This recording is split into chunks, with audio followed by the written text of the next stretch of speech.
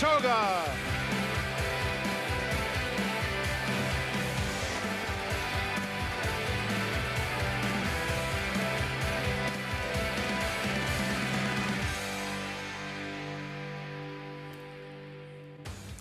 Welcome to Saratoga Springs, New York, as we close out Alabama weekend and look ahead to next week's Travers. Donegal Surges has run some big performances as a 4-year-old. Can he cash in on his first stakes win in today's Evan Shipman? Arad Ortiz Jr. will have the mount. He's the meet's leading rider. He went winless in his return from a suspension. Can he build on his lead heading into the final 2 weeks? Doll, we know, is quick, but the Bolton Landing is a race full of speed. Can she put a disappointing performance in the Schuylerville behind her, where she was the beaten favorite? And can the Belmont Stakes and Haskell winner cement his status as the leading 3-year-old in the sport? We'll preview the showdown of the summer next weekend's Travers. All that coming up on this Sunday edition of Saratoga Live. There's a part owner of Dornick, Jason Worth. Paula Duca did a little walk and talk with Jason. You'll see that on the show on Saturday, Fox Saratoga Saturday. Our program brought to you in part by America's Best Racing. For the love of the race, visit americasbestracing.net today. Good to have you with us on this Sunday card. Off the turf this afternoon. We're just about 9 minutes away from the opening race on the card.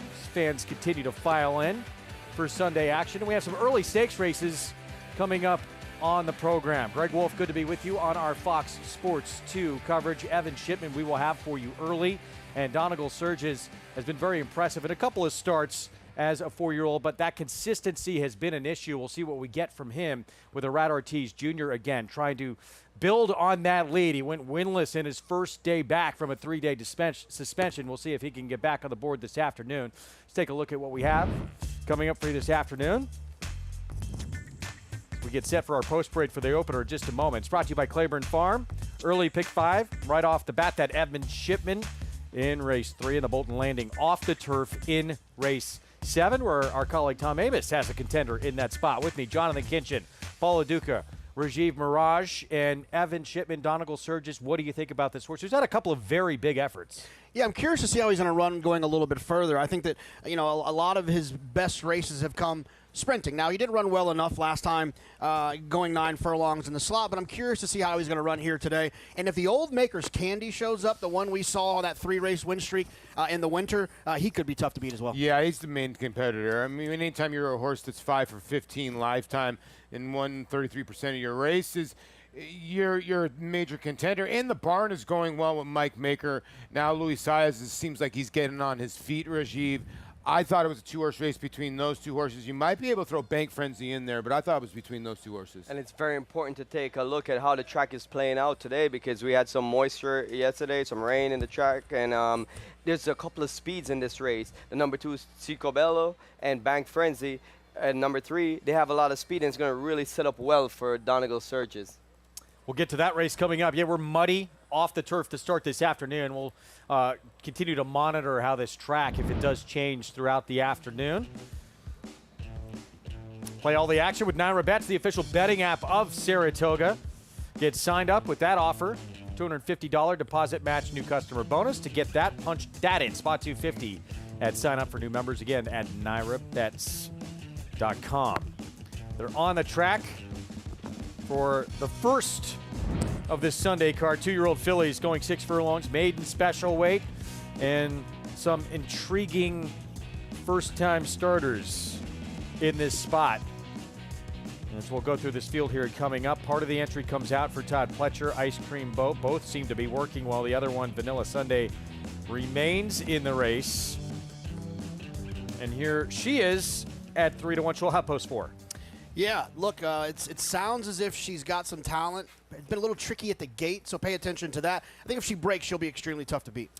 Flavian Pratt on Complex Gal for Rudy Rodriguez. Yeah, so now she draws the rail, and Flavian gets aboard. And Flavian and Rudy have been a potent combination of late. Talk about potent. Phil Bauer, Rigney Racing, and here's their first-time starter, Claire's Charm. Claire's Charm a half to Muth.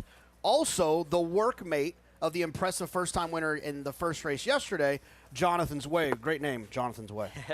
Thought you'd like that one. Gun shy here. Is she coming onto the track? We'll see. Wanted to just take everything in, I think. Buriana, this is the only runner in the field with any experience Manny Franco rides. Yeah, and she improved in her second start from 62 to 1 to 11 to 1 here at Saratoga. Can she make that next step? Sometimes we just forgive the horses that have run and go for the new faces. Tyler Gaffalione on Breland, first time out for the Chad Brown barn. Yeah, another McKinsey for Chad. Chad's got a thing for these McKinseys. Chancellor McPatrick, who we saw earlier in the meet. Hopefully we'll see that horse run in a couple weeks. Yeah, as well. that horse was sensational. And then Rational Theory, expensive daughter of Practical Joke for Steve Asmussen on the outside. I'm confused at the price here at 9 to 1. I actually thought this horse had a look. She does decent works in the morning, and Steve knows how to get him ready. And again, Vanilla Sunday for the Pletcher barn. Rapoli Silks and Arad Ortiz Jr. finally came back on Saturday. You know he is chomping at the bit to get his picture taken here on Sunday. Oh yeah, it's one of those guys. It's like Steph Curry shooting threes. He might miss his first three, but they're going to start to fall down. 5 minutes to post in the opener. Let's go to Maggie Wolfendale.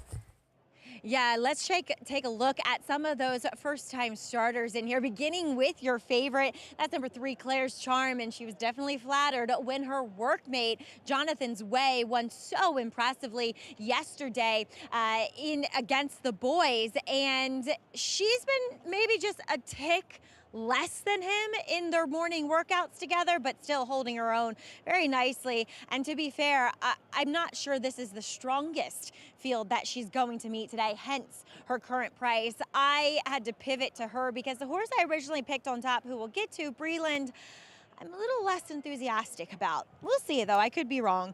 Always go with your gut instinct, but this time I'm not. Number 2, Complex Gal. And you guys mentioned it. Flavian Pratt getting aboard here for Rudy on a first-time start. You don't usually see that.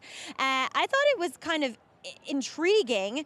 Furthermore, the OBS Open workout, 20-4, only asked a little bit and really covered the ground beautifully, and that was evidenced right in front of my eyes.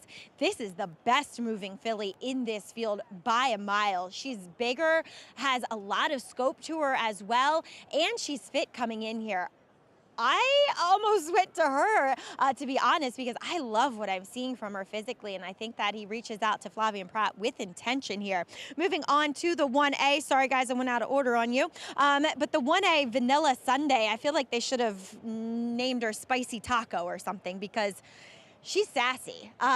She had 2 ponies with her. She had one from the Pletcher barn with Todd's assistant on board to bring her over, and then one of our pony riders, Bam, he was with her the entire time, and she was on the muscle throughout the preliminaries in the paddock at least. She's calmed down a little bit since getting on track, though incredibly athletic. I like the way that she's put together. She is a daughter of gun runner, though she sold for less than that $250,000 stud fee, but does look ready for Todd Pletcher. It's just mentally, she's obviously one that has shown that she can be a little bit high-strung. Moving on to number 5, Breland. I love the preparations for this horse, who has a lovely second-generation pedigree. The Danbying Half to Pyrenees, a Grade 8 Stakes winner, as well as Grace Adler, who was a Grade 1 winner when she was a 2-year-old.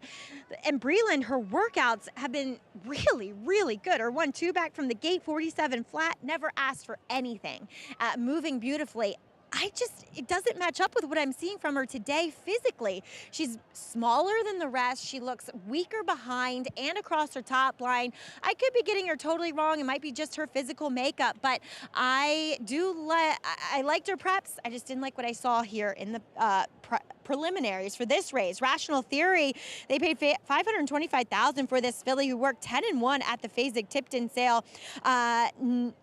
Great push behind, and she wasn't asked for that much for that 10-1. She just looks fast, and that's typical of a Steve Asmussen first-time starter. As Paulie said, not taking much money, but guys, look for this one to at least be forward from the break.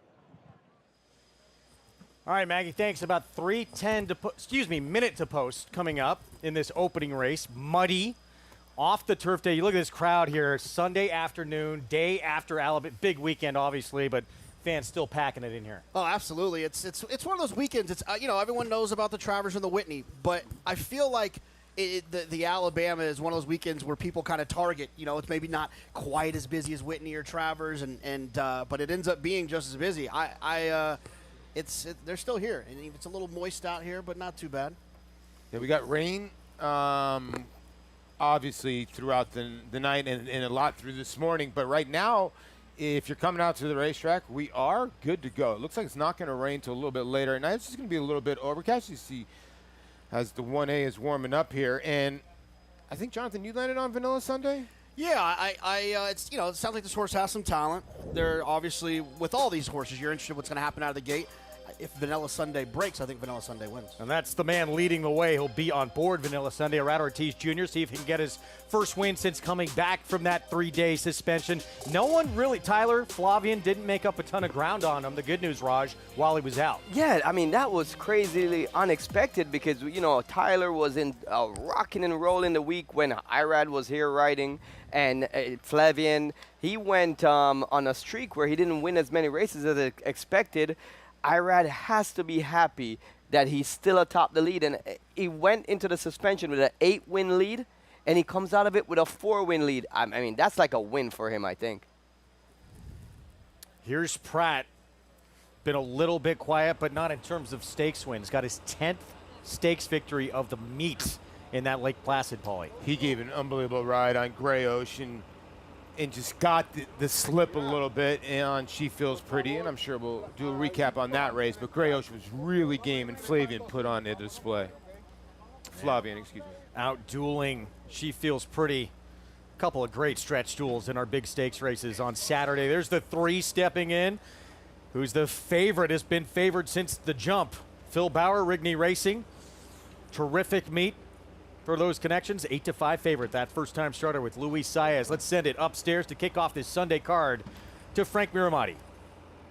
Okay, Greg, thank you so much. Here's Breland coming up. Daughter of McKinsey is in. Rational Theory. And Vanilla Sunday to the outside. Goes up. And they're off.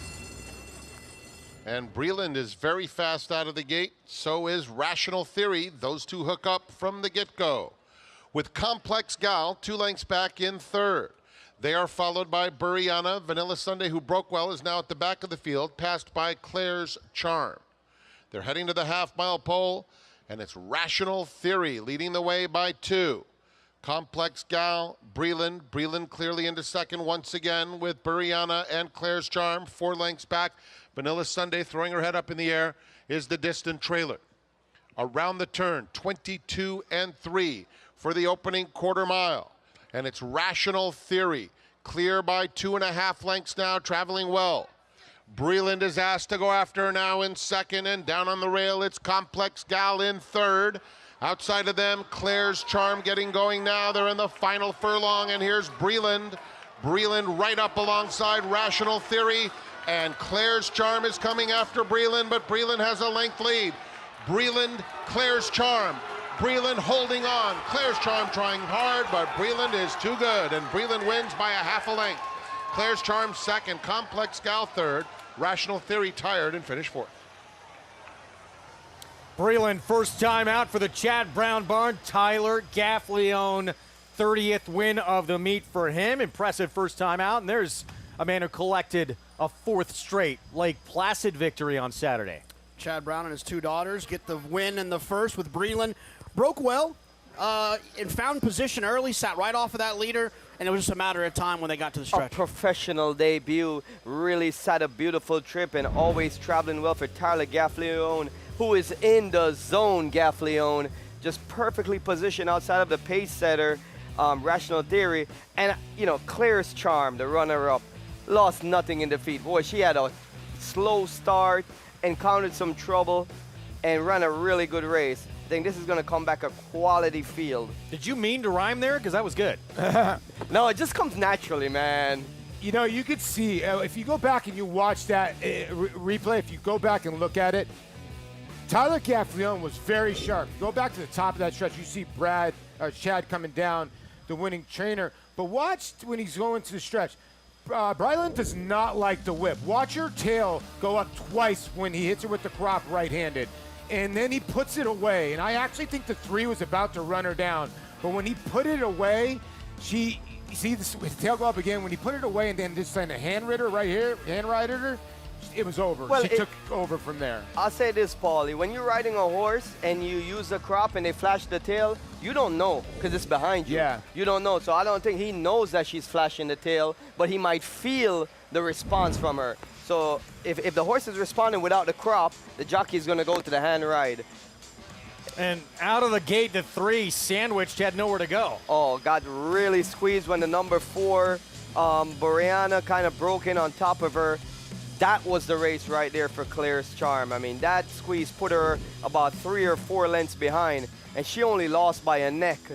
Take nothing away from the winner, but who had a perfect start. I mean, there's a big difference in the results when they get a start like that versus a fast start like the winner got. I had deja vu for a second, like yesterday with Jonathan's Way wearing those same silks for Rigney Racing, and Phil Bauer broke slow, rushed up, and then ran away from him. The difference was Claire's Charm couldn't get to Breland here.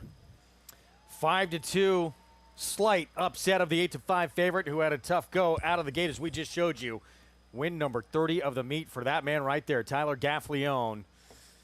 What a summer he is having here at Saratoga. Breland wins the debut, an expensive daughter of McKinsey for trainer Chad Brown, the leading trainer at the meet. And we'll talk to Super Filly and her date with the boys and the chance in history. Volatile, winner of the Grade 1 Vanderbilt at Saratoga, is the sire of 2 promising first-crop 2-year-olds. In Saratoga Maiden's special weight winner, Reliable Source, who will make her start next in the Grade 1 Spinaway. And scores by 2.5. And first out winner, Incentive Pay, a $315,000 yearling, who will make his next start in the Grade 1 Hopeful. Look for yearlings by Volatile at the upcoming Keeneland September sale. Program trading and naval power. What a thriller photo! In Italian to win it. Big F has won. And it will be McCulloch. Domestic spending. Ocean Road. Victoria Road. Digital Age. And Pearl. State of Rest. Newspaper of record.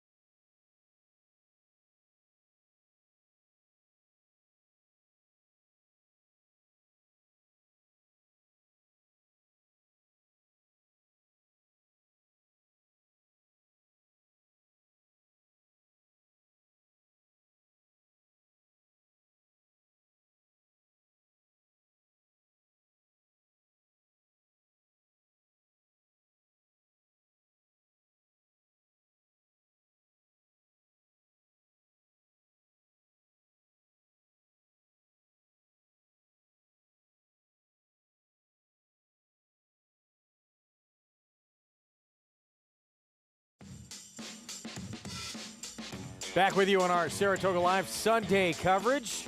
A couple of stakes races to come, including the Evan Shipman early on. We kick off this card with Breland, first-time starter. Impressive for Chad Brown, who collects his 24th winner of the meet as he continues to lead the way. Let's go to Maggie. Here with co-owner Pete Bradley of Bradley Thoroughbreds, along with Gainesway Farm. Pete, what a debut here for Breland as she was handy, able to rate, and then went and got the leader and held off late challenges to all things you want in a debut, right? Yeah, it's, you know, if you check off all the boxes, she did them all. She broke out of there like a shot. like you said, she came back to Tyler. She waited. The way she kind of they went away from her a little bit, she looks like a two-turn horse. We've thought she is. And two-turn horses that win first out, you got to love them.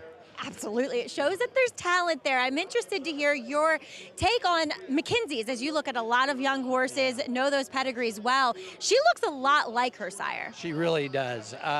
We love them as yearlings. Bought a couple that we pin-hooked, but this filly really stood out at the 2-year-old sale at OBS. Julie Davies, who had her, does such a great job with her babies.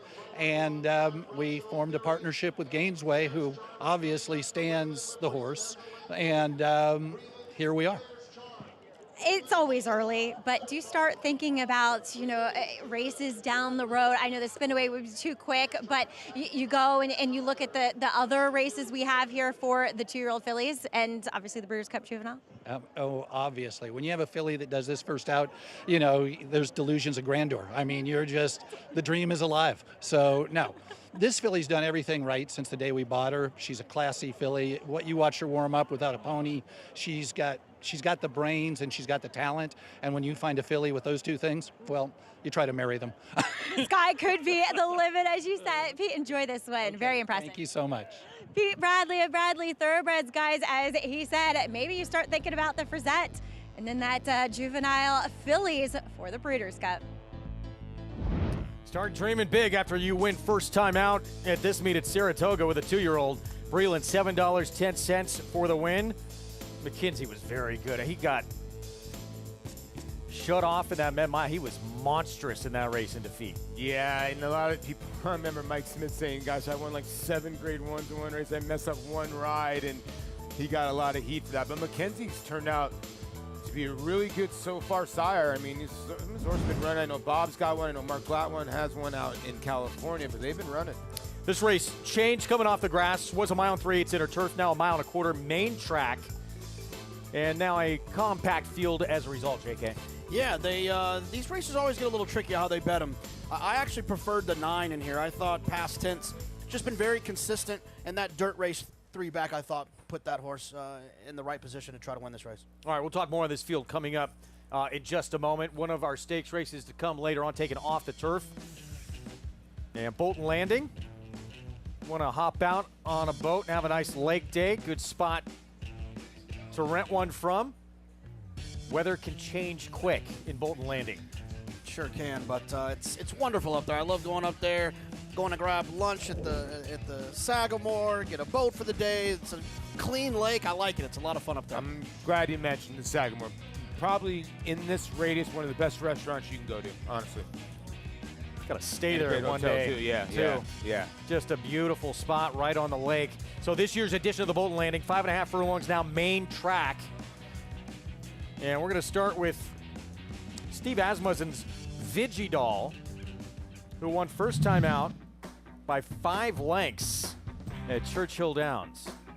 Well, she was a rocket out of the gate, right? And it was only a 6-horse field, and she was able to dominate this field. Now, when she came up here in the Schuylerville, she rocketed out of the gate again, but then she had the monster Queen's MG to her outside and just put her away.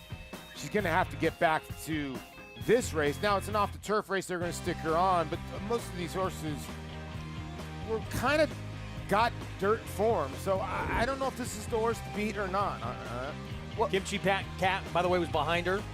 Raj for our colleague Tom Amos, and came out of that race to win a breaker maiden here at Saratoga. Yeah, it showed that it was a good race, a key race. That first performance was a really impressive performance. She didn't back that up facing Stakes Company last time. What I like about her is she possesses a lot of natural speed and a lot of natural ability. What I don't like about her is when she got engaged in a duel last time, she had nothing left to offer in the stretch.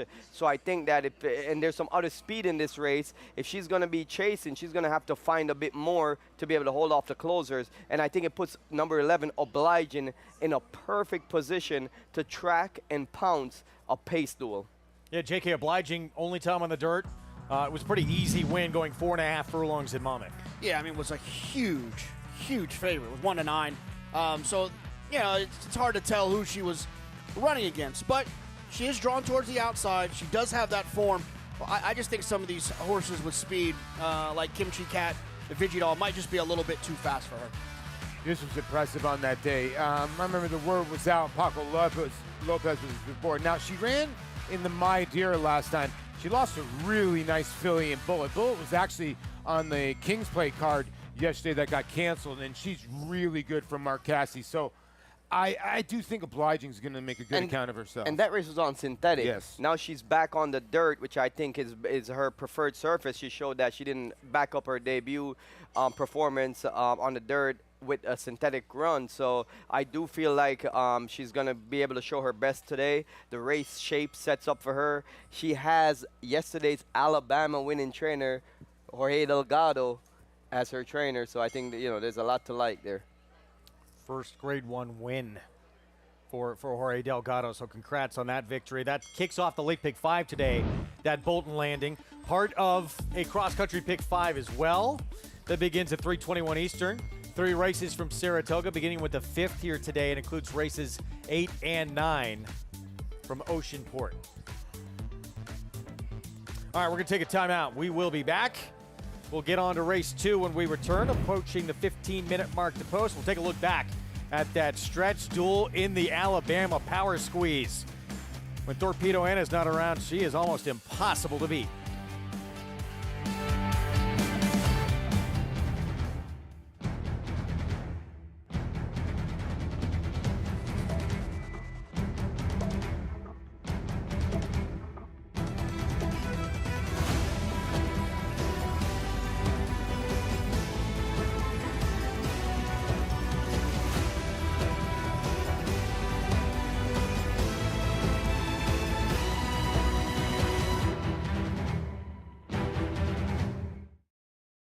Horse racing?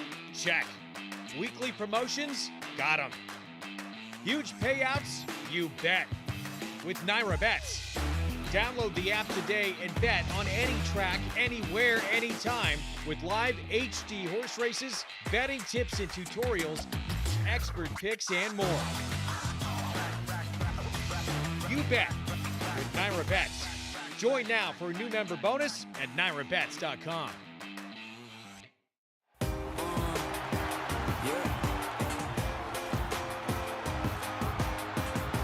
$1 million did I hear? $1 million. $1 million on a fee, $1,400,000 on a pie. $1,500,000 and $1,600,000. $150,000. $1,550,000 and a half. $1,500,000. Jody, thank you. Please hold your applause. Charlatan, ultra impressive. It's a new day for a new king.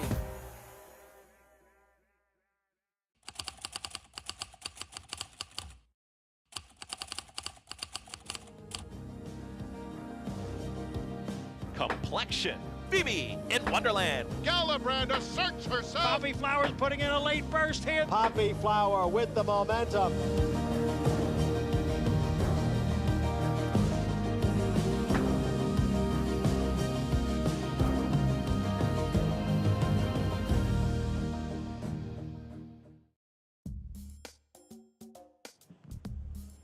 Welcome back, and thanks for tuning in here to Saratoga Live on FS2. Well, we have a superstar gracing us with her presence here in the Saratoga paddock as Torpedo Anna is schooling. She schools about once a week, I'd say, for Kenny McPeak and his team.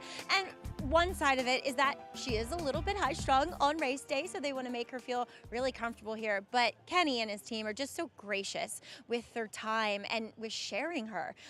She's got a fan following, rightfully so, and she's got a lot of people here in the paddock taking a look at her. See, they stop her, let everybody take a picture. She says, no, I'd really rather walk, thank you very much. But, you know, that's just a sign of a very smart filly who knows her job, and she knows this is practice too, and that she's not really on her toes like she usually is for race day, but she looks spectacular here, and just her energy level is sensational. Watching her breeze with Danny Ramsey aboard, who is attentively watching his morning mounts here in the paddock. He was under wraps the whole way, had a load of horse for her final preparation for the Grade 1 Travers as she takes on the boys for the first time. Greg? Maggie, thank you. Crowd has gathered to watch this superstar just walk around the paddock, and it is going to be an incredible scene next weekend, guys, when she takes that stab at history. We haven't seen a filly win the Travers since 1915. Yeah, and she's taking it all in. Guys, she's a gorgeous filly, too. And there you see the DraftKings Travers, the probables right now. And, man, that is a loaded field, boys. After 8 probables, 4 are coming off wins. Sierra Leone is coming off a 2nd place finish, so is Corporate Power. Batten Down, 3rd place finish in the Jim Dandy. And Anna Marie, 4th place, unlucky, a tough trip in the Belmont. These are 8 horses who are in top form, at the top of their game, and they're going to slug it out for glory come next Saturday. You'll see it live on Fox Saratoga Saturday. Coverage begins 3 Eastern, $1.25 million, and the winner will have those silks painted on that infield canoe. She's getting a little zenyatta dance in her. She was doing a little bit. She's been just so incredible and consistent, and in terms of what she needs to do on the track, JK, how do you think she's right there with the top 3-year-old males, or does she need to take another step forward? Well, I mean, I think she has to take a step forward, but I don't think it's not her fault that she hasn't taken that step. She's done what she's had to do. She's beat who she's had to beat, and there's a possibility, and I think it's a coin flip. When they turn for home, she's either going to raise her level and run away from them and go down in history as one of the greatest fillies of all time, or there's a chance in which she's just not as fast as some of the boys are. And we'll find out on Saturdays, what makes it so exciting. Do you agree? I'm kind of with JK. She's going to have to empty the tank, right? It's almost kind of like Rachel when she won here. And she got home, and I just think that was against older males. Yeah, it was against older males. I get it. But when you think about the 3-year-old crop this year, you have horses like Fierceness. You have horses like Dorn. You have horses that are just real horses. So I'm with JK. The point is, like, we maybe haven't seen that other gear because she's kind of been geared down. So we might have to see the all-out Torpedo Anna to win the race. But it might be under that engine because she's been so impressive, Rajiv. Yeah, we don't know what her capacity is because she has never been fully extended. She's been winning with so much dominance, but she's gonna have to be fully extended because she has to step up to be able to beat a horse like Fierceness. But I believe it's within her wheelhouse. I think she's right there. But the mornings, Ken McPeak has told us, he's told you. I mean, she gives the boys, the best one, the Derby winner, others, all they can handle in the morning. Obviously, afternoon's a different thing, but she's proved it in the afternoon against her own division where there's no questions left. So why not take this shot? I agree. I just think her running style and the dynamics of the race, JK and I have talked about this a zillion times, with Dornock, a horse that's forward, Fierceness, a horse that's forward. She likes to be forward, too. So it's going to be interesting what they're going to do. There she is, the queen of that 3-year-old filly division. A chance at history next weekend in that DraftKings Travers. Let's go back to Maggie. As we'll take a look at horses assembled in the paddock for this field coming up, an off-the-turf event, which does switch to, mile and a quarter on the main track, the same distance as the Travers. As we'll take a look here, though, at 2 horses who have yet to race on the main track, including number 6, Appellate, in here, as she'll take off blinkers for the very first time. I wasn't in the paddock for that second off the layoff race, going a mile and a 16th, but she was out the back early. She did save a lot of ground, and the winner was much closer to the pace that day, and she was kind of coming with her belated run, as she typically does. Sometimes it's all about the element of surprise. Traditional thinking is putting blinkers on a horse to get a little bit more speed, but she's always raced in blinkers, so sometimes taking them off for the first time, catch a horse by surprise, and they'll actually be more aggressive.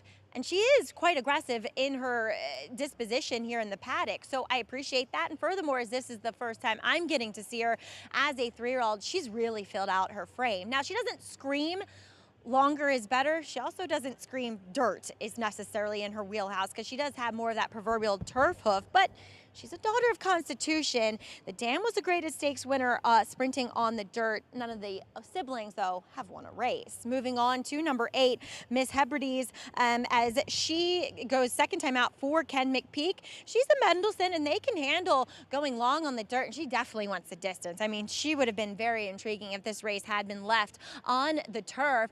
She looks more turf meant too, but again, there's a little bit of pedigree to say that she'll handle it, and just very, very fit for her second start. Very clued in here for Ken McPeak too. So if she takes to the dirt, I think she'll be able to see out this distance. And then let's check in with number 2, Jitterbug.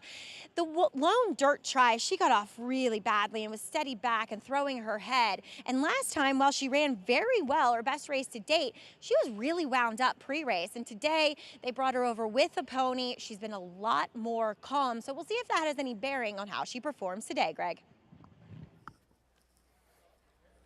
Maggie, thank you. Get to the post parade here coming up shortly as they come down Champions Way. 9-5 favorite, Jitterbug. Christophe Clement, Joel Rosario, only dirt start. It was at this distance at 1.25 miles, came off the grass. Finished third in that race, beat 3.5 lengths behind Past Tense, the 9.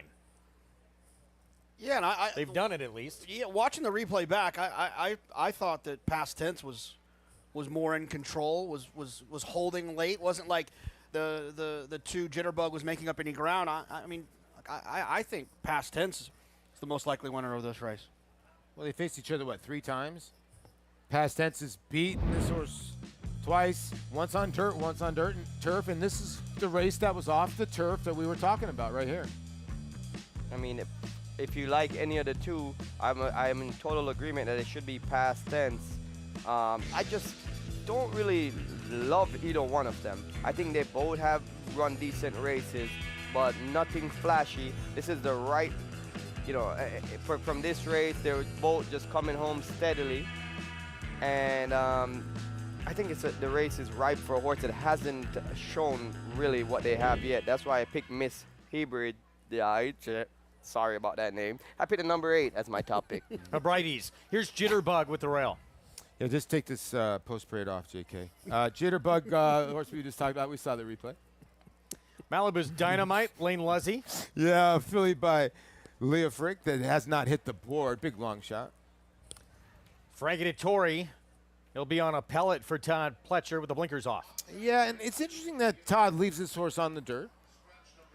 7-2 right now. Yeah, first time on dirt. Miss Hebrides for Ken McPeak. I kind of think this horse has a better dirt pedigree. That's my selection too. Past Tense, bigger price than the one she's finished in front of a couple of times. Yeah, that's the one I like in here. Very consistent runner as well. A third, a second, a fourth, a third. At least you know she's going to be running late, while some of these might not like the dirt. And the main track only entered. This is the Taco Lady, Jose Ortiz for Linda Rice. Yeah, Jose Ortiz picks up this mount. And Linda claimed this horse from Mike Maker. And most times you look at the main track onlys, but then that effort last time kind of confuses you because some of these other horses are kind of better. And if you look, she's the second longest shot on the board for being a main track only. That's very unusual. Pick 4 pool starts here. Over $125,000 in this pool already. Races 2 through 5. Look at this, a great crowd on hand for this Sunday afternoon. You can get free Equibase past performances by going to NYRA.com/TV schedule. Get all your info and get you set for this Sunday card coming up. Again, NYRA.com/TV schedule to get those free pass performances. Let's get back to Jitterbug. Is this going to change? Is this one going to stay favorite? Take a look here. Yeah, let's take a look. Wolfie, what do you say? And I would think seems so, like because yes. the horse is 2-1 on the morning line. Wow. I think the people are reading the morning line, right? Yeah. Little Joel, little Clement. I suppose a horse is going to stay favored. What are we missing? I don't know. The horses don't have to carve, who was nice on the dirt. I mean, there's obviously some pedigree suggests the dirt will be okay. There is that dirt race that Jitterbug ran well that we just watched a second ago, with the 9. Past Tense was also in there. I just thought Past Tense ran better. See, I mean, you're not saying the 2 can't win the race. You just don't think the horse should be 2-1, right? Yeah. Yeah, okay. Yeah, Favored over, yeah. I mean, the filly that finished in front of her going this distance. Yeah, I'm with you. It's tough to figure out. You know, they're both horses that are one's 0 for 8, and you can argue, that the 2 Jitterbug has had less starts than the 9. Is that the reason why? I don't know. Apples to oranges here to me. Let's go to Maggie.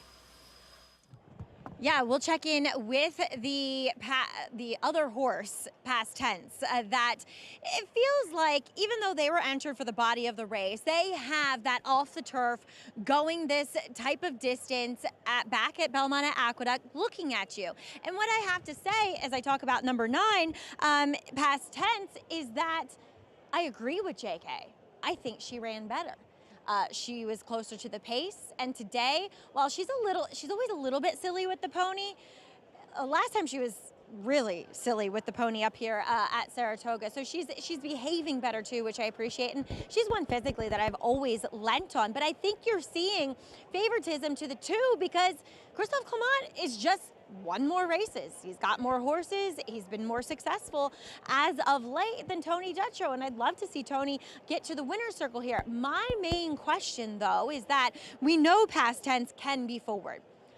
I wonder if Jitterbug can be a bit more forward and in hand like she was that subsequent race back on June 20th, because she had so much trouble at the break in that 1.25 mile off the turf event. Like I said, she was squeezed, and then Weather Joel was trying to steady her, I suppose, but she threw her head in his face, and they lost several lengths and just had more work to do when they turned for home.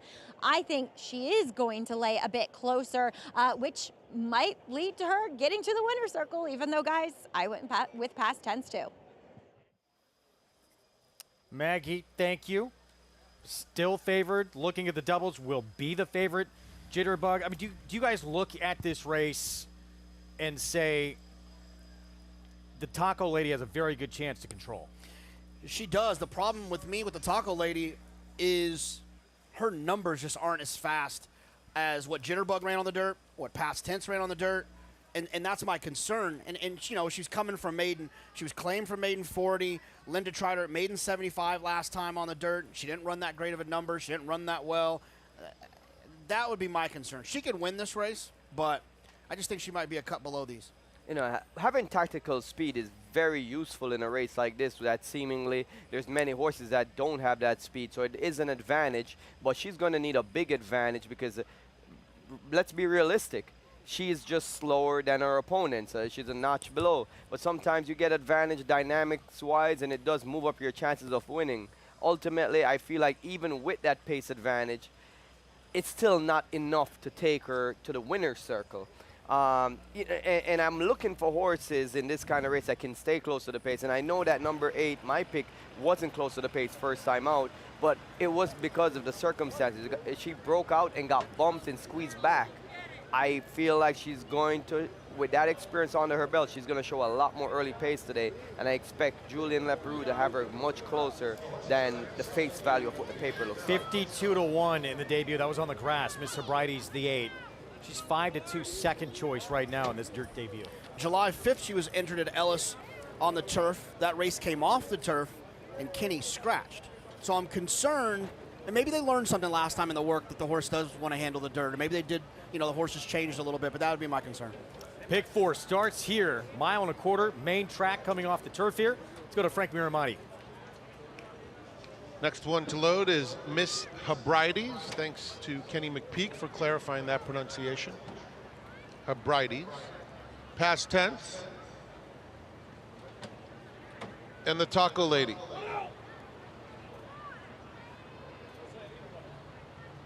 Goes in.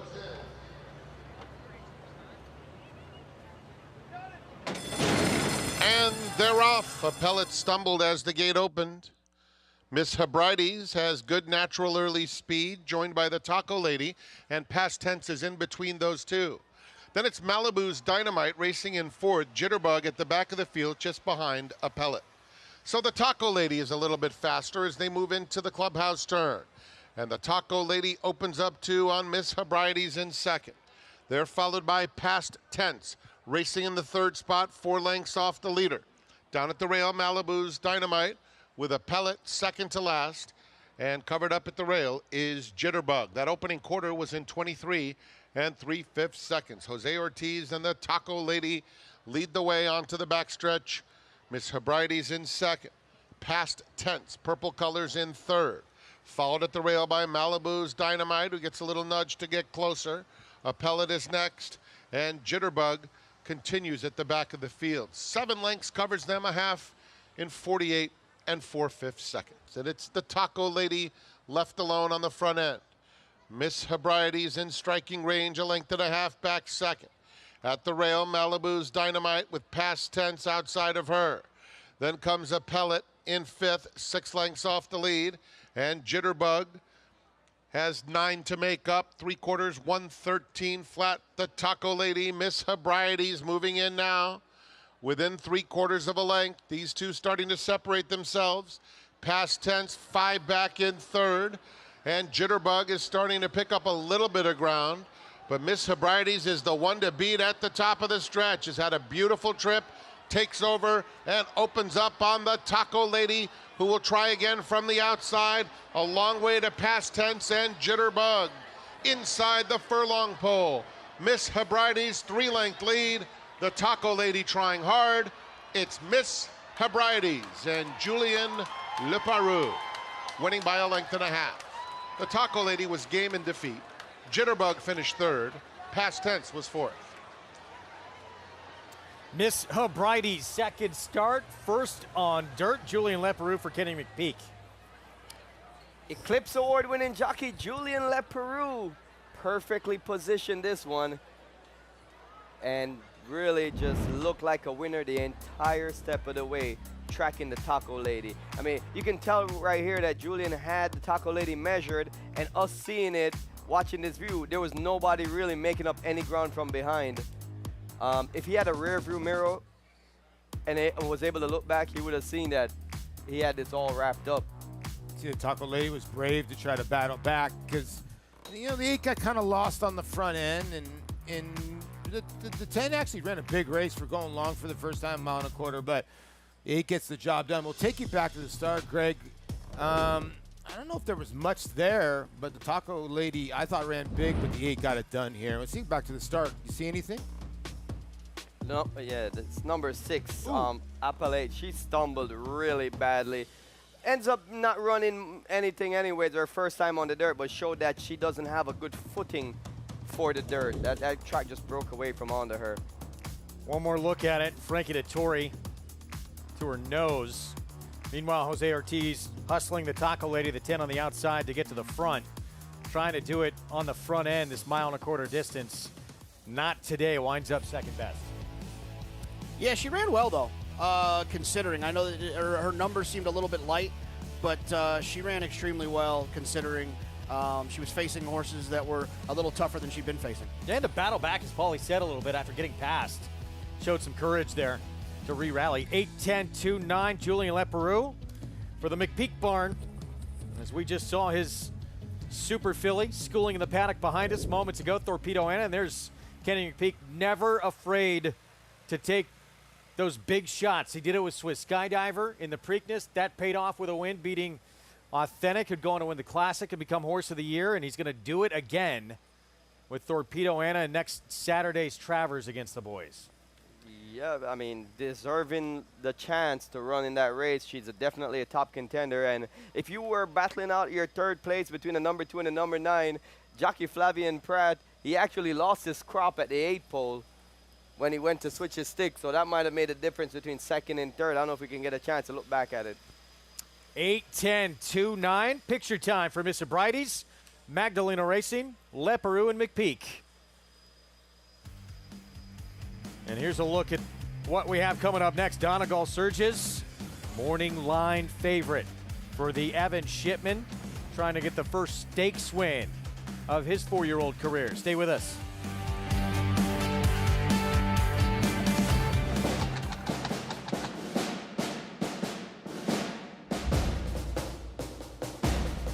Down to the wire, Verstappen.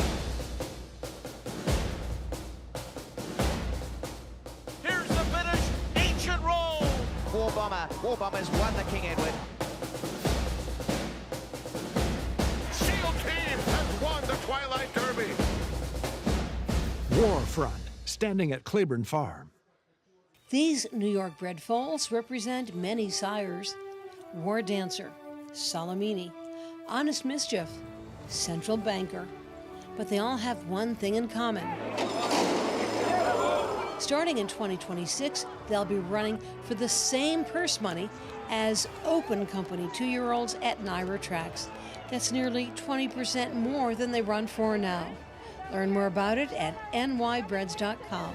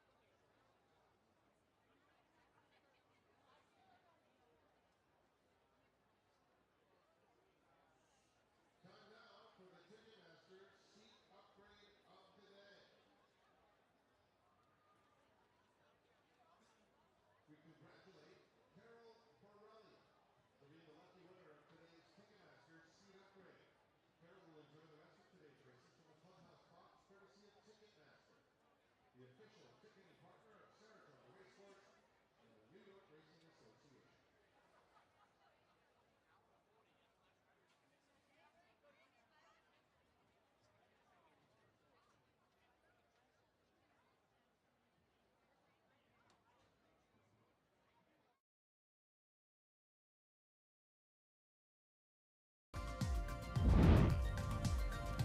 Welcome back to Saratoga Live. We are proudly brought to you by Claiborne Farm. 100 years of doing the usual unusually well. Well, Miss Hebrides, she broke her maiden in style, switching from turf to dirt, and only her second start to take down this 1.25 miles quite easily. I'm pleased to be joined by winning trainer Kenny McPeak. And Kenny, talk a little bit about this filly that you said you've had to be patient with, but I'm supposing you were more than happy to get her on the dirt today. She had some breathing issues as a 2-year-old and didn't look like she was going to make the races at one point. And I talked to the partner and I said, let's just turn her out and let her sit for a while.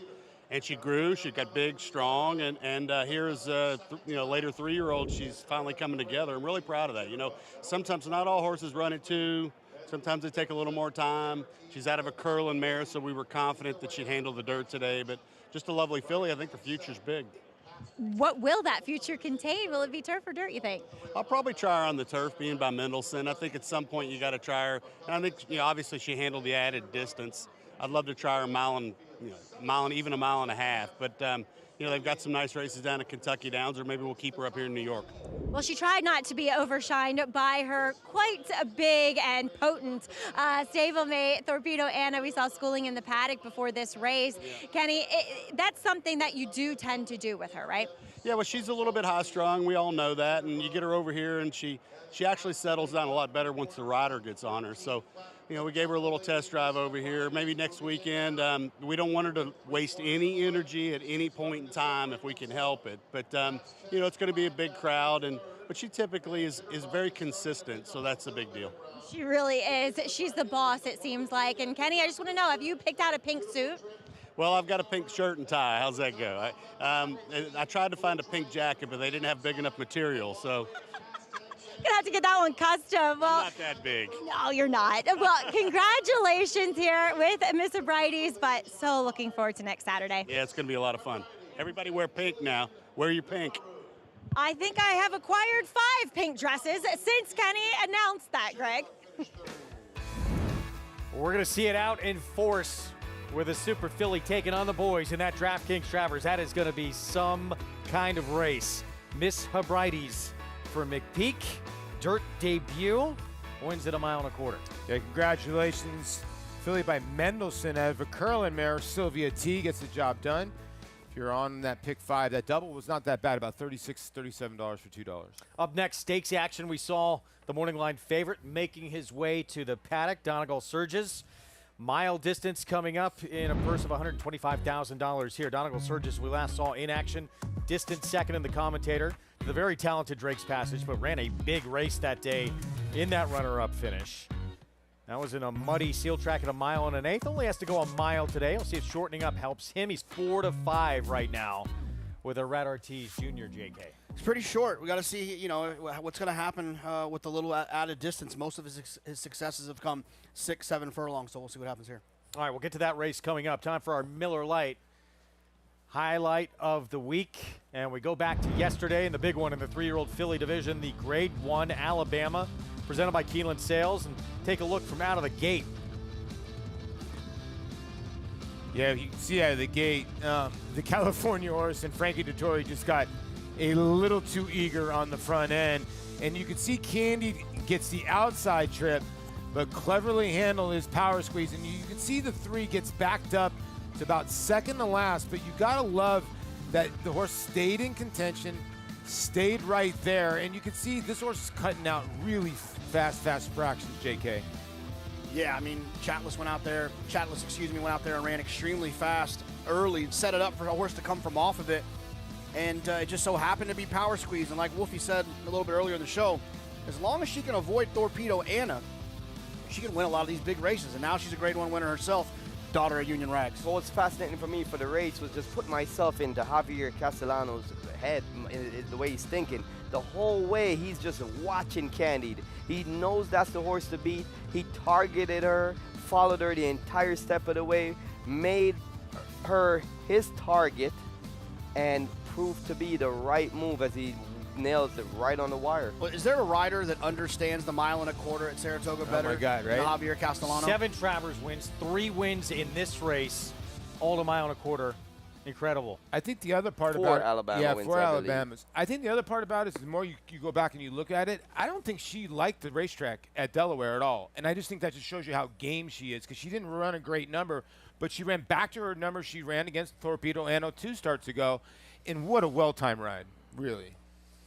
It's fun to watch those two go at it. Well, can these two, you know, things could change a little bit second half of the year. Can these two take that next step and kind of play catch-up to the runaway division leader? Yeah, I mean, what I saw yesterday, if Torpedo Anna whatever happens on Saturday, when she gets back with the girls, she's going to be back to being the queen of that division. Let's get back to Maggie.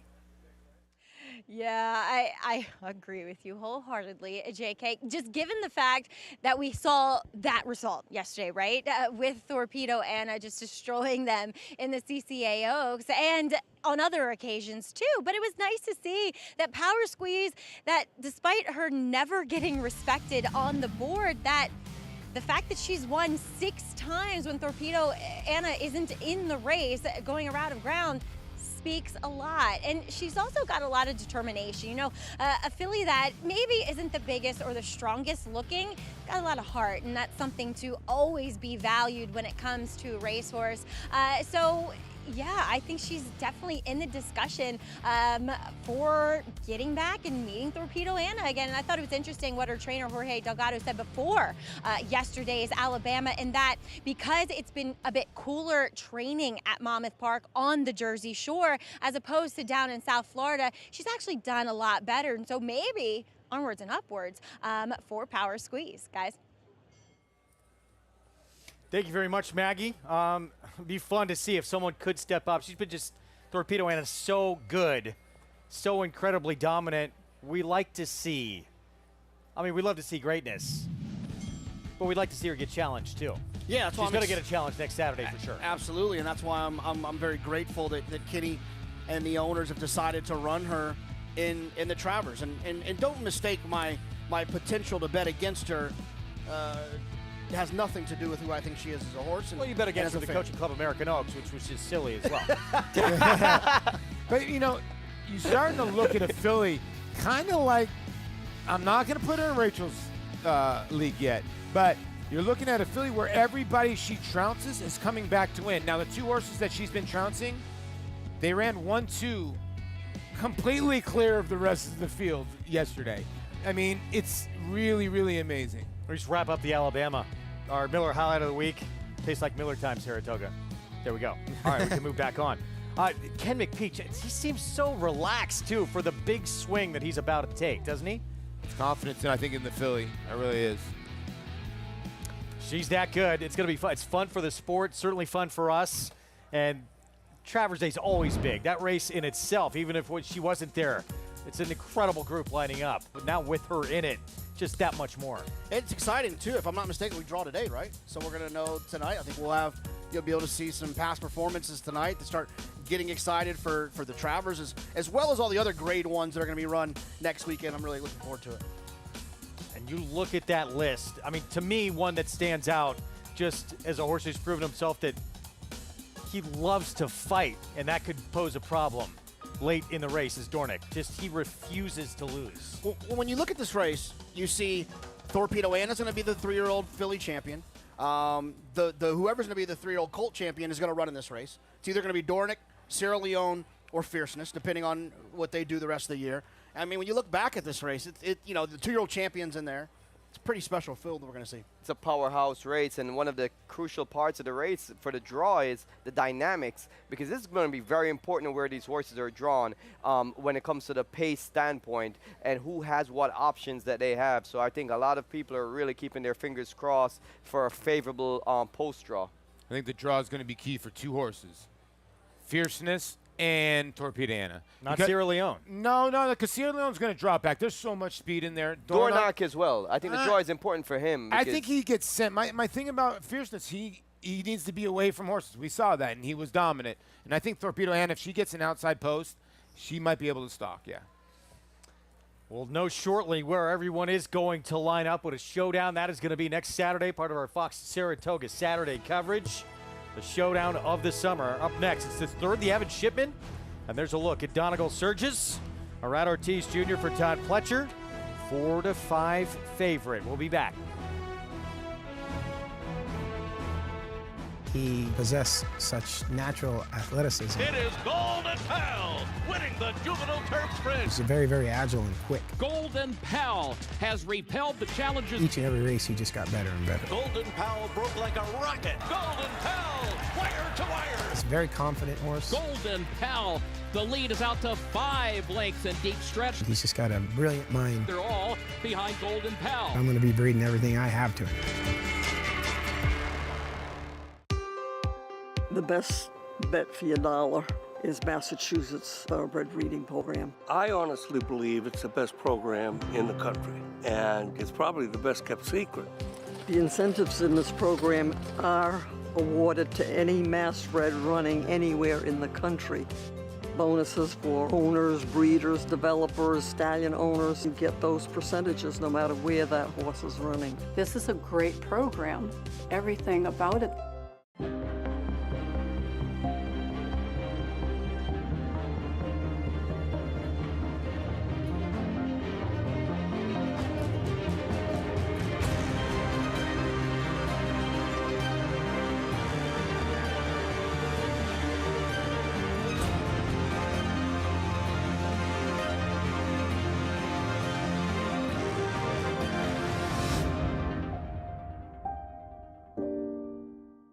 Just minutes from downtown Saratoga Springs, you'll find GMP Farm, a revolutionary state-of-the-art equine therapy and rehabilitation facility offering the most advanced equipment and knowledgeable staff to care for your equine athlete. From oxygen therapy and laser treatments to thermal imaging, dry saw room, and cryotherapy treatment, all alongside a 7/8 mile Tapeta training track. GMP Farm is revolutionizing equine care. To see a full list of services and book your horse's rejuvenation session, visit gmpfarm.net today. We're keeping things rolling here on Saratoga Live as it's time for some stakes action. The New York Breds on full display, going the mile in this Evan Shipman. As we'll begin with your favorite, that's number 5, Donegal Surges for the Todd Pletcher barn. And he's a horse that has really done well. I mean, I haven't seen him that much throughout this 4-year-old campaign, but each time I do, it feels like he gets stronger and he fills out, and he makes a perfect impression here in the paddock. And last time it was a merry-go-round race. That track was so conducive to front runners, and he just chased Drake's Passage around the track. I do like the mile distance for him, looking at him overall. So he projects to sit behind some more quick horses and be in that catbird seat, and hopefully he can be the first one to pounce. But looking to close from further off of it is number 6, Whittington Park. Whittington Park's a horse that I always have liked for Jeremiah Englehart, and last time he comes out of that same race, the commentator, and he was so far out of it. Nobody was really making up ground, and to his credit, he was one of the only horses to pass another horse. So I think today he gets a better setup, he gets a better distance as well, because you're often guaranteed a little bit of a quicker pace going the mile. And 2 back, what chance did he have in the Grade 3 Westchester, the Grade 2 Carter, and before that, he's running a 99, winning the Haynesfield at this mile distance. I'll take Whittington Park. Now, a horse that has some question marks to answer is number 3, Bank Frenzy, as he'll make the switch to Rudy Rodriguez, who did have him entered back in June at Belmont at Aqueduct and scratched him that day. So he shows up here. He was entered in the allowance race yesterday, like Donegal Surges. But looking at Bank Frenzy, he's one of those horses that has, throughout his career, worn that extension blinker over that right outside eye. He also wears a ring bit. So obviously a horse that wants to bear out a bit. Physically, he looks fit. He looks good. I have no problems with him, but last time he had a walk in the park against inferior rivals, and for me, he projects to be a horse that might be a little short, that I think's a bit suspect, Greg. Thanks, Maggie. Post parade coming up shortly, 4 to 5 on this one right here, as Ran Ortiz Jr. looks to get his first win of the weekend. I mean, this is definitely the horse to beat. The race revolves around Donegal Surges. He has enough tactical speed because he's done most of his best running sprinting. That's going to put him right on top of the pace setters. He has a very favorable post in the 5 post coming out of the Wilson chute to set himself up in a nice stalking position. It's his race to win. Let's go back to Maggie. I forgot to warn my producers to have the bleep button ready. No, I'm just kidding. You're expressive, and I enjoy that. Yeah, well, I mean, I was caught off guard there. I know Andy was giving me some slack today on the show, but I didn't know the cameras were rolling. So I'm not. It's more of a face for radio than it is TV. No, I disagree. Well, let's talk about your horse, though, Whittington Park. He's been up against it, I thought, as far as the track, was concerned last time. And today it feels like with a mile, he might get a little bit more pace to run at. That's what we were hoping for. I was just talking to Kendrick about that, too. Just, hopefully we get a little bit of pace and he's, gets to make his run and close into it. He's a cool horse. He's developed so nicely for you, too. Yeah, I mean, he's been, one of the barn favorites. Lorna has been getting on him now for a couple years, and seems like everyone that comes into the barn always enjoys Whittington Park. So hopefully he's able to get the job done today. I was going to say, does Lorna have him in the post parade? Oh, yeah. Yeah, she'll probably have him. Yeah.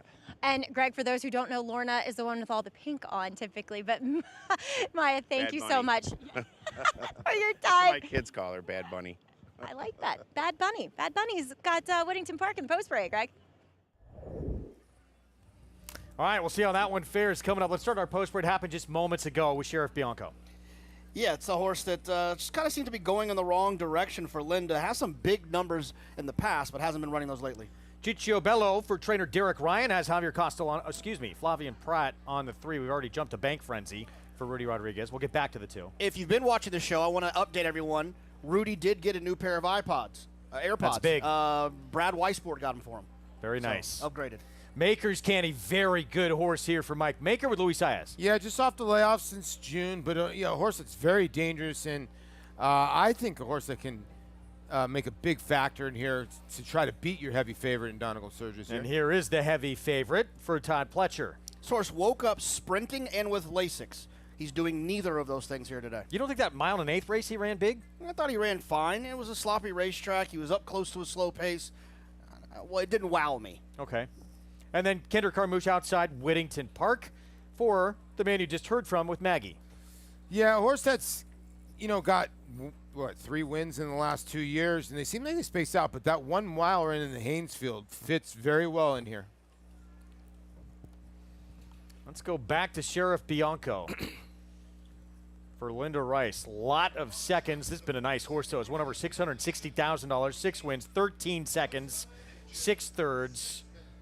This horse had a shot against a few of these and did finish ahead of Donegal Surge's sprinting JK, going 6 furlongs. Yeah, the old Sheriff Bianco is absolutely a competitive type in here, but the last 3 races have just not been Sheriff Bianco of the past. But 2 of the last 3 races, he stumbled badly at the start.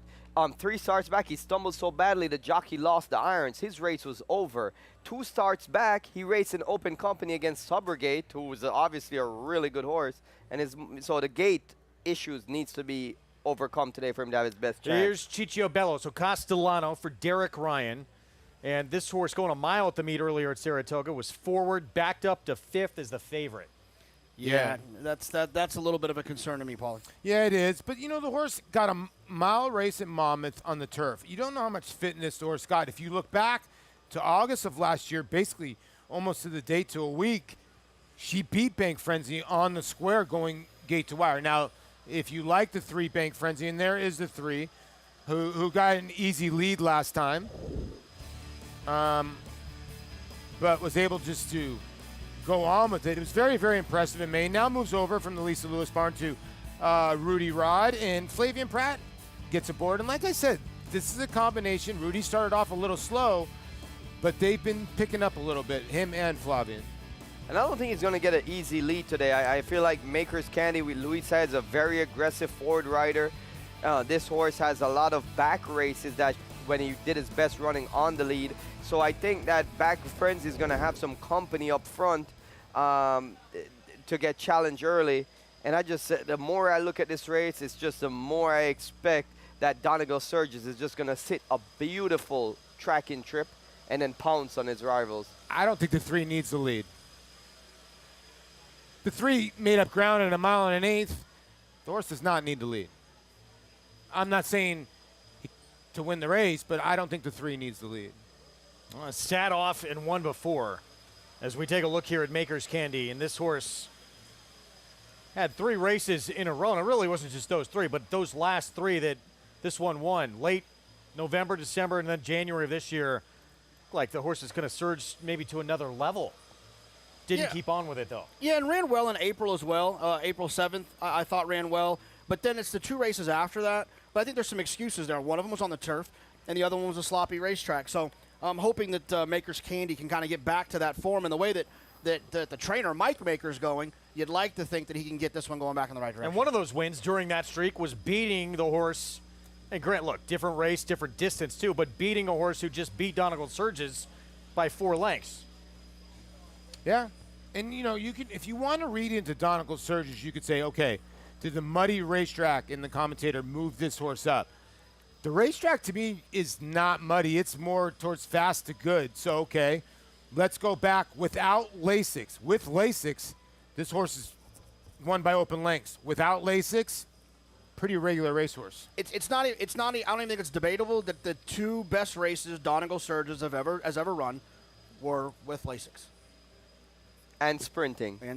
Something is doing different today. Route and no Lasix. He did get a number last time out that matched the best figure he's ever run, thoroughgraph-wise, and that was in a win sprinting, and that was at a mile and an 1/8. He got a huge figure for that race, for what it's worth. Yeah. On the mud. Yeah. Even money, short price. Back to Maggie. Yeah, let's take a look at a long shot in here, actually, the only horse sitting at double digits, and that is Ciccio Bello, a horse that is now 3rd off the layoff. And last time it felt like, or excuse me, 2 back, it felt like a tune-up on the turf, just an easy surface to get a horse a little bit more fit.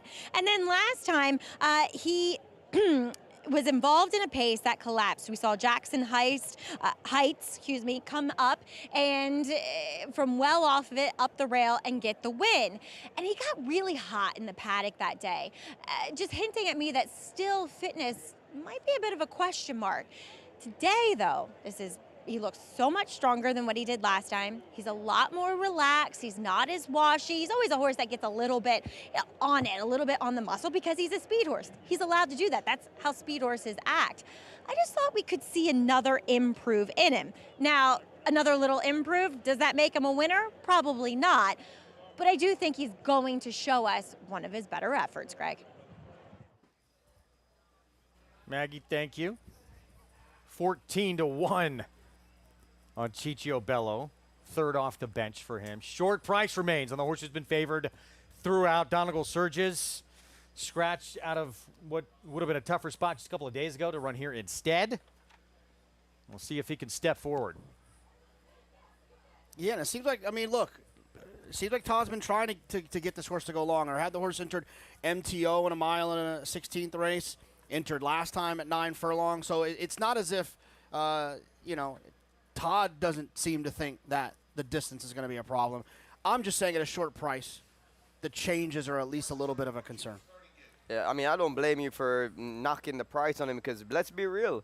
The fastest buyer speed figures in this race are possessed by other horses like Maker's Candy, who has run triple-digit buyer speed figure at this distance.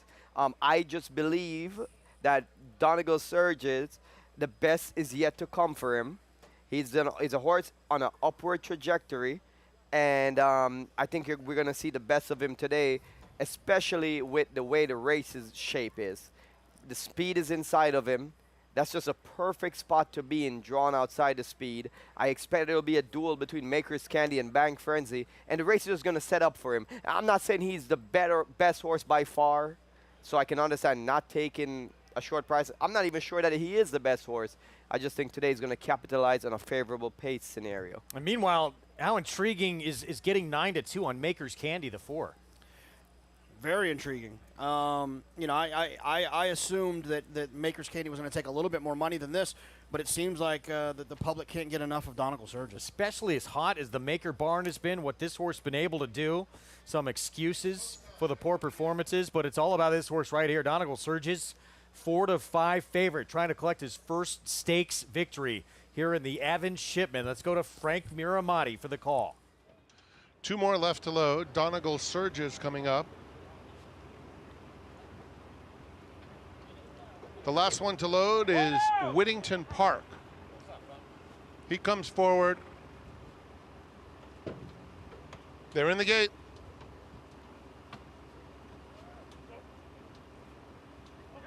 And they're off, and Sheriff Bianco is very fast out of the gate.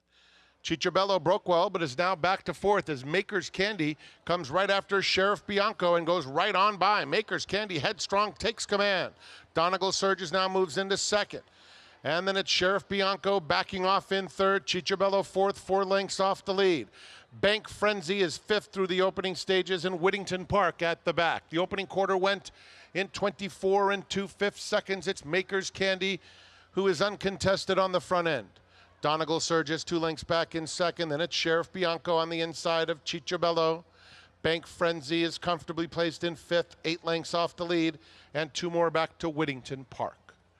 They're heading toward the half-mile pole with Maker's Candy the target, continuing to show the way.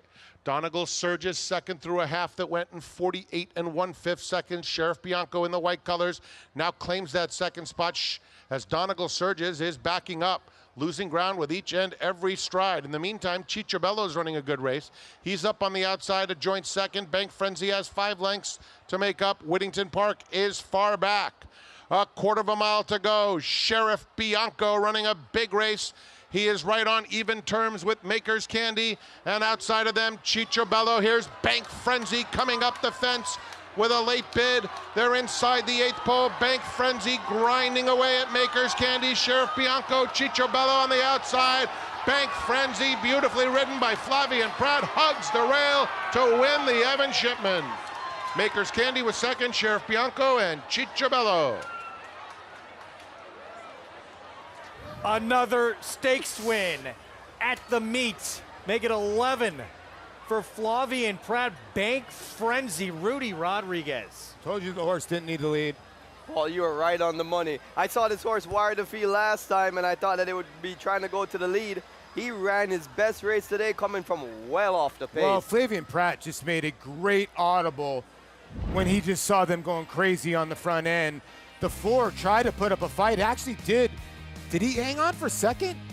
Pretty close, but when they got to here, look at the 1 put this horse away.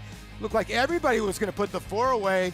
and Flavian snuck up the rail, JK. It was an outstanding ride by Flavian Prat. I mean, he's just in the zone, this guy. I know he had a couple of cold days, but he's consistently been outstanding this entire meet. Yeah, and the 5 and the 6 big were story way of the out race. the back.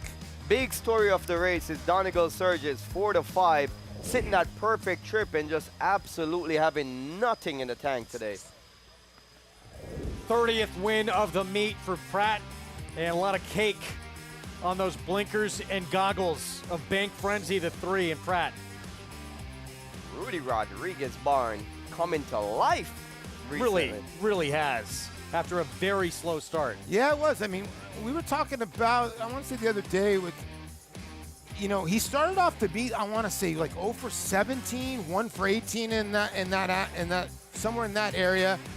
But Flavian just produced this horse. And Maggie had talked about that blinker, and what a perfect time to have a blinker like that and come up the rail, right, Rajiv? Yeah, well, that blinker has a full cup on the outside, an extended cup. It's called an extension blinkers. Usually that's used to keep a horse from bearing towards a certain this way. So when they cover the right eye, it's technically for the horses that usually bear outwards. So he ran a straight line today, coming right up the fence. I do want to warn everyone that although Rudy did get new AirPods, he doesn't know how to set them up yet. So he's not going to have it in yet. But I don't want people to think I was lying. He got them. Should we invite him to the set and you could show him how it's done? I can help him out. There he is. Tutorial. AirPod tutorial. Training tutorial. Little cool down here for Bank Frenzy. Well-deserved 4 wins now in 10 starts for this 4-year-old by Central Banker. First start in the Rudy Rodriguez barn as well. Welcome to the barn with a stakes win. Taking the Evan Shipman here at 4-1 for LSU Stables, and Pratt has been smiling a lot this week. 11th stakes win of this summer season at Saratoga.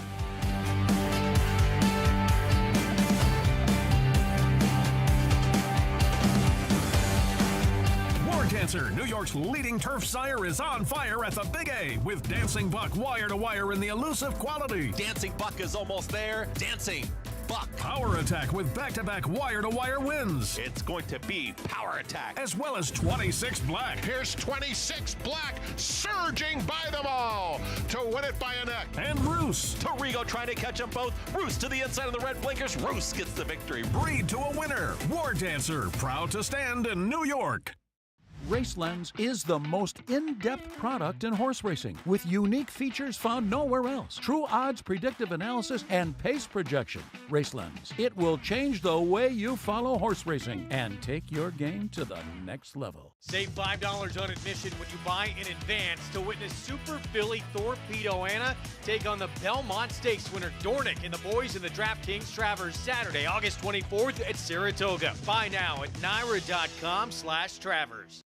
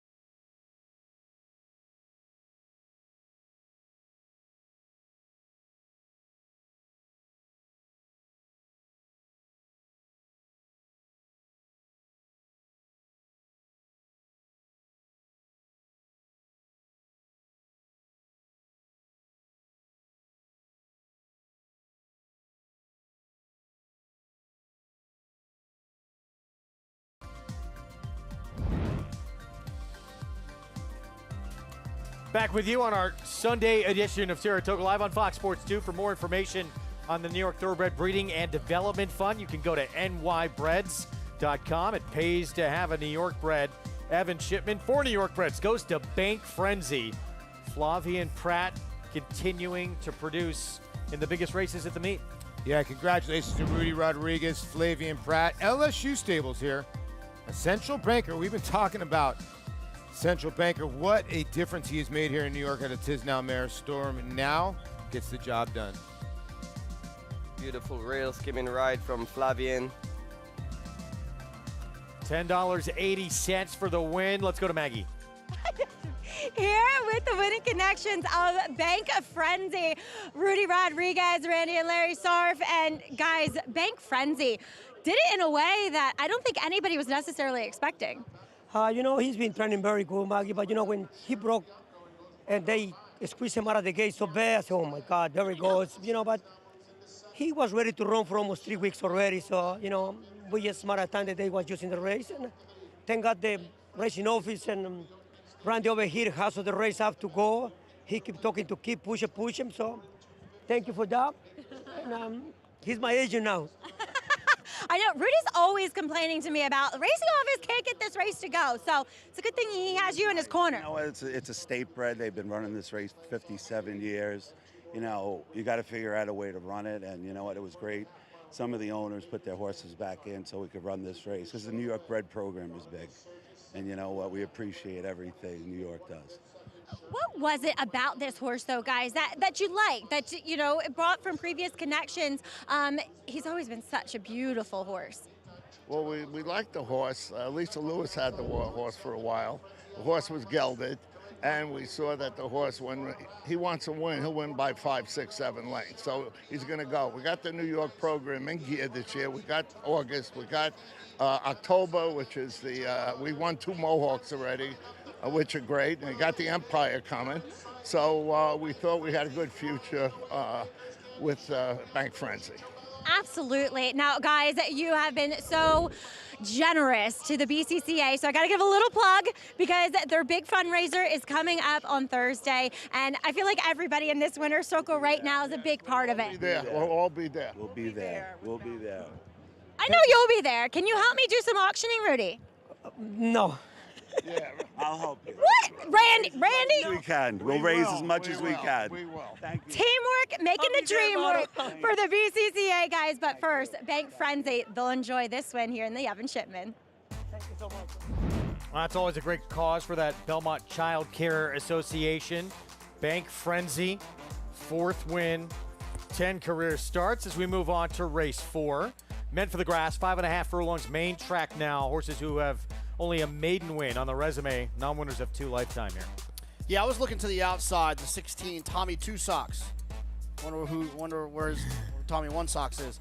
But I like this horse to the outside. Interesting to see the trainer change to Linda Rice. See if this horse can improve a little bit. Raging, the one to beat and try and run down here on the front end. But a tough horse to gauge, right?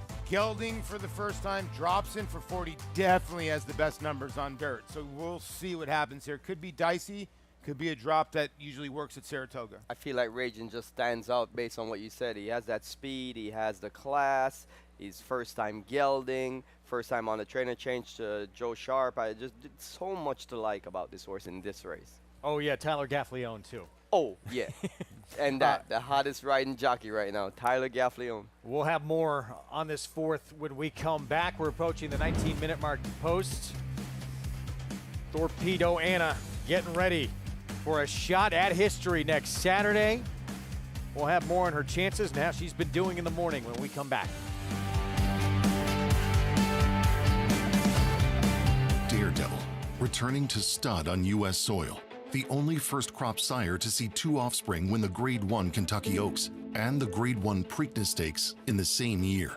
She dares the devil, taking the Kentucky Oaks and the Grade 2 Azeri Stakes, and champion Swiss Skydiver, winning the Preakness and the Grade 1 Beholder Mile Stakes. With more exciting prospects on the track and multiple 6-figure sales in the ring, Daredevil's career is just getting started, only at Lane's End. Horse racing? Check. Weekly promotions? Got 'em. Huge payouts? You bet. with Naira Bets. Download the app today and bet on any track, anywhere, anytime with live HD horse races, betting tips and tutorials, expert picks, and more.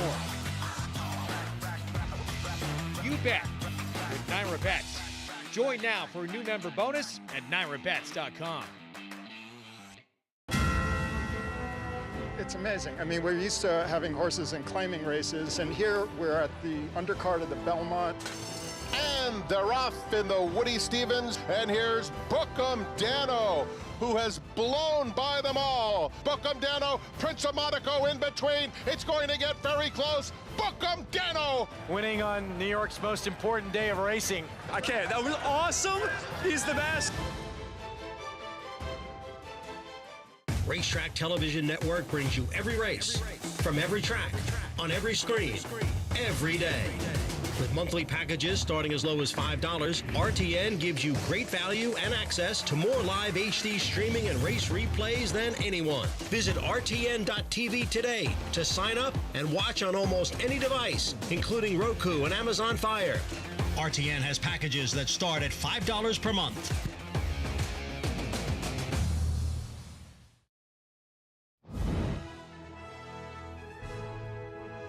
Back with you on our Fox Sports 2 coverage next weekend. Here we go. DraftKings Travers. See, will take over leadership of this 3-year-old division.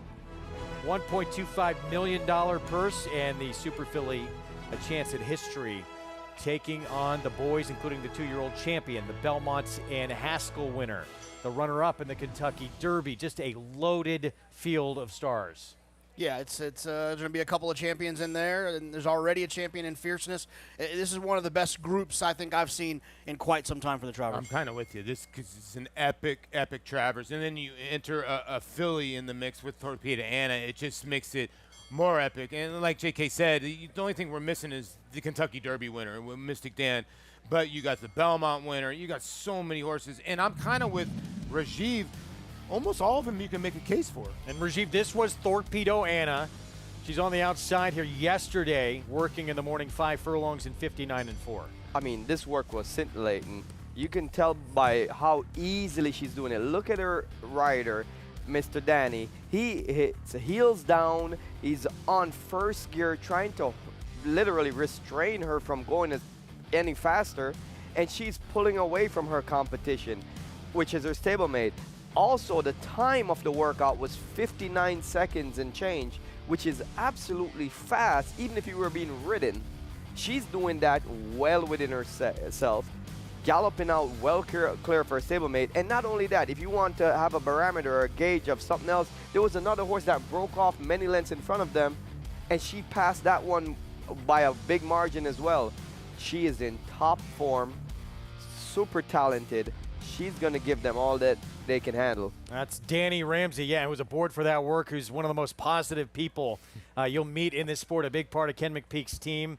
He called her a grizzly bear before she even lined up in that Kentucky Oaks, and she has proven that she is. No, absolutely. She definitely can wear that moniker proudly. Look, it's a heck of a field that's gonna be getting the gate for the DraftKings Travers next Saturday. Meanwhile, the 2-year-old champ, Kentucky Derby favorite, came back. We all love to see it. Very good with that victory in the Jim Dandy. Worked yesterday as well, Raj. He's on the outside here, 4 furlongs in 48-1. I mean, and look at the body language of his rider. He's standing tall in the stirrups, very similar to how Torpedo Anna with her rider.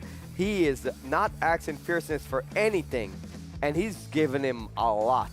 I mean, this is a very polished work. This horse is in top form, doing it effortlessly. And in comparison to his stablemate, who is being nudged at to even try to keep up with him, Fierceness is just a horse that is really in top form as well. What's funny is horses can be streaky, and you don't always get to align the best horses at top of their game. And this Travers, it seems like horses are just on top of their game coming in. Meanwhile, this is the leader of this 3-year-old division right now. He won the Belmont Stakes. He won the Haskell, both grade 1s. This was him working yesterday. He's on the outside. And just like the other two, the rider is not having to ask him to do any running. You can see he's well within himself, rider pulling on the reins to kind of hold him back from going any faster, just to keep up with, just to keep in company. And 47.65, pretty fast workout for a horse that actually is one of those that doesn't usually give his best without being asked to give his best. So that being said, this is a very lovely work. And once he's being nudged out a little bit, instantaneously, he just separates himself from his company and pulls well clear. Story is all the same. These horses are all on top of their game coming into the Travers, which is something that you love to see. No excuses for anyone. Draw happening today. If you had to pick a work you like the best of those three, I'll put you on the spot. Torpedo Anna.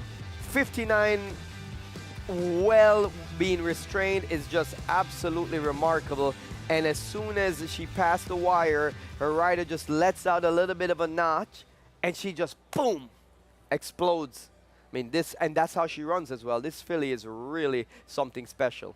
Boys might be in trouble next Saturday. We will find out on Fox Saratoga Saturday with that DraftKings Travers.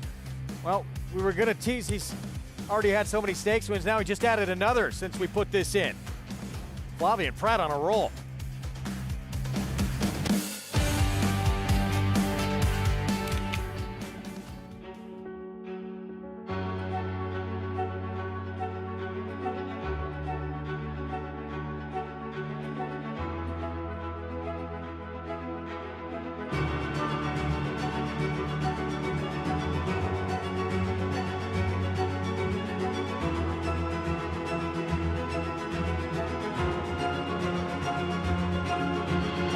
Marchelier, standing at Claiborne Farm. Who's still a nose in front. Carew is lifting late as well. Better lucky than good at the rail. Better lucky than good. Carew, better lucky than good, wins the finale. Welcome to Adelphi Racing Club's unparalleled partnership experience. Exclusive access to the backstretch at Belmont and Saratoga, premier accommodations on race day, and of course, experience excitement like no other. Contact us today and come hang with us this Saratoga meet.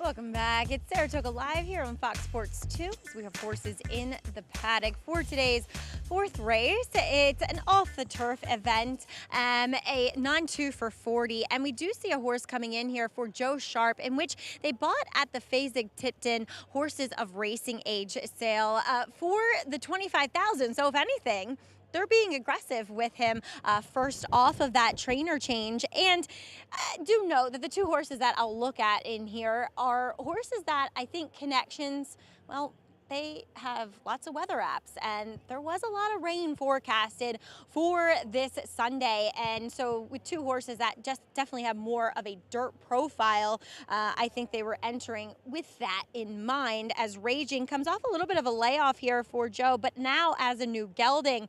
And he looks really fit to me. A horse that I'm not familiar with. I must have missed him in my Oaklawn trips, but really well put together. I like what I'm seeing from him physically, nicely and relaxed here in the paddock, as he'll make his first start for this crew. We'll see how he does, but yes, I mean, one could say, why was he only sold for $25,000 after running 3 pretty good races? So obviously there might be some issues with this horse, but at this level, I feel like he fits quite nicely against a crew that some of them have a bit more turf for him. That's not the case, though, for number 4, Patriarchal.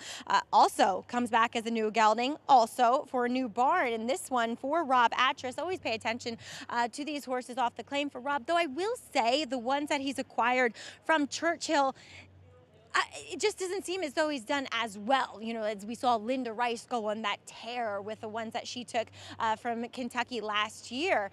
It just doesn't seem to be quite the same. But I will say that this horse does have more of a dirt look to him, and he looks great here in the paddock. Rob does tend to do a good job with getting conditioning on these horses, having them well turned out in their coats, and I like what I'm seeing from this guy as he'll make his first start for the barn. Next, we'll check in with number 10, Inflation Nation, who you get the feeling that the connections are leaving him in here because they want to move him on. A horse that had shown so much promise as a 2 and even then as a 3-year-old earlier on last year, just hasn't come back to it. He looks so turf meant, though, and I'm pleased to see we have some educated wagers. As there was a moment where I thought, you know, people might be attracted to this horse, but there's nothing to go on to say that this horse would be successful in moving to the dirt. He doesn't look that way physically. Pedigree doesn't suggest it either. I will say, though, that Mike Maker has been successful when leaving horses in, I think, just because of attrition, Greg. 7-2 right now on that one. Thank you, Maggie. As we get set for a post break here coming up in a moment. Kendrick Carmouche on Patriarchal. Long shot in this spot. Look, if Raging can come even close to what he did breaking his maiden back in early January at Oaklawn, everyone's going to be looking at him for a long way in this race. Yeah, but I think the question you have to try to answer or ask yourself is, you know, based off of those performances, I mean, those are some nice numbers this horse ran for Brad Cox. Now to show up here for a tag, you know, it feels like they want to get rid of the horse. Jordan Wyckoff and you know, does a great job in the claiming situation, though. Kind of hard, you know, he plays good poker, yeah, so it's tricky, but that's at least a concern for me. It is a concern because here's the other part. The horse was favored in all 3 of those starts, and those were short fields, 7, 7, and 6. Usually the Oaklawn fields were a lot bigger out there, and he went over a muddy racetrack. This is not a muddy racetrack anymore, so there are some question marks, but you make a good point, Greg. If he runs back to probably all 3 of those races, maybe win this race. Way out on this horse anyway. Already cost $25,000. He's already won $77,000. Yeah, that's true. 9-5 favorite. As we hear the call to post in the background, we'll kick things off with the one here, Solo's Fury. New gelding, blinkers off. Does have a little speed. He's going to need to use it from that inside rail position. Manny Franco will be aboard. Back to Kendrick Carmouche on this long shot Patriarchal. Well, you know, we're talking about first-time gelding. What if this horse improves? Got a couple dirt races that aren't bad, so at 16-1, not the worst long shot. Forward move, Dylan Davis for Linda Rice. Yeah, another one who has shown some tactical speed in the past will need to use it in this 5.5 dirt sprint. Here is the speedster dropping in class, but off since February as well. Yeah, another gelding. 4 geldings in this race, first-time geldings, but the horse to catch maybe. First time on dirt, Inflation Nation with Jose Ortiz. Yeah, Inflation Nation. A colt by Speightstown of a Galileo mare does not mean dirt, but you never know. Bucker 2's had 3 tries on dirt, has never hit the board. He has not done well on the dirt and isn't really in great form on the turf either. And the main track only Tommy 2 socks with a Rat Ortiz Jr. at 2-1. Yeah, horse really ran well 3 back. Now, last time out went in for the 50, didn't run that bad. I thought got in between horses and didn't really love it. Now Linda Rice takes the reins as the trainer, so that's why you're getting 2-1 with Irad aboard. So 4 minutes to post here in this fourth as we look back at just an unknown here. Has never been on this surface. Still taking some attention here for Mike Maker. What do you guys think? I'm going to lean against due to the pedigree. That's something that I look for when I'm trying to assess if a horse wants to try a surface. I feel like his pedigree is heavily tilted towards the turf, and he would actually need to step up his game a little bit from that turf race, his turf races, to even win this race on the dirt. I think it's very important to note that the favorite Ragin, his original owners were not the ones that have him now. This is the first time he's running for these connections. Oh, okay, good He point. raced last time in February. In March, he was sold in a horses of racing age sale for $25,000 to these connections, and they're running him for $40,000. So essentially, he's not necessarily dropping in. They're stepping him up from what they purchased him for. So I think it's a logical placement by them. But Go my back to point his win real quick. Yeah, here's the win. But my point is, like JK said, okay, here's a beautiful win, an 84 buyer, 25,000. That is my concern, right? How did this horse even sell for $25,000 if he has this kind of ability in him? So I don't know. I don't want to speculate why the reason is. I just know that they bought him for $25,000, which was seemingly way below the market value of a horse of his caliber. However, I feel like if you buy a horse at $25,000 and you run it for $40,000, that means that you see something that you like, because they didn't bring him here and run him for 16 and saying, hey, let me get rid of him and try to get my money back, because there were opportunities that they could have raced him in a 16 claimer or a 25 claimer. They raced him in a 40 claimer, so there's something that they like.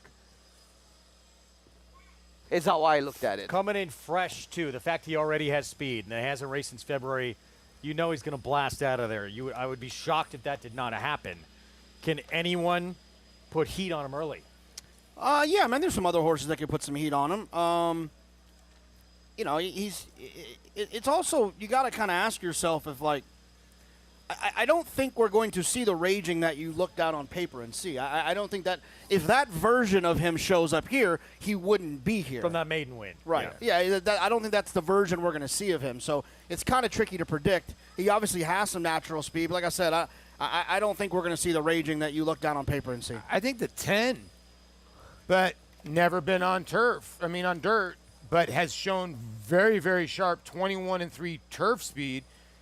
And whether he likes it or not on the dirt today, as you see an unbelievable crowd here, maybe the 10's part of the pace. You're going to know quickly whether the 10 likes the dirt. I also want to touch on the point that you said. I totally agree that you're not going to see the rage on paper, because that version would win this race by a complete blowout.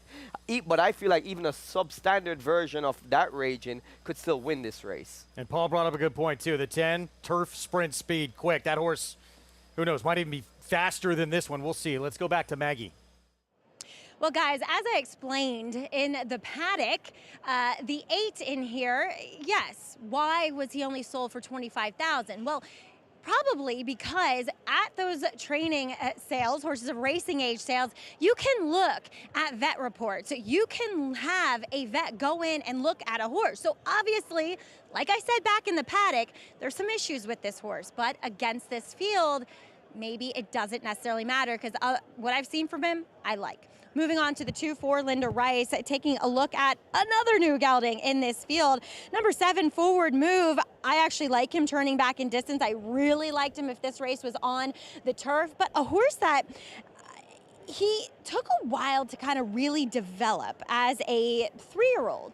And now he looks so strong behind, because becoming a gelding, that frees up some area and frees up some movement for a horse to build up that muscle mass. I still think he's more of a turf horse, but at least you have a little bit of dirt for him to rely on breaking his maiden, albeit for a maiden 40 state bred back in August here last year. Moving on to Linda's other horse that makes a lot of sense is to see Jonathan landed on number 16, Tommy Two Socks. How could you not love that name? He kind of only has one race, but it might be a race that if nobody else shows up, he can win here. He looks fantastic, just so well muscled, so well conditioned by Linda Rice. And he's not fast enough to keep up with Raging, but he's drawn outside, and Arad Ortiz can likely just get that nice stalking trip, depending on what the 10 can do. And I know you guys said he has turf sprint speed, but sometimes turf horses, when they go to break and that ground breaks out from underneath of them, they don't break as well in the dirt. Greg? Loading up, 3-2 favorite. Raging here off since February. New connections, new gelding, and quick. Paulie talked about the 10. First on dirt, but turf sprint speed could be quick too, and maybe that does set it up for someone off the pace. Yeah, I mean, look, they're going 5.5 though on the dirt. To me, it's one of the most speed favoring distances you can go. We talk, turf sprint, 5.5s are pretty speed favoring, and I think it's even more speed favoring on the dirt. What a wonderful crowd here. As it turned out to be a beautiful day. As you can see, the crowd is out, and they're even out on the backstretch. If you're ever here, you can sometimes go on the backside and get a up-close view of the gate. Mandatory pay pick 5 starts in this race right here. 5.5 furlongs, main track. There's Arad Ortiz Jr. trying to get his first winner of this weekend, coming back from that 3-day suspension yesterday. Let's go to Frank Miramati. Tommy Two Socks is loaded. They're in the gate.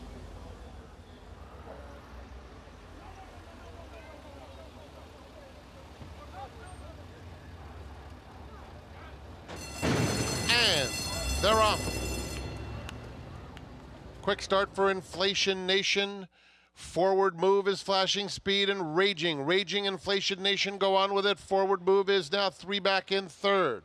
At the rails, Solo's Fury had to steady a bit and has lost several positions. Passed on the outside by Tommy Two Socks, who set sail after the top pair as they round the far turn. The opening quarter zipped in 22 seconds flat. It's a contested battle between Raging and Inflation Nation. Tommy Two Socks in pursuit.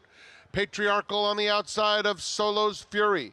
Then it's a big gap to the next flight. Forward Move has gone to the back of the field, passed by Bucker 2 there at the top of the stretch. It's Raging on the inside and Inflation Nation raging a half length. Inflation Nation going with them. Tommy Two Socks is trying to get to them in the very final stages. He's starting to gain good momentum too. Here comes Tommy Two Socks on the outside, motoring after Raging. Raging, Tommy Two Socks come for the line together. Tommy Two Socks nailed him. Raging lost a heartbreaker. Forward Move was trying to get into the trifecta late. As we talked about, Raging getting softened up a little potentially by Inflation Nation there on the front end. He ran a big race, but it's Tommy Two Socks from off the pace for the win. Yeah, Irad was just waiting in the tall grass, waiting for those two to get tired, and right at the wire just grabs the victory away from Raging, who ran well. I don't want to take anything away from Raging. He dealt with that duel, put the 10 horse away, and just got unlucky to get snapped there at the wire. It was a bar fight up front between Inflation Nation and Raging, and Irad was just sitting there waiting for them to beat each other up, and then once they were solved, he just came in and flicked his finger and knocked over Raging, as Tommy Two Socks just gets a perfect setup to catch the softened up Raging, who ran too well to lose. I mean, he really ran better than you'd expect him, the way he was hounded by Inflation Nation. 16 is the best number, by the way. You know that, right? we knew that. By the way, the 10 did the dirty work, right? To set it up. And I thought the 10 ran giant, because you could see the 10 at one point was trying to go by. Right mid-stretch just got weary. And I started to give Jonathan a fist bump. He's like, not yet, not yet. And then he got up with a 16. Great ride by Irad. But yeah, a little bit of an assist from the 10. But take nothing away from Tommy Two Socks. Good claim here by Linda. She's so adept at claiming these horses, sticking these horses in the main track only, JK. And that's a good pick by you. And to get Irad employed, right guy. 34th winner of the meet for the meet's leading riders. He tries to win his third Saratoga riding title in a row. Teaming up with that trainer right there, Linda Rice. Hasn't been as dominant a meet as it was last summer when she tied for the meet title in the final race of the meet in thrilling fashion. She picks up another winner here with one she claimed off of Jenna Antonucci last start. Yeah. So 2-1 on this main track only runner. Linda owns this one as well. And the speedster had to duel with Inflation Nation up front early. And, considering that, as you said, JK, I mean, even though the horse didn't win, valiant performance. Yeah, I think that in racing, the biggest mistake you can make is to become too results oriented. It can kind of mess up your process. If you liked the 8 today, for all the reasons that you did, you weren't wrong. You just got beat. I think sometimes people try to zig and zag too much, and you can't do that. I thought the 8 ran well. After a quarter mile in the race, the way Ragin was hounded by Inflation Nation, I thought Ragin was going to melt away like butter. And I actually expected him to be off the board the way the race was shaping up. For him to come back and re-rally, put away Inflation Nation, and almost hold on for the win, he ran a massive race, but just couldn't get there today. The ground didn't break from the 10 from the gate. The horse broke well.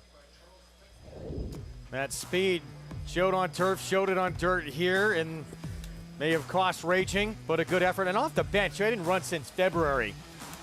8 did get claimed, by the way. Tommy Two Socks, $6.80 for the victory. Linda Rice, owned and trained, and the meet's leading rider gets number 34, just up in time for the victory here in this 4th to kick off a Big 5. And that was a big one for Irad as well, because he nailed Tyler, who was right in pursuit of him. It's a big swing. The leading rider beating the second leading rider by one. That change, that could have been Tyler cutting the distance. He would have cut it to 3. Now it's back to 5. He would have cut it to 3 right there if Tyler holds on. Or 4? 4 to 6 now? It's 4 now, yeah. Both Pratt and Gaffleon with a win today as well. Yeah. All's good in the world now with him back in the winner's circle. Right? It was only a matter of time. Yeah. It's very familiar. It's like almost his second home, Irad, the winner's circle. Yeah, they should charge him rent for that winner's circle. So win number 34 for him. We're going to get into race 5 in just a little bit. That's going to start a pick 4 coming up. And 50,000 claiming race, 7/8 of a mile. We still have that stakes race to come as well. That Bolt Landing coming off the grass. Seeing anything at all in the way the track's playing today? No, it seems fair. I try not to get too carried away, especially in the day, in the moment, trying to dance with a potentially biased racetrack. I'm more of a after the fact, look back at the results, and then see how those horses run back out of those races to really identify if a date in the past was bias-aided. This race, I thought it seemed wide open. Right now, it's not being bet like that. I'm going to say goodbye to FS2. We'll be back in an hour on FS1. You can catch us on the Fox Sports app or on YouTube at New York Racing Association. We will see you there as we continue along with our coverage. Good off the turf on this Sunday afternoon as we look ahead to DraftKings Travers weekend to come. Plenty more on that big race, which we'll witness next weekend on our Fox Saratoga Saturday coverage after this.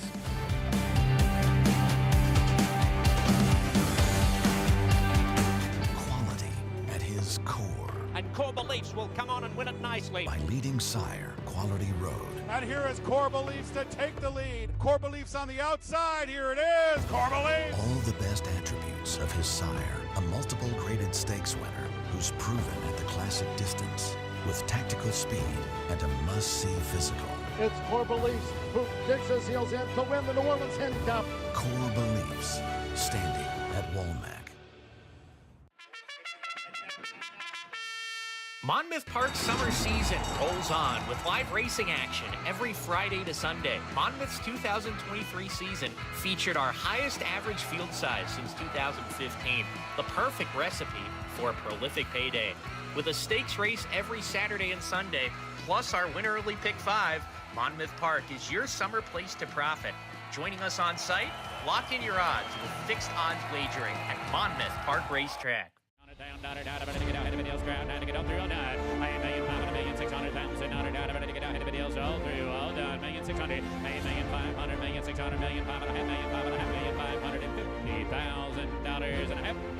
$1,500,000, Tom, thank you. $1,700,000, Jody, thank you.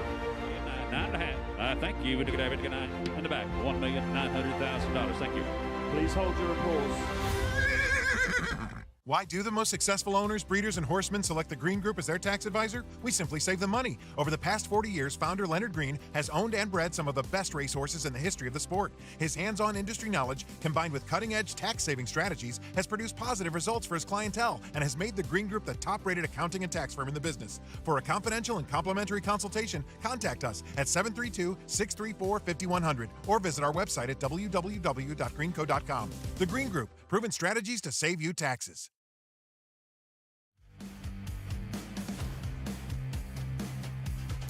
Back with you on Saratoga Live, and we are still with you. We thought we were moving elsewhere, but we're staying on. Psych. FS2. That's good news. And welcome to those watching on Bally SoCal as well. On a gorgeous Sunday afternoon, even though it's a little cloudy, the weather perfect. Greg Wolf, Jonathan Kitchen, Paula Duca, Rajiv Mirage. As we're up to race 5, we still have the Bolton Landing to come. Off the turf all afternoon long. Track listed as good currently. Let's take a look at that feature race to come. And even though it does come off the grass, there's a lot of options in this spot, JK. Yeah, there's some interesting horses. Vigidal, who I picked last time and didn't run very well. Kimchi Cat for our own Tom Amos, who I think is extremely interesting as well. So a couple of speed horses in here, 5.5 on the dirt since we're off the turf. My top pick is number 11, Obliging, the main track only. I think she's just going to sit a perfect trip on the outside. Gets back to the dirt after failing over the synthetic surface last time. Meanwhile, our colleague Tom Amos, he'll send out Kimchi Cat, faced Vigidal. Churchill Downs back on June 14th, and it was Vigidal's day that day. 5 lengths behind was Kimchi Cat. Yeah, Vigidal broke like a rocket, and Kimchi Cat was just in chase mode on this day. Now, out of this race, Kimchi Cat won. So does that frank Vigidal? Maybe it does, but Vigidal came back and was in a way tougher spot last time out. So we'll see what happens and see if Kimchi Cat can close the gap on Vigidal. What I love about what you said is that day, Vigidal won, Kimchi Cat got beat. Kimchi Cat came out of that race to improve and win her next start. Vigidal came out of that race to fail as the favorite. So, you know, young horses at the starting point isn't the defining moment of their career. And I feel like Kimchi Cat has a bit more upside coming out of that race than Vigidal does. All of these youngsters can improve by leaps and bounds start to start. For Obliging, just one start on dirt, did get on synthetic next start, but the dirt start, the debut, JK, looked very good going 4.5 furlongs. At Monmouth, probably didn't beat a whole lot, so it's going to be a tougher task today. Yeah, well, I mean, I think that the real evidence that she didn't beat much, she was 1-9. 1-9 as a first-time starter. I mean, that's you must have been racing against a bunch of maiden claimers or something. I mean, yeah, it's hard to do. There was not much in there. I'm kind of with JK, but the way she did it, and listen, Jorge Delgado, very good condition, and she went up to Woodbine, and she went into the My Deer in a synthetic race, and she faced a horse named Bullet. It's a very nice horse for Mark Cassidy. She got left in the gate that day, then kind of rushed up into that horse, and that horse is actually on the King's Plate card yesterday that got canceled, so I do think Obliging will give a good account of herself today. All right, that's still to come, that Bolton Landing in race 7. We're going to step aside for a timeout. We have the 5th race coming up next, $50,000 claiming race, 7 furlongs next here at Saratoga. Let's take a quick look at the odds. And I got no money, 8-5 favorite. We just saw Rad Ortiz Jr. get his first win since coming back from that 3-day suspension and a big chance to go back-to-back here. He does have a big chance. I got no money. Who's been who shows up from the Flying Peace stable, who have been having an outstanding meet. Leading owners at the meets. Yes. Been unreal what they've done. We'll have the story of Dale Romans, too. He's going to send out Floki's Flight coming up, getting back on track, and his new pickleball partner helping him do that. Stay with us.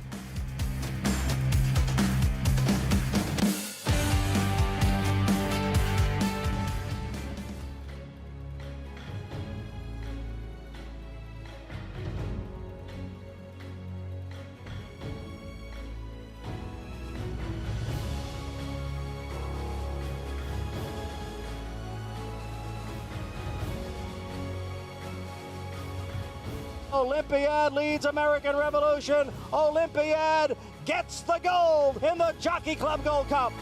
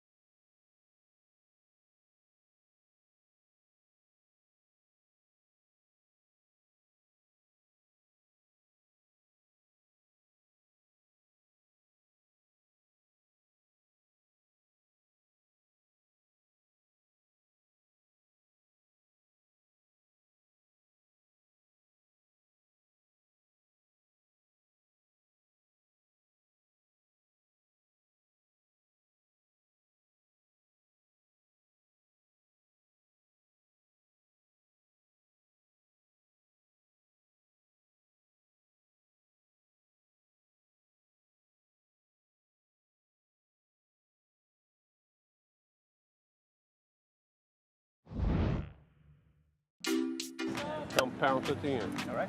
Nice little horse. You'll like it. All right. All right, Jim. Safe trip. Yes, thank you. I like every aspect of the game. I like the political side. I like the arguing with the front side. I like the horses. I like mating. I like going to the yearling sale. Couple of in between horses. It's going to be a photo. It's anything to do with horse racing, I'm in. 2012 was Dale Roman's pinnacle season. He won a career best 20 graded stakes races, including 9 Grade 1s, earning him the Eclipse Award for Outstanding Trainer. But of course, the biggest memory has to be winning the Travers here. Or the Whitney. The Whitney Rose in May was my first Grade 1 win. Roses in May, dead game. Here's the wire. Roses in May in a spectacularly game performance. The most historic race was, of course, Keen Ice beating American Apparel. He has to deal with Keen Ice. Keen Ice has got him. Keen Ice has won the Travers. That was a great day, and I came back with a horse. I didn't go to the press conference. I didn't go to the trophy. I just wanted to be with my horse. And I walked back, and I'm glad I did, because Leroy was waiting at the end of the barn to give me a hug and say, welcome to the club. That was a pretty cool moment in my career. However, the upcoming years poise challenges. At 6'2", Romans tipped the scales at 400 pounds. His weight problem was no longer just an issue at home. On December 15, 2021, Romans underwent successful gastric sleeve surgery. It took him a couple of years, but Romans has managed to shed 150 pounds from his top weight.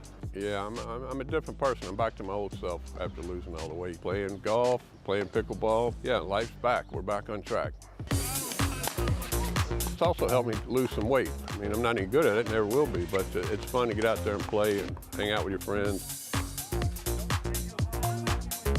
Tammy Fox, Roman's longtime partner, go-to exercise rider, and mother of their 2 children, loves to keep Dale on his toes. Yes, yes! When he came home 2 years ago and said he was going to do it, I was proud of him, said, this is, the best thing that you're going to be able to do for yourself, so I'm glad you decided to do it. The surgery has helped him a lot. I can't be on the same team with her. She yells at me too much. She wants to win. I just want to have fun. He got me hooked on the game. Played the 3 games without taking a rest, and I was impressed. He was a childhood hero of mine, and it's one of the great things about this game. Growing up, all these guys were my heroes. For them later in life to become such close friends, it's a dream come true. Today's Dale Romans has some advice for his younger self. I think the old Dale Romans would tell the young Dale Romans, relax and enjoy it more. It's all of the journey. Enjoy the journey. Wow, it's a great story. Great that he's getting healthy and needs to work on the pickleball game a little, but at least he's getting out there. Angel Cordero's out there every single day. He's had some big wins. Keen Ice beating the Triple Crown champs, one of the biggest upsets in the history of this racetrack. In a character. In a funny guy. Loves his cigars. He's cut back on his cigars a little bit. But yeah, he's had tremendous success. 2,100 victories is a hard thing to do. I mean, he's an inspiration and a motivation, because when you see him go through what he did with the weight loss, it takes a lot to actually execute it. There's a lot of people thinking about, losing weight and different challenges that you face. For him to actually overcome that and do what he did, it was a big accomplishment for him, and definitely something that could inspire others as well. No question. This is the horse he's going to send out in this 5th race coming up, Floki's Flight. Major contender, but right now, double his morning line, JK. Yeah, he's drifted up here a little bit. I thought this was kind of 2 horses that I thought were the most likely, the 3 and the 4 in here. The 3 is significantly better price at the moment. Yeah, and most of Dale's horses, like Shackelford, who we showed, a lot of them do show speed. And Floki's Flight, I would think, is going to be on the front. As you're taking a look at the 4 here, I Got No Money. This is your lowest payout and your favorite right now. Ran a good race last time, just missed off a long layoff. Let's go back to Floki's Flight with Maggie. Floki's Flight in here, the last time he was in this type of condition, he won when going back to May of 23 and dropped in for the 50, going the 7 furlongs. But the feather in his cap is that he's a horse that doesn't necessarily need the lead, but the problem today is that he's drawn inside of the other speed horses as he does cut back a bit in distance, which I don't mind. I think 7 furlongs is actually ideal for him, as his form would suggest. But he's just going to have to work out a trick trip with Junior Alvarado aboard. He's very calm here in the paddock, so there's another speed horse who I'll get to in a moment that is a lot sharper than what he is, though, as we'll check in with your current favorite. In number 4, I Got No Money. I know that Acacia Clement, she was covering the race that I Got No Money came back in off of that extended layoff, and Acacia, you can text me if I'm wrong, but I feel like you did say that a race would be beneficial, and I could see where she would say that, because he's a bit of a bigger bodied horse that a lot of times they need to race into fitness, and he ran very well despite that. So maybe that race is just going to put him right where he needs to be. He honestly still looks a touch heavy. It might just be him too, but he ran so well last time. I can't deny him being favored in here, especially for these connections who are just having a superb meet. Now, the horse that should be quickest in here is number 5, Squire Creek for Joe Sharp. He's gotten a little hot. He's been bouncing on his toes. He's revved up. It's not something negative when you're dealing with a horse that has that early speed, but he is stepping out of condition claimers for the first time. You know, he's facing horses that have more wins than he does, even though he won the non-3 life last time. But then again, a horse that might be, you know, just heading in the right direction. Looks fantastic here. I like that energy that he's showing us here, Greg. 7-2 right now on the speedster. Tyler Gaffleone will look for his second winner on this Sunday card, on likely the one to catch here. Like you said, speedster. There's a lot of speedsters in this race. You know, I Got No Money has speed. Squire Creek got speed. It's going to set up for some fireworks up front and probably a pace that collapses. And, I mean, if I was riding, I would want to ride like the horse like the number 2 Synthesis. I'd take a sneaky shot with that horse and just sit him in the pocket off the pace and just try to make one run at the wire. I think that this horse could upset this race, and that's why I picked him as my top pick. Look at the focus of that man right there. Arad Ortiz Jr. just collected his 34th win of the meet. Let's go back to Maggie. Here with the man of the hour, Dale Romans. And Dale, we just watched a really great feature on you and Tammy Fox as well. But Dale, take us back to that day, Travers Day 2015. Did you have a feeling that Keen Ice would be able to pull up off the upset against a Triple Crown winner? You know, I felt good. I knew we were going to run well. He was just an iron horse and always ran well. And Farrell had been through so much and run so hard, so many races in a row, that I felt like if we were ever going to get him, that was going to be the day, because he was going to get a break between there and the Breeders' Cup. Nobody was going to catch him after he had a little break. And I was optimistic, let's say, that morning. You had quite the celebration in the winner's circle with the Donegal clan. It was a great day. The whole thing was exciting. Just being a part of it, if we hadn't have won, would have been, you know, worth remembering forever. The energy just that day, walking over from the people who had canopied over the path to see American Pharoah, to the race, to the win, to the celebration afterwards. It was just, you can't beat it. That's what racing's all about. That's why we're all here every day, is to get back to those special moments. I love, too, what you said in that piece. What would the older Dale tell the younger Dale? Just sit back and enjoy it a little bit more. Is that something that's really kind of helped you in just lifestyle? It has. As I've aged, I've realized that there's a lot of those special times that we don't appreciate when they're happening, because there's so much stress around them and about continuing and what's going to happen next. Just sit back and enjoy the moment. The ride's better than the finish anyway. I love that. Floki's Flight, though, the horse today, when he's been in this condition, he's been very competitive. He has. It's a good spot for him, and we were fortunate enough he jumped up and ran at higher levels for a little while. But, you know, some of these horses, it's hard to stay up that level. He's back where he belongs. He should run big.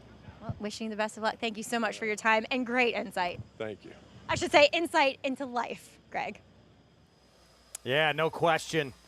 And he looks tremendous. Good for Dale. As we take a look at Trident Hit for Ron Moquette. Yeah, hasn't run since April.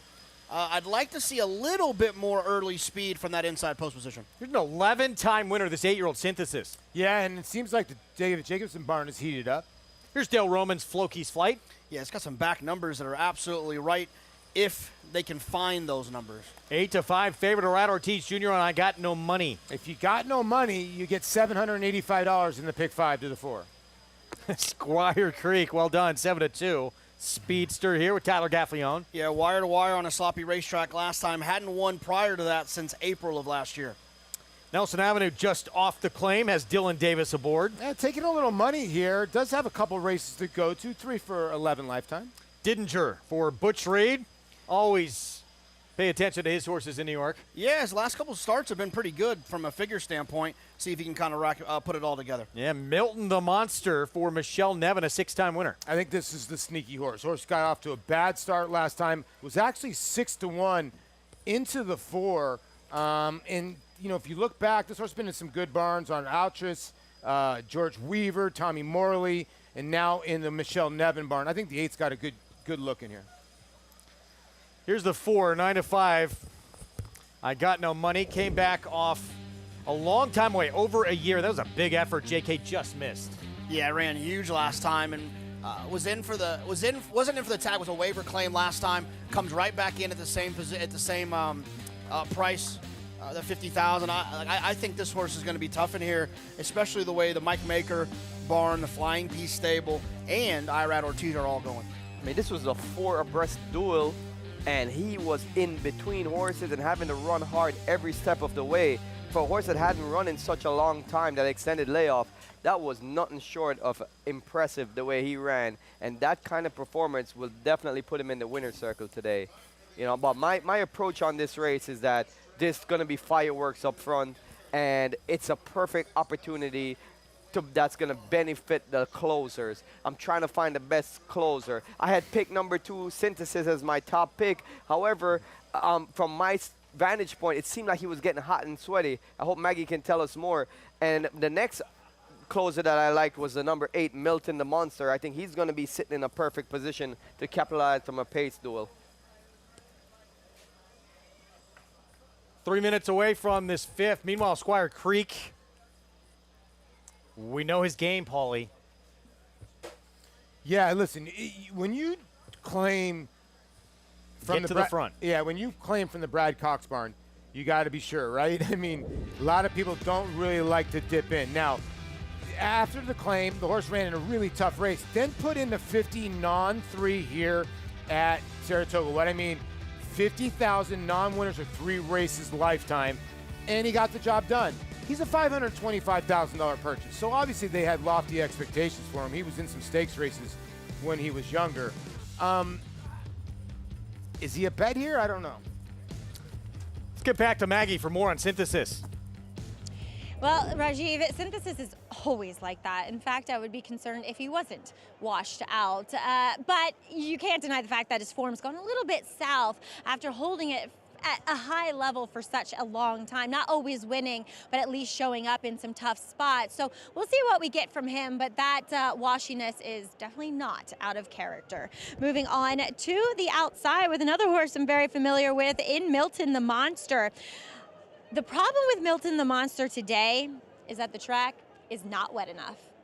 If it was sloppy, then Milty would be, really, really competitive here, because you look at this horse's wet track record, you look at his 7/8 record, and it's a perfect storm when those things are occurring with Milton. But he came off of a layoff July to October, then voided claim, then another layoff, and doesn't show up at all here on opening weekend. Maybe he needed the race. I wasn't in the paddock for that effort, but he looks good here. He just delivered absolutely no response when Luis Saez asked him last time. So the fact that the track is harrowed and good also grades his chances just a bit. A horse that looks great, that might be a little bit slow on paper, is number 7, Didinger. I remember this horse when he came up here to Saratoga. I think it was his second start of his career, and he was the talk of the town. And I had written a really good-looking, classy horse, as you see Jose using his crop to try to get a fly off of his belly, and will probably want longer. Well, he broke his maiden going longer, and now they've turned him back in distance, which, okay, I get it, because he was virtually eased the last time he tried to go around a ground, but that was on a wet racetrack too. I think the 7/8 fits him beautifully. He makes a really good impression overall, and like you guys mentioned, Greg, when Butch Reed shows up with a horse, everybody pay attention. And Maggie, if we just go back to you real quick on the 5, you'd said that horse looked a little revved up. How's that horse acting now? still pretty revved up. But again, with a horse that projects to be the speed of the speed in here, guys, I'm okay with that. Yeah, you see Tyler Gaffaleone's kicked his legs and feet out of the stirrups, trying to get him to calm down. He's hot, but he's been that way. So yeah, he's a little bit up against it, Greg, I think from a class standpoint, but with these speed horses, I'm okay with them getting a bit on the hotter side. Who'd you guys see as the other pace coming after this one here? Well, I think the 3, obviously Floki's Flight, but I don't know if he's as fast as the 5. How do you see it, JK? Yeah, no, I think the 3. I think the 3 and the 5 are likely the ones that could hook up a little bit. Well, the 3's having a little bath too as well, my goodness. 3, 4, 5 is going to make the pace alive, because those 3 horses have a lot of speed and they do their best runnings on the lead. It's a lot of rhyming from Rajiv today. You've been all over it. Very Dr. Zeus-like. I mean, Rajiv, talk about this. Is this a good sign here? I'm not a fan of the horses that get hot and sweaty and bothered and irritated. However, like Maggie said, the number 2 Synthesis, that's not out of character. It's not that warm a day either. And it is a cool day. I'm surprised that they're not. If Jonathan isn't sweating, the horses should be sweating. That's my barometer of if the horses should be sweating. No doubt. So. 4-1, Floki's Flight. And yeah, I mean, back to Raj talking about the 4 here is the 3-2 favorite.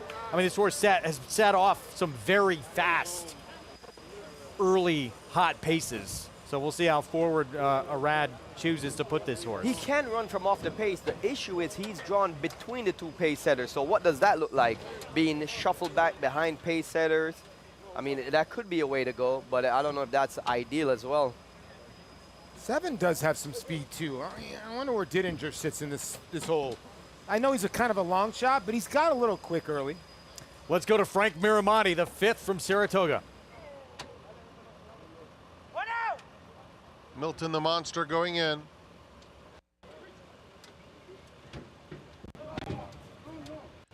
Squire Creek has been restless in there. And they're off. Even start. Didinger, Milton the Monster. Now Squire Creek asserts himself and is up to take the lead. I Got No Money in the Pink Silks is not far behind either. It's Didinger just in front. Squire Creek ahead, back second. Nelson Avenue moves into third. Then Floki's Flight now 4th. I Got No Money 5th and 5 lengths off the lead. Racing 3 clear of Milton the Monster. Synthesis and Trident Hit is at the back. 22-2 for Didinger. And Didinger leads by almost a length. Squire Creek along the inside is racing in second toward the 3/8 pole. Now Nelson Avenue takes that second spot. They're followed by I Got No Money looming into contention. And in between horses, Floki's Flight is also in it. 5 lengths clear of Milton the Monster, Trident Hit, and Synthesis. They're coming to the quarter pole. Nelson Avenue and Didinger go on with it. It's Nelson Avenue on the outside, Didinger in second. In behind them, Floki's Flight in third. They're followed by I Got No Money as Squire Creek tires out of it. A late pit from Trident Hit trying to get a little piece. 16th to go, and it's Nelson Avenue with a 2-length lead over Floki's Flight and Didinger. Nelson Avenue, sharp in victory. Floki's Flight was second best. Didinger third. Trident Hit ran fourth. Dylan Davis on a long shot, 23rd winner of the meet for D Squared. Guys just riding lights out, putting all the right moves. I mean, Nelson Avenue set a perfect trip. It was a hot pace as expected, but I didn't really expect to see Didinger clear the entire field. But Dylan just had Nelson Avenue perched just off the pace setters and being able to capitalize on getting first run on anybody else that was closing, like Floki's Flight was. Well, Didinger just put the 5 to bed, right? So the 6 was always Dylan Davis, was just sitting in a nice spot, and nobody really was making up any ground. Floki's Flight, I actually thought ran well considering the horse was washed out. Tried to make his best run at the 6, but Dylan Davis again sitting in the right position. And I thought the 7 could show some speed, and you just put everybody to bed here, JK. Nobody really ran besides the winner and the second place horse, to be honest. Yeah, towards the back half of this meet, it just feels like Dylan's story is one of the storylines really stands out to me. The success he's having, and really, asserting himself is one of the top riders in this colony. I mean, everyone knows who Dylan is. Everyone's used Dylan.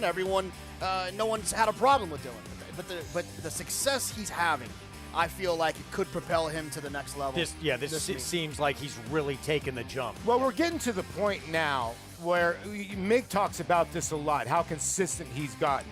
So now when you look at the racing form with Dylan Davis, wherever you think the horse is going to sit, the horse is sitting, again, in a perfect spot. How many times has he had his horse in a perfect spot? And again, these horses are not 9 to 5, 8 to 5, 7 to 5.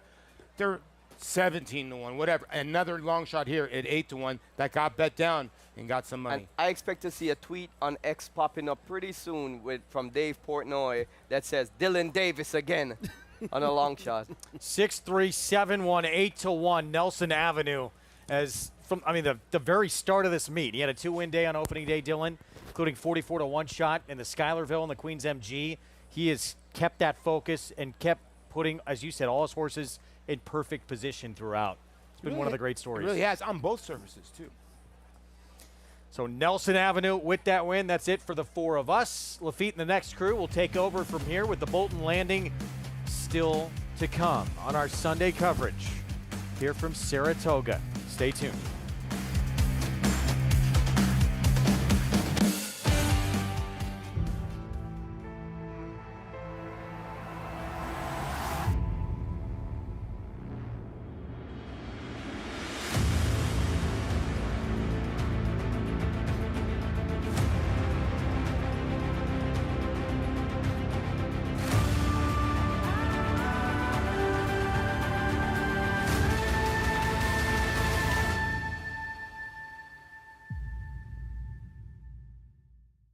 Horse racing? Check. Weekly promotions? Got 'em. Huge payouts? You bet. With Naira Bets.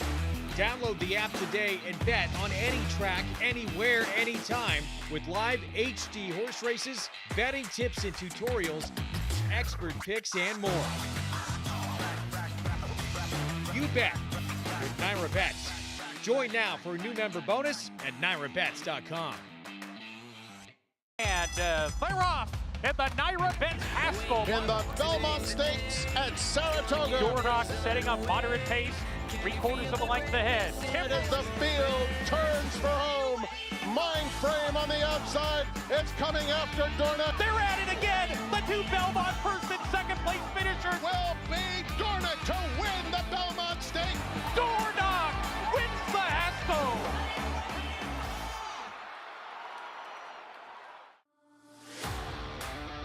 Program trading in naval power. What a thriller. Photo. In Italian to win it. Big F has won. And it will be McCulloch, domestic spending. Ocean Road. Victoria Road. Digital Age. And Pearl. State of Rest. Newspaper of record.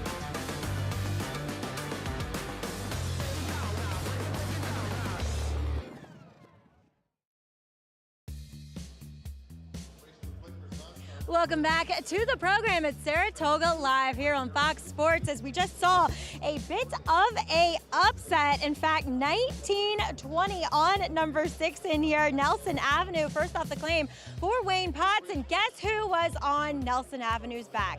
That would be Dylan Davis, because he just rides every winner, I feel like, right now. Dylan, just a tremendous meet. And you were fairly aggressive with this horse. Honestly, Jose Lascano sent the 7, which I didn't see happening, but you didn't let him too far out of your sights. No, Maggie, I thought he was really aggressively ridden back in the 6 furlong, so I thought they overdid it. But I actually warmed him up very comfortably, and I thought I'd be actually stalking maybe 3rd or 4th there with the 3 inside of me. Had a lot of speed.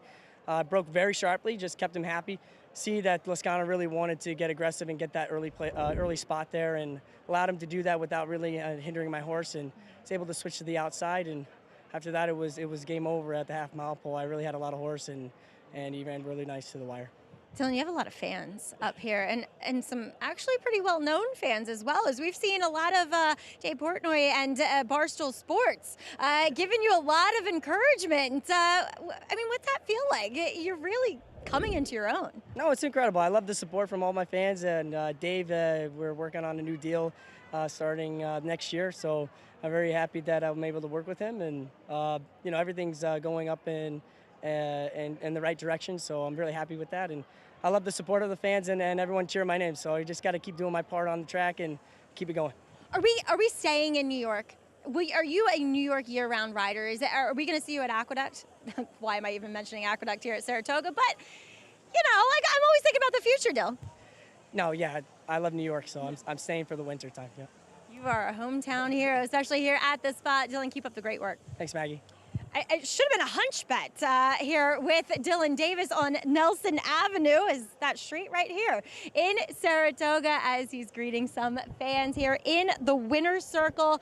Though we still have a lot of racing to come, but Nelson Avenue getting the win in upset fashion. Actually 8-1, taking a little bit of money. He does return 19-20 for the win over Floki's Flight, running well in defeat and Dinger, the pace setter, fading to third. As the fifth race now official. We'll move on to today's sixth race, as it does kick off the Pick 6. And don't forget, we still have a lot of stakes action left. The Bolton Landing coming up later, but first, that maiden claimer off the turf today. And we'll see still an interesting wide open board. New crew taking over after this break. Stay tuned. You're watching Saratoga Live.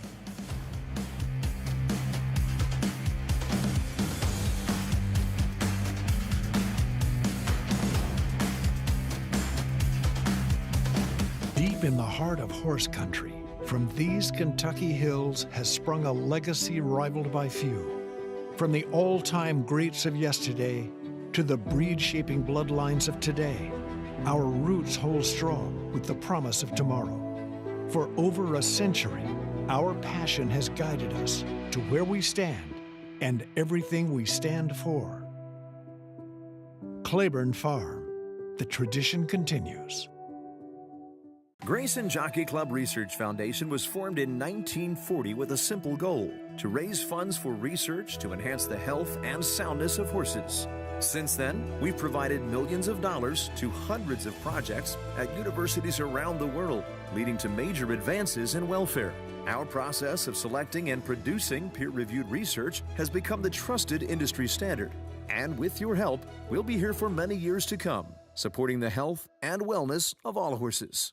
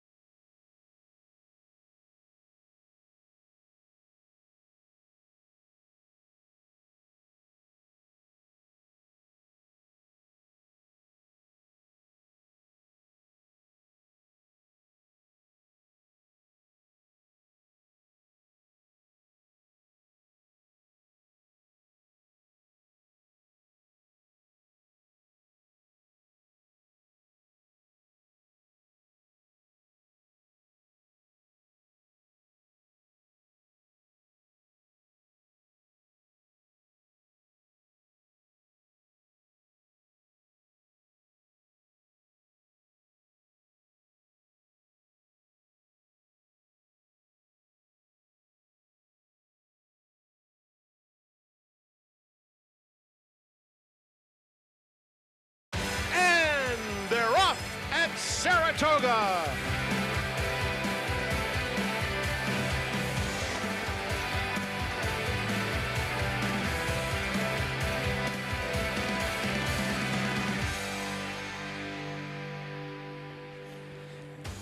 Bolton Landing, located on Lake George in the Adirondack Mountains. Little geography to kick off the Sunday edition of Saratoga Live. Also happens to be the influence of the featured event at the Spa, scheduled for turf, but the weather remains a factor on the main track now. Works out nicely for Obliging. Entered main track only 3-1. Bolton Landing favorite. And the countdown continues. They're drawing now for the Travers, Saratoga's marquee event. The story about a filly in 6 days, her run for history. Look at that shot with great pride. Kenny McPeak admires the star filly he trains. Torpedo Anna, this is Saratoga Live, brought to you in part by America's Best Racing. For the love of the race, visit americasbestracing.net today. Sunday at the Spa, live look. Saratoga Racecourse in Saratoga Springs, New York. Let's get the wet stuff out of the way now. Travers next week. And the remainder of the Sunday program coming your way with the Pick 6 just around the corner, 17 minutes out. Welcome, everyone, just outside the paddock. I'm Lafitte Pinkai. So much to unpack following yesterday's stellar Alabama program. From power squeezes, stirring victory in the Alabama, to Chad Brown's continued domination in the Lake Placid. And in the end, a milestone achieved by a highly respected trainer. And we'll get to all of it, but first things first. The live racing, as mentioned, the Pick 6 coming up included the Bolton Landing 2-year-old fillies off the turf on the main track. There's the field. 5.5 furlong sprint main track is good. And Obliging, main track only 3-1 morning line favorite. You have to recognize that there's sort of two morning lines in this race. And Vigidal, who's 9-2 with the line, that's because it was a line made for a turf race, and the horse had never been on the turf before. Had the morning line maker been able to make a morning line for dirt, he would have made Vigidal the favorite in this race. And that's not to say that Obliging can't win the race, because she can. And she drew well towards the outside. Her first race was pretty good. But I think the favoritism may not just be Vigidal. I think she may be vying for favoritism with your horse. I haven't Kimchi even Cat. introduced him yet, and I've already been corrected. I'm Well, pretty sure that's what just happened get worse. on the broadcast. No, I wasn't correcting He you. is Andy Serling. I was He correcting is the still collective very you. much Andy Serling. Richie McLeroy, Tom Amos. Tom, and for you, yeah, you'll be leaving the set very shortly, right? Not and the soon filly enough. you entered for the Bolton Landing were for these very conditions in Kimchi Cat. They were. So I had the advantage of having a very good grass filly in Lady Orient, and she's entered for main track for the race. But with the race coming off the grass, I thought it was a good idea to supplement Kimchi Cat. Kimchi Cat won here at the opening weekend. This is her winning on the front end, which a lot of these fillies have been doing. The one thing that's clever about Kimchi Cat is she doesn't need the front end. In her first start, this is her second start, she got a very good schooling, beaten by one of the horses that's going to be in this race, Vigidal, but it was a race where she learned a great deal. It helped her to win opening weekend here, and I think it'll help her later today because there's a lot of speed in here. I don't see Kimchi Cat running the same way on the front end as she did the time before. Well, the post kind of forced your hand last time to allow her to show that speed. She broke very alertly. A little bit maybe more towards the outside. Gives her an opportunity to find her stride, get into a good rhythm. I thought she was very, very good breaking her maiden up here. Very professional. And that shows you how much one race helps them move forward. No doubt. Not the only filly entered main track, only Obliging, Andy, who graduated on dirt at Monmouth Park. You mean the morning line favorite? The favorite. The favorite. Yeah, I would It's look gonna at be a long 3.5 doubles hours. a little bit. They may be vying for Taser to be Tom's horse and the 4. Yeah, listen, I'm not against Obliging in this race. I prefer others. I mean, I am against her in my betting. I prefer others. I think it's not impossible she can win. It's just hard to know what to make of her. She's winning a 4.5 furlong maiden race at Monmouth Park. Now, she got a good speed figure, a buyer speed figure of 75. Other people viewed the race a little bit slower, and the second place finisher, beaten 4 lengths, came back in a subsequent start and ran 21 buyer points less. Now, I look at those races to see, who comes out of them. Do horses improve? They run back, and I'm just wondering if she's really that good. Now, you're going to tell me she's winning really easily? Well, we'll see how she does when she's got to deal with more pressure from some better horses. Yeah, it's a tricky race because, as you said, 4.5 furlongs, a little bit over a half-mile in distance. This is much more of a real race we're running today. Yeah. Speed wins those kinds of races, and you can look very, very good. When you get in races of further distance, a quarter of a mile further, like today's And race, better horses. then you're going to see a whole different ball game. She's not going to be able to take it to him and just coast on all the way around there like that. Trained by Jorge Delgado, captured yesterday's Grade 1 Alabama Power Squeeze. That's obliging. The other filly entered main track only, Fortuna Mia, Richie, to be ridden by Flavien Prat. 11 stakes wins at the meet. Like 2 weeks left still. Bunch of Grade 1s next week, obviously. Can you put that into perspective?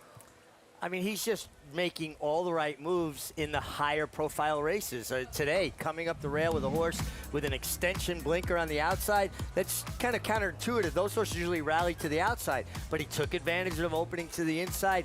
He's just reacting so well in the moment and making every right move. And when your confidence level's that high, you just don't believe for 1 second anything you do is going to fail. And it seemingly keeps working out.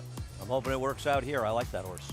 Looking for a stakes sweep on this Sunday afternoon, racking up stakes win after stakes win, Flavien Prat. Today's race is brought to you by Claiborne Farm. 100 years to the usual, unusually well. As mentioned, new turf racing, races 6, 7, and 11 off the turf. Race 6 starts the pick 6, a mile Wilson Shoot in about 12 minutes.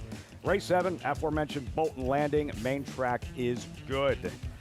Next week, DraftKings Travers Week. Sign up if you haven't. Get involved. NyraBets.com and use that promo code SPA250. Earn up to a $250 deposit match after your first deposit. Bet any track, anywhere, anytime. Join now. NyraBets.com to earn your $250 deposit match. Field for the 6 New York bred maiden claimers, all winless, all for sale. A mile on from the Wilson Shoot on this good main track off the turf, and the current favorite. It's wide open, 7-2. Make it Corey Felice to the outside, 3-1 with 11 minutes to post. As we welcome Acacia Clement to the broadcast, standing right behind us in the paddock. Acacia, what's going on in the paddock?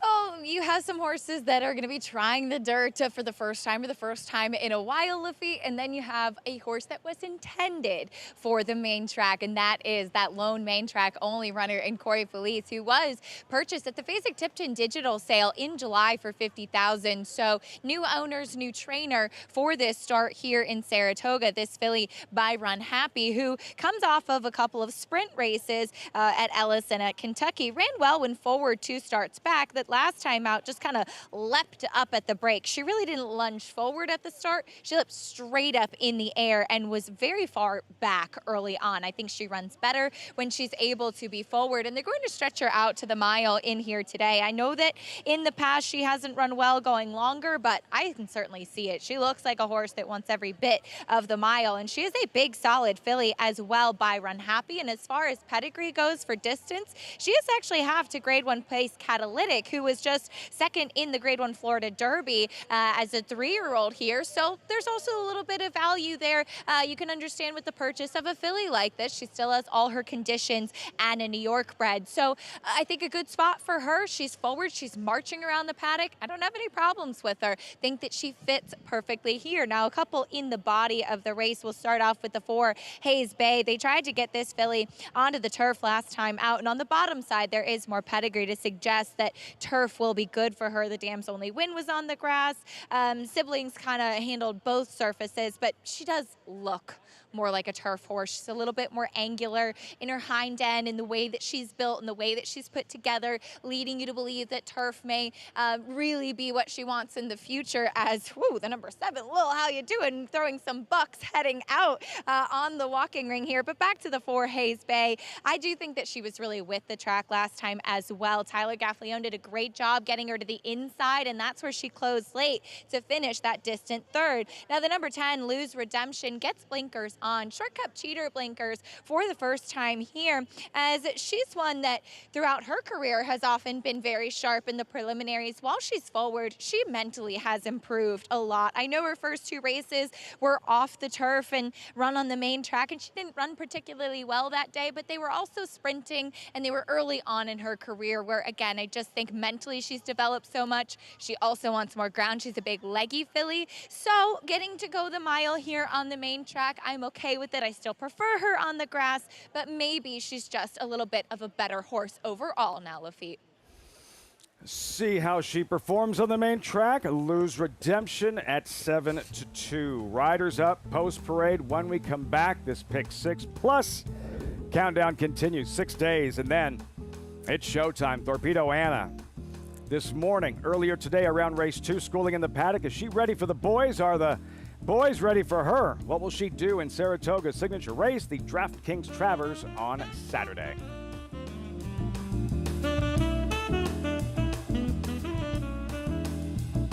In this sport, it takes just one special horse and a lot of people that believe in him. By Champion Arrogant from the family of Broodmare of the Year, Better Than Honor, rose to prominence in the Grade 3 Peter Pan, displayed power in the Grade 1 Belmont, cemented his 3-year-old championship in the Grade 1 Travers, defeating a champion 2-year-old, Kentucky Derby, and Preakness winners. And the Eclipse Award goes to Arcangelo. Arcangelo, standing at Lane's End. RaceLens is the most in-depth product in horse racing with unique features found nowhere else. True odds, predictive analysis, and pace projection. RaceLens. It will change the way you follow horse racing and take your game to the next level. Save $5 on admission when you buy in advance to witness Super Filly Torpedo Anna take on the Belmont Stakes winner Dornick and the boys in the DraftKings Travers Saturday, August 24th at Saratoga. Buy now at NYRA.com/Travers. The Best 2-Year-Old by legendary sire Quality Road. Hit back, $1.5 million. Very, very impressive debut. Cantering home. Could not have been more impressive. Coast to coast in the American Pharaoh. He's the real deal. Undefeated and unchallenged at 2. He's just too good. He wins the Breeders' Cup Juvenile. Corniche. Racetrack Television Network brings you every race, from every track, on every screen, every day. With monthly packages starting as low as $5, RTN gives you great value and access to more live HD streaming and race replays than anyone. Visit RTN.tv today to sign up and watch on almost any device, including Roku and Amazon Fire. RTN has packages that start at $5 per month.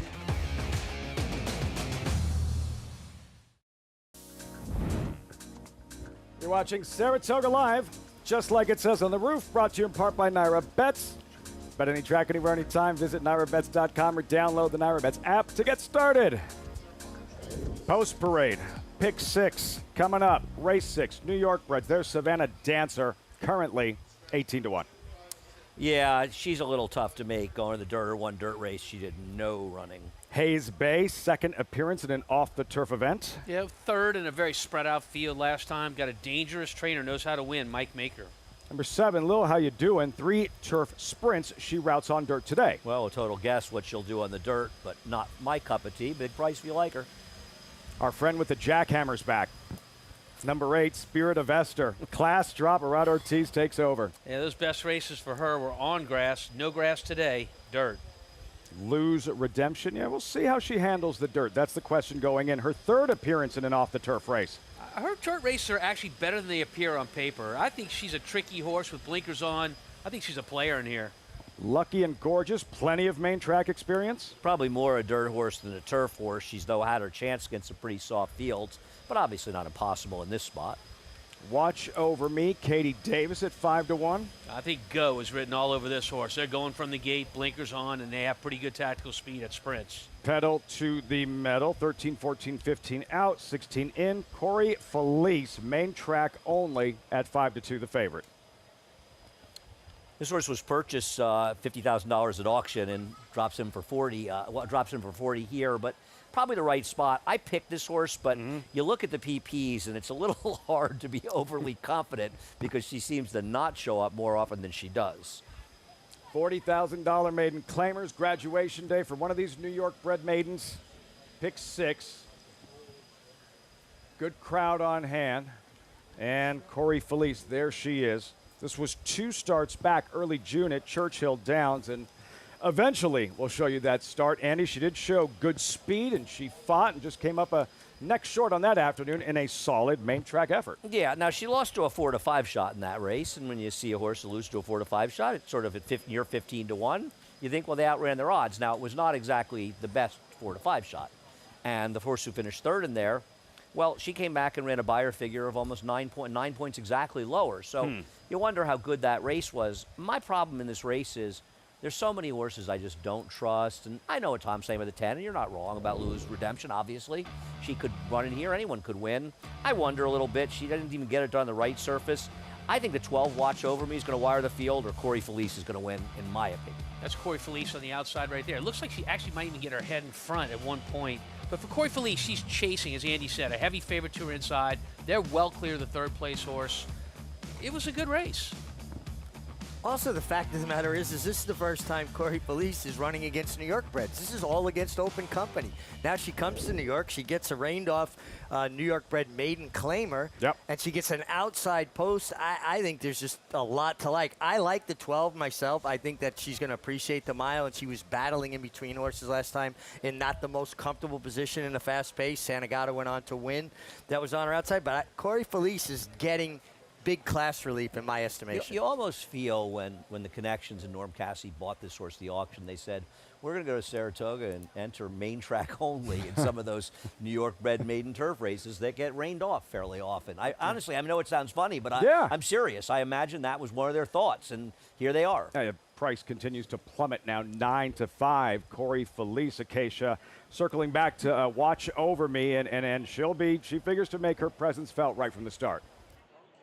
She certainly does, Lafitte. And this is a horse who ran on the main track last time out. And we've seen Katie Davis with some of these right-handle horses just really put them in the right spots. And that's because Katie spent a lot of time galloping for Ray in the mornings as well. So she's very knowledgeable about his horses and where they belong. Blinkers going on this one. Now, this filly is out of a mare who was a pretty good dirt sprinter, won on a wet track as well, and has been a good producer, including Timeless Journey, who you kind of think of as a little bit more of a turf horse, but also won 4 times going long on dirt, and that horse was by Verrazano. So we'll see what Watch Over Me can do. I think that this could certainly be the right spot for her. She has gotten a little bit warm out there on the track. I haven't seen her this year since coming back, so I don't know if that's how she was last time, but Katie's opted to keep her with the pony and trying to keep her settled. As far as the number 8, Spirit of Esther, does go, she has, in her favor, only ever faced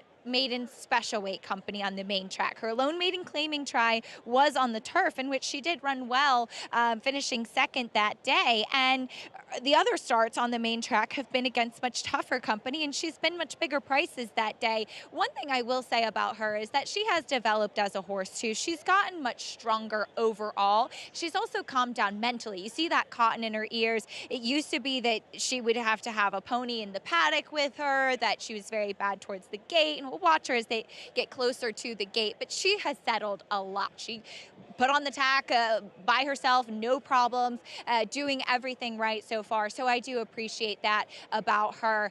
Look, I have no problems with the main track only runner in here. Just hoping that Lose Redemption has improved mentally as well, Lafitte. That little girl with the best seat in the house, looking on as these fillies and mares get behind the Wilson Chute.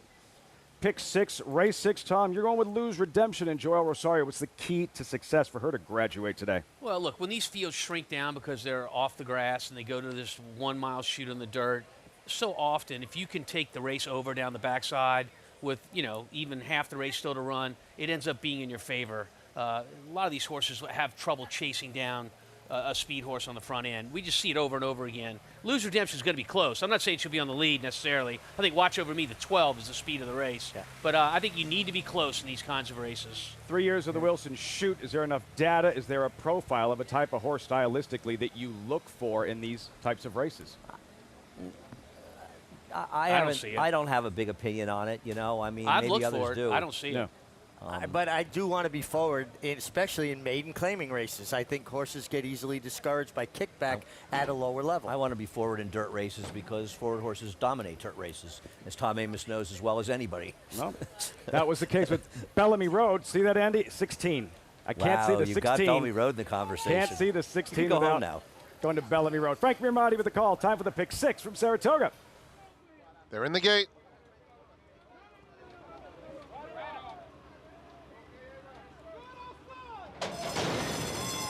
And they're off. Quick start for Spirit of Esther. Lil, how you doing? Is showing good early foot, and they are joined by Corey Felice, who moves up and claims the second spot.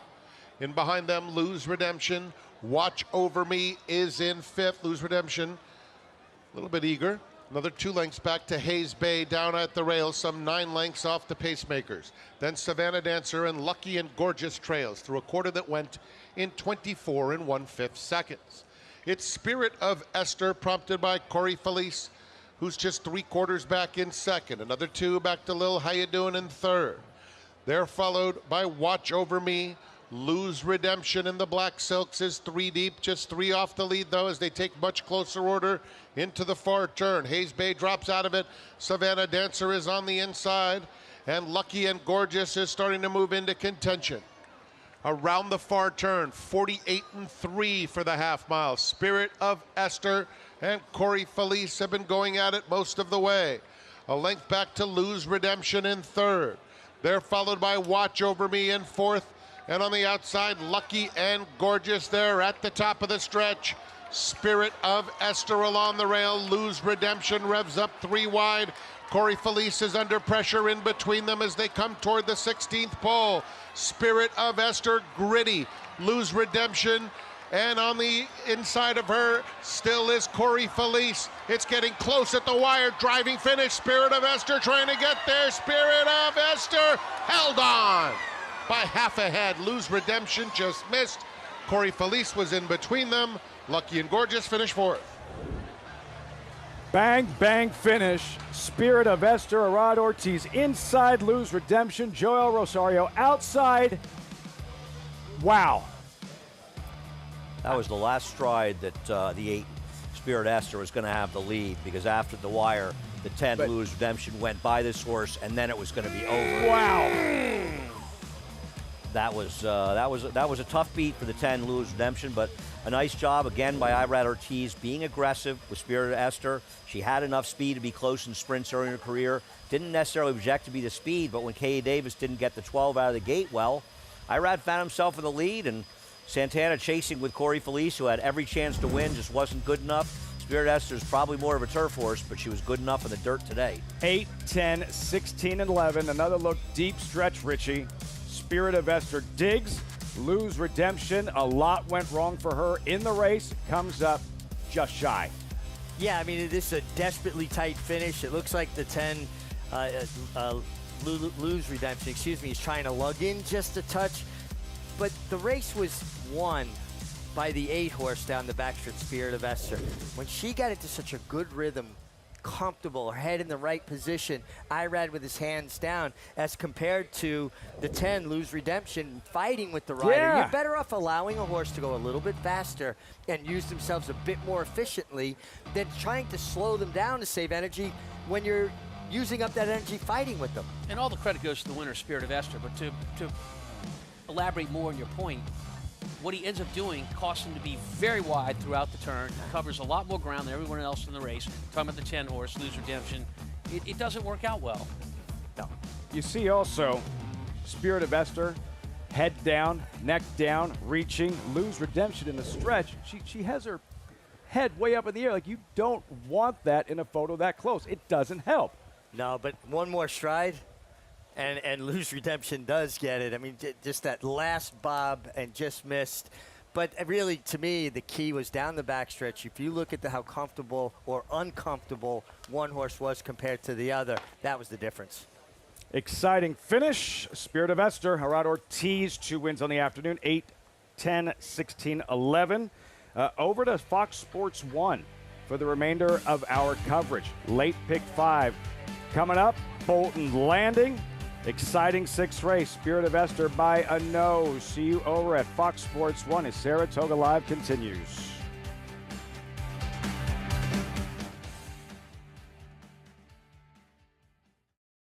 And they're off at Saratoga.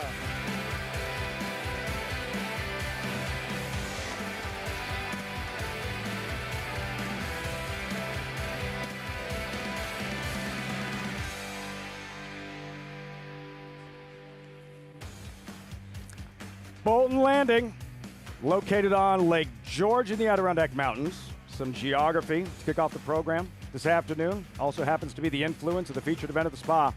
Scheduled for grass, but weather remains a factor. on the main track now. Works out nicely for Obliging. Entered main track only. Serious contender in the Bolton Landing. As the countdown continues to the DraftKings Travers, Saratoga's marquee event. This story about a filly. In 6 days, her run for history, and the field has been drawn. This is Saratoga Live, brought to you in part by America's Best Racing. For the love of the race, visit americasbestracing.net today. Love that shot with great pride. Kenny McPeak, trainer Kenny McPeak, admiring the star filly he trains, Torpedo Anna. Her run for history on Saturday in the Travers. Live look, overcast, some rain earlier today. The Spa on a Sunday. Let's get that rain out of the way now. Travers next week as we get set for the remainder of the Sunday program at Saratoga Racecourse. Just outside the paddock alongside champion jockey Richie Migliori, Andy Serling. You'll see them shortly. I'm Lafitte Pinkai.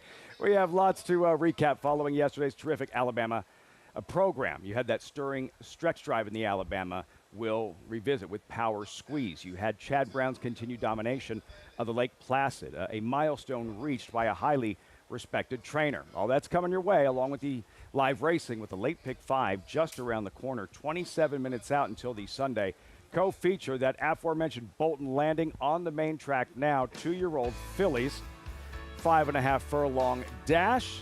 Competitive, even though we have the surface switch.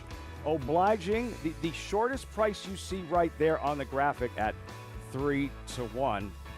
I don't want to get managed over here by Andy Serling as we welcome in Richie Migliori.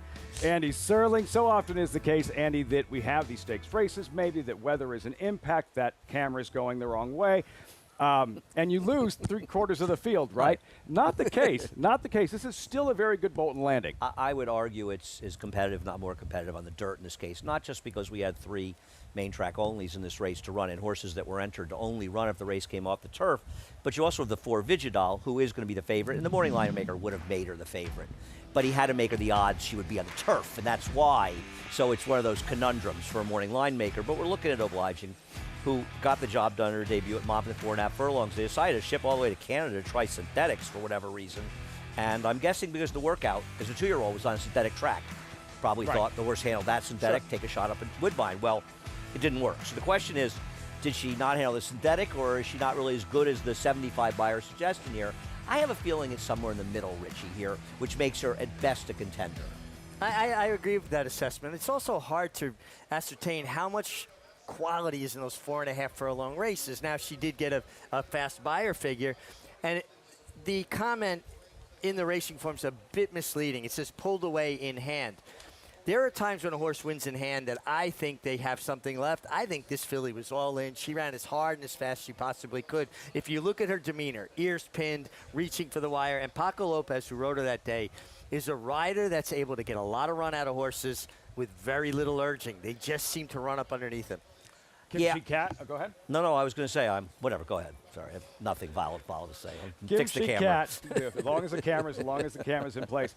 For our friend and colleague Tom Amos, he'll be sitting right here after the Bolton Landing, hopefully in a good mood. He has Kimchi Cat, one of 3 entered main track only, Richie. You also have Fortuna Mia, ridden by Flavien Prat, who earlier today racked up an 11th stakes win at the meet. 11 stakes wins at Saratoga, and we still have 2 weeks left. It's just remarkable. 11 stakes win for a rider in their career in Saratoga would be nice on their resume. 11 in a meet is really just otherworldly, and he's just making all the right moves. He's been saving any of his less than perfect rides for lower level races, not with the marquee races of the afternoon. Yeah, and I'm sure it's nice for him to get back and winning some more races. He had kind of a tough run for a little over a week here. It happens to everybody. You're not in the game if you're not going through tough streaks. He's a great, great rider, and I actually think he's on an interesting horse in Fortuna Mia, who I picked in here. Vekoma, and Vekoma's has been the hottest 2-year-old sire out there, maybe hotter than Complexity. Sort of remarkable how well these first-year sires are doing. They've had $160,000 for this horse, the sales recently, off of 2 not particularly inspiring races first times out. And the one thing this horse can do is come from behind. And I think that could be a feather in her cap in this race. I'm going to bet a few dollars in this one. Maybe Flavien Prat can get his 12th stakes win, this win at a price. A date with Sierra Leone in the Travers. We'll have the Travers field for you a little bit later on in the broadcast and all the Grade 1 events taking place on Saturday. And we can only hope the Bolton Landing is as exciting as the 6th race that we just saw moments ago. A $40,000 maiden claimer for New York breds. And this one, turning for home with Arad Ortiz, leading rider, Spirit of Esther, dictating up front, but lose a redemption, Richie, gathering momentum with Joel Rosario. Yeah, she was coming with a long, steady, grinding kind of run after being a bit keen. You could see her head carriage. She's got one of those horses that runs with her head up in the air. Yep. Very hard for a rider to get into a rhythm with a horse like that. And you're always trying to kind of see around their ears and their head because it's up in your face. Irad had something left with Spirit of Esther. He's such a strong finisher. Andy, the thing that always impressed me about Irad, it doesn't matter if it's a maiden 40 or a Grade 1, you are getting an all-out, flat on his belly effort. He's the kind of guy that he didn't fool around in gym class when they were just playing for fun. He wanted to win. And I tell you what, this is an off-the-turf maiden claiming race. The finish looked like the Derby. Yeah. It really And you did. know what? If you bet your money and you're involved, it was just as exciting. And that's one of the great things about horse racing. You know, obviously, we love the big races, and we're very excited for next weekend and Torpedo Anna taking the boys on.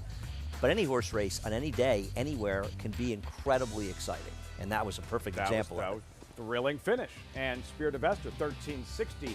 Could you make the argument Lou's redemption was best also if she would have also cooperated with her jockey Joel Rosario instead of fighting him up the backstretch? Yeah, they seem to kind of work against each other down the backstretch. Lou's redemption wanted to do more. Joel Rosario wanted to do less. And they kind of, to me, were working against each other. And that uses the horse's energy up in a negative way. It's not as efficient. Do you find that more often horses in those situations are at the lower levels? You know, the better horses, they're better actors a lot of the time. Not always, but... Well, that's it. I think it goes hand in hand. You have to not only have the physical ability, but you have to have the right mentality that you cooperate with your rider and use yourself in an efficient manner. Highlights of the schedule, today's races, Claiborne Farm, the late pick 5 gets started, 21 minutes, no turf racing, main track is good, and the Bolton Landing in 21 minutes. Again, if you haven't signed up next week, DraftKings, Travers Week, get involved if you haven't just yet. When you do so, use that promo code SPA250.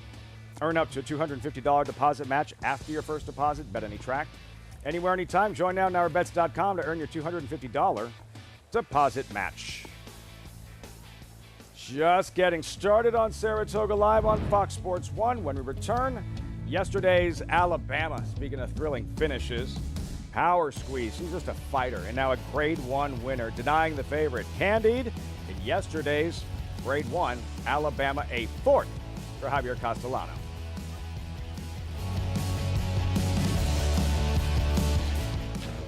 The classic looks of a two-turn type, yet the precocious brilliance of an undefeated G1 two-year-old.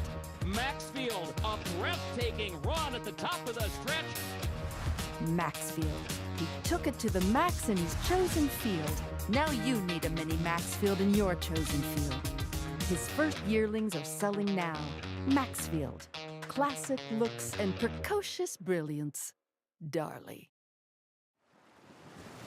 You have to be here to feel the rumble from 40,000 race fans. Mixed with the Pacific breeze, you have to be here to taste extravagance and witness greatness, race after race after race. You have to be here to take home a memory you'll have forever. This November, when the world's best come to Del Mar, you have to be here.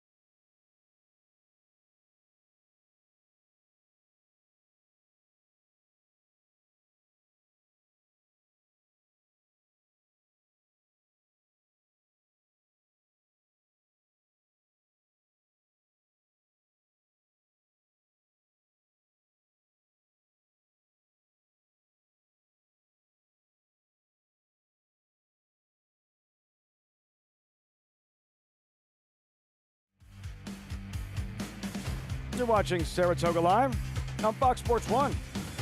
Brought to you in part by Naira Bets. Any track, anywhere, anytime, visit NairaBets.com or download the Naira Bets app to get started. Yesterday's Alabama. Top of the stretch. Candy, the 9-5 favorite, may get the start of the race. What did you notice early here, Richie? Everybody got away fairly clean. Chattelis was 10th on the lead. You see Frankie Dettori, he wants to go. Power squeeze, broke cleanly. Javier allowed her to get in a good rhythm. He didn't take her back. He didn't send her. He allowed her just to get in. He got actually just squeezed just a touch there. Right? Eased back into a good position. And there was a lot of pace on here, Andy. Chattelis would impact the race in a big way at the top of the stretch. Yeah, I mean, not only obviously she set that pace Rich talking about, keep in mind, 7th and 8th finished 1st and 3rd in here. So they came from behind. That's why Candy, frankly, ran as well as she did, and that's indication. But the number 2 horses in front right now is going to cause some problems for the others in the stretch. So watch when the 2 ducks out. I mean, it impacts Miss Justified, wipes her out of the race completely, but it also affects Candied as well as the power squeeze and the eventual 3rd place finisher, Jess Basking. I mean, that was like bumper cars, and it was a chain reaction with her ducking out. Yeah, I mean, I wouldn't say it eliminated 6 completely. I think that's an overstatement, to be fair, but it definitely hurt her. But it also hurt Candied. Yeah. And I think Candied, listen, I think there's, and I take nothing away from Power Squeeze because she's a very cool horse, right? She shows up. She beat Ways and Means. Was she fortunate to beat Ways and Means? Yes, but she beat her nonetheless. She ran a very good 3rd in the Acorn. She's a filly that shows up every single time, and without Torpedo Anna in here, she was able to get it done. That bump right there, Candied losing some momentum. She loses by a nose, Richie. That cost her the Grade 1 Alabama. Absolutely, and she had made a long, sustained run from the outside at the half-mile pole into a hot pace. So the horses that were a little further back rallying had the best of it. And she had the worst of it. Right. I mean, this is one, and I was not a big Candy fan. This is no sour grapes, to be honest with you. Yeah. I thought she was a little bit overbet, though she wasn't a bad price at 9-5.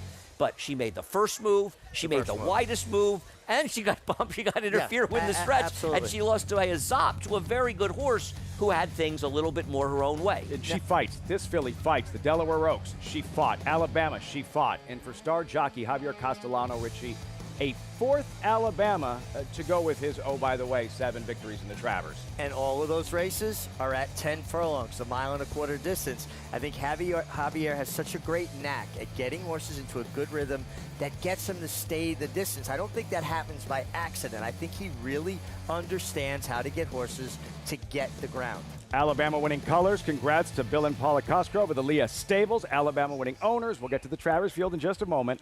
Those fillies, both the top 2 finishers, have mixed it up with Torpedo Anna this year. Do you feel any different about Torpedo Anna after the result of yesterday's Alabama? No, I mean, I think it shows. These are really nice horses, but they're not good enough to beat Torpedo Anna. I think Torpedo Anna has a quality that few horses have. She has the ability to not only sustain herself in quick paces, but to battle good horses in those fast paces, absolutely bury those horses, champion just FYI, Grade 1 test winner, Ways and Means, and go on to a comfortable victory.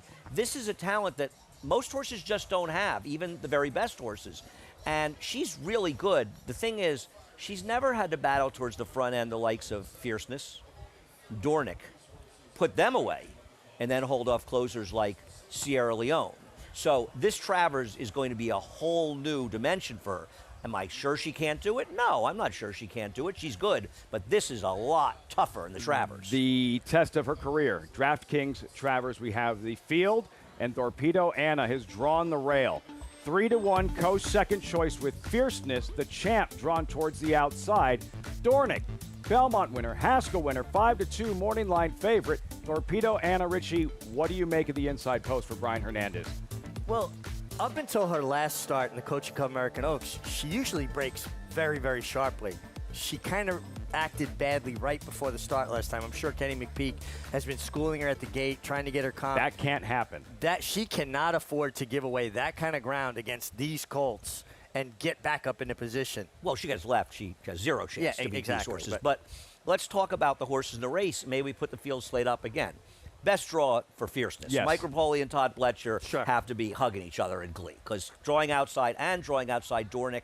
Now, for Dornick, he's a fighter inside of horses, and they're probably going to clear off. So I don't think for your Danny Gargan, the connections, you're that upset because he's likes to run inside of horses and he fights.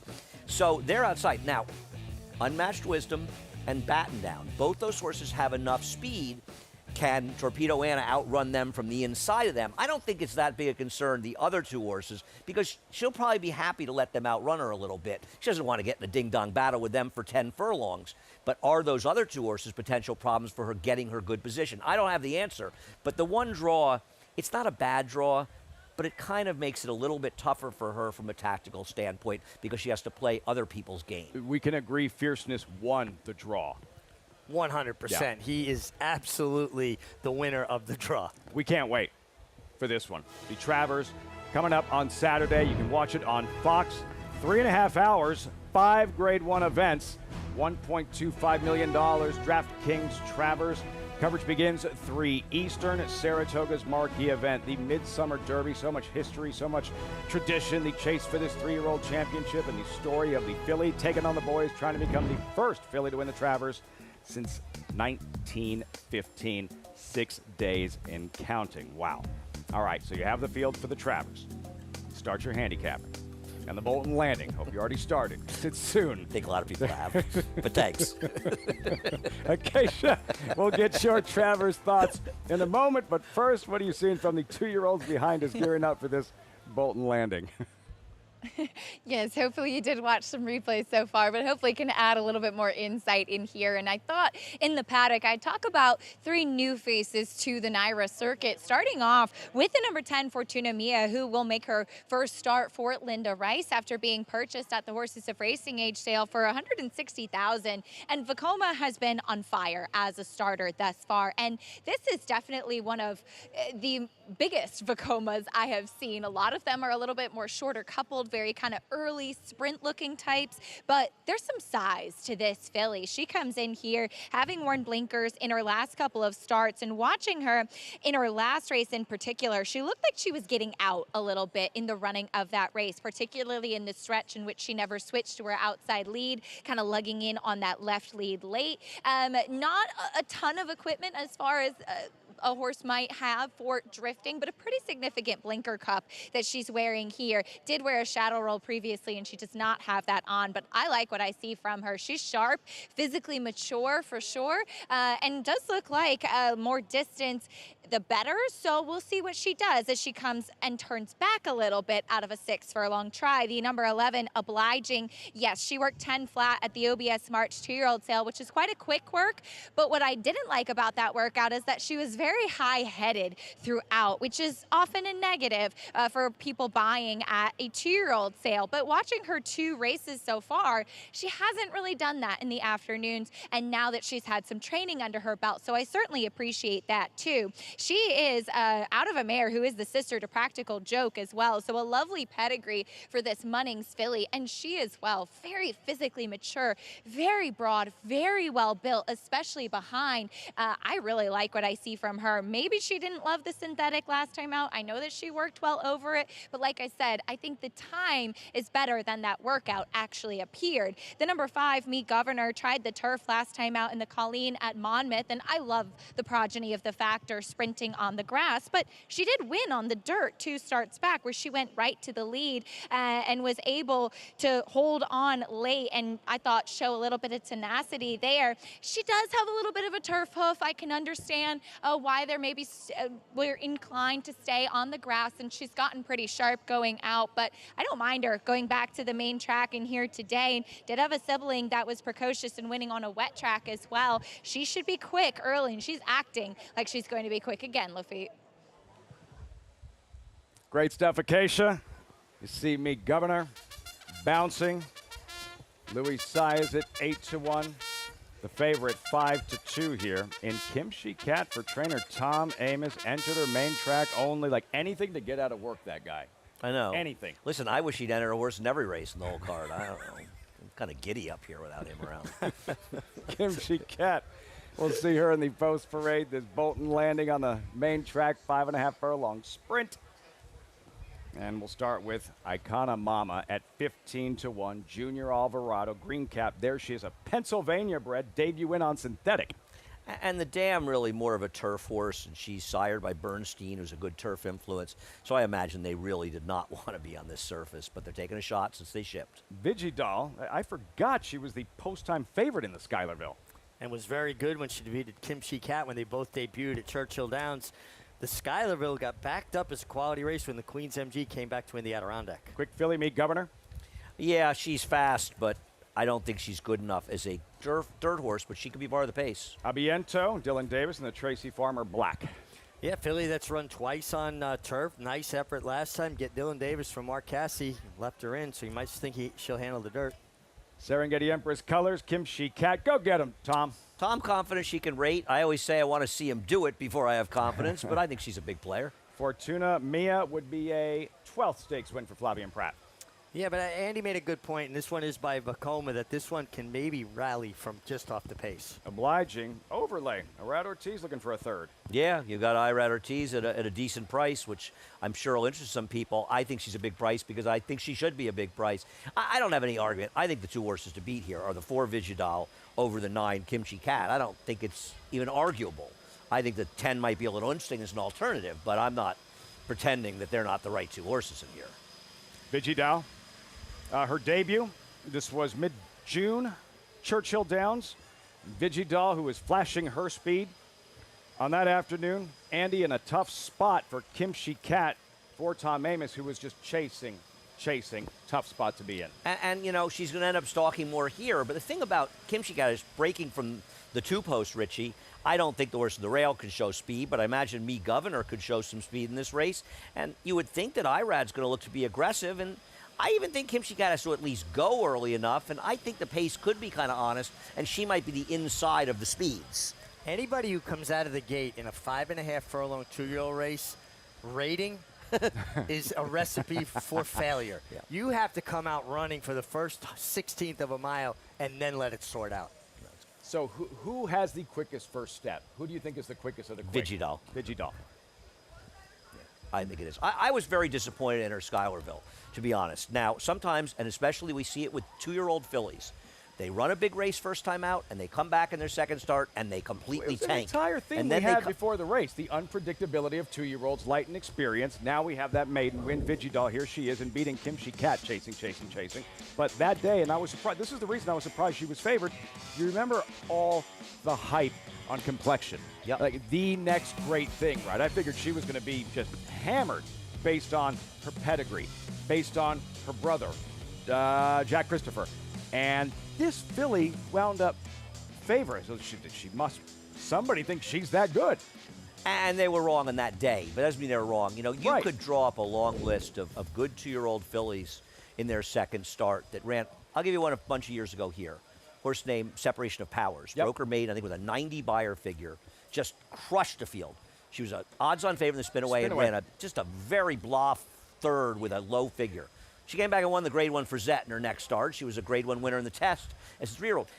And this is just one example of many. I think, you know, with 2-year-olds, you kind of want the ones that run sort of lousy in their first start to kind of get the race out of their belt, right, Richie, to get them to improve. A lot of ones that run big first time, they just don't do it, especially 2-year-old fillies. Well, and you know that Steve Asmussen has his horses very well prepared. She ran extremely professional. So where's the improvement coming from when they're that well prepped? Plus, guys, we got to remember, these are young horses. They change a lot in short periods of time. Sometimes they're going through a little bit of a growth spurt, and they might not just be on their best that day. Rod Ortiz, seemingly his best every day here at Saratoga, aboard Obliging, and the updated rider standings. Chase for an Angel Cordero riding title. 5 clear of Flavian Pratt. 5 clear. Richie, despite the fact he missed the 3 days due to suspension and spent an afternoon on the Jersey Shore, Pascal Day. Well, right, so he's missed 4 days now of this meeting, and I'm sure those 3 days were really grating on Irad. First of all, he loves to ride, and he wants to ride every race every day, much like Angel Cordero used to.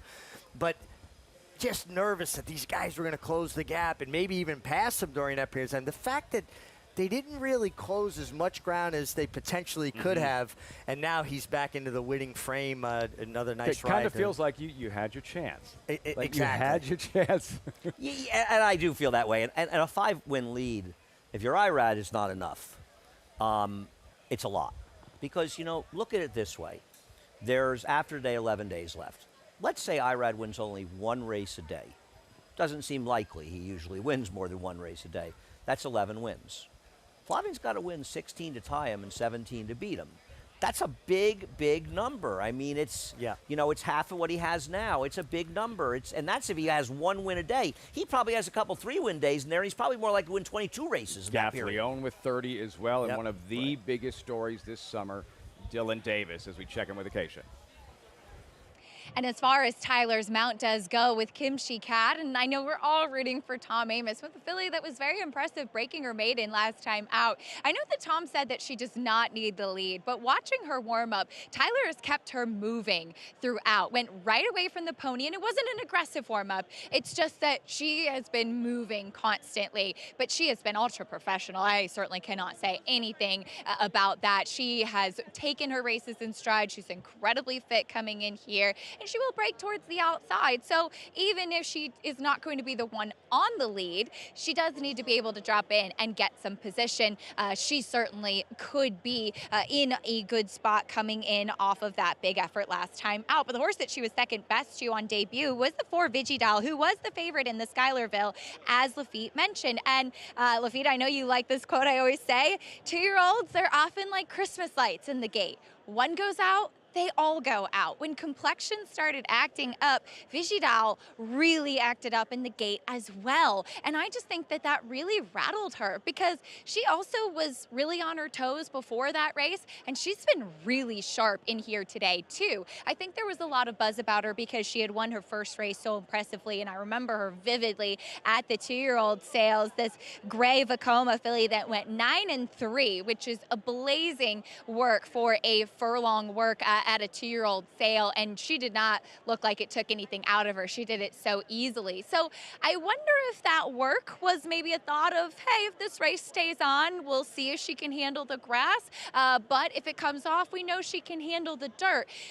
I would have liked to see a little bit more development from her overall. She's still a little bit lightly framed. And again, hoping her mind can keep things straight. And just to wrap up thoughts, the number 8, A bientôt, in French basically it means see you later. And this one broke her maiden on the turf last time out. Just everything about her looks so much more like a turf horse. She did train pretty well on the main track in her most recent work, going in company with a 2-year-old Colt Classic Time, who did break his maiden on the dirt and was just recently 4th in the Skidmore, but was second best that day. I'll wait to see her back on the grass, Lafitte. A bientôt, Acacia, Dylan Davis. Richie, is it taking it too far to suggest that this could be a career-changing meet for Dylan Davis in terms of trajectory? It really should be. I mean, he's proven that he can compete at the highest level with the best riders in the country on a consistent basis. Dylan has never lacked ability. I've always gotten frustrated that he hasn't been as consistent as he needs to be. Over the last 2 or 3 months, he has been ultra consistent. You could see in his preparation, his approach, and his positioning of horses in races, Dylan has matured into a top rider. I know for a fact people who haven't used in the past have talked to me and said, I got to be riding Dylan Davis more. So I know it for a fact. He's making sure everybody knows. He's aboard A bientôt. 6-5 is the favorite. Vigidal, post time with Bolton Landing. Here's Frank Miramati. Obliging to the outside.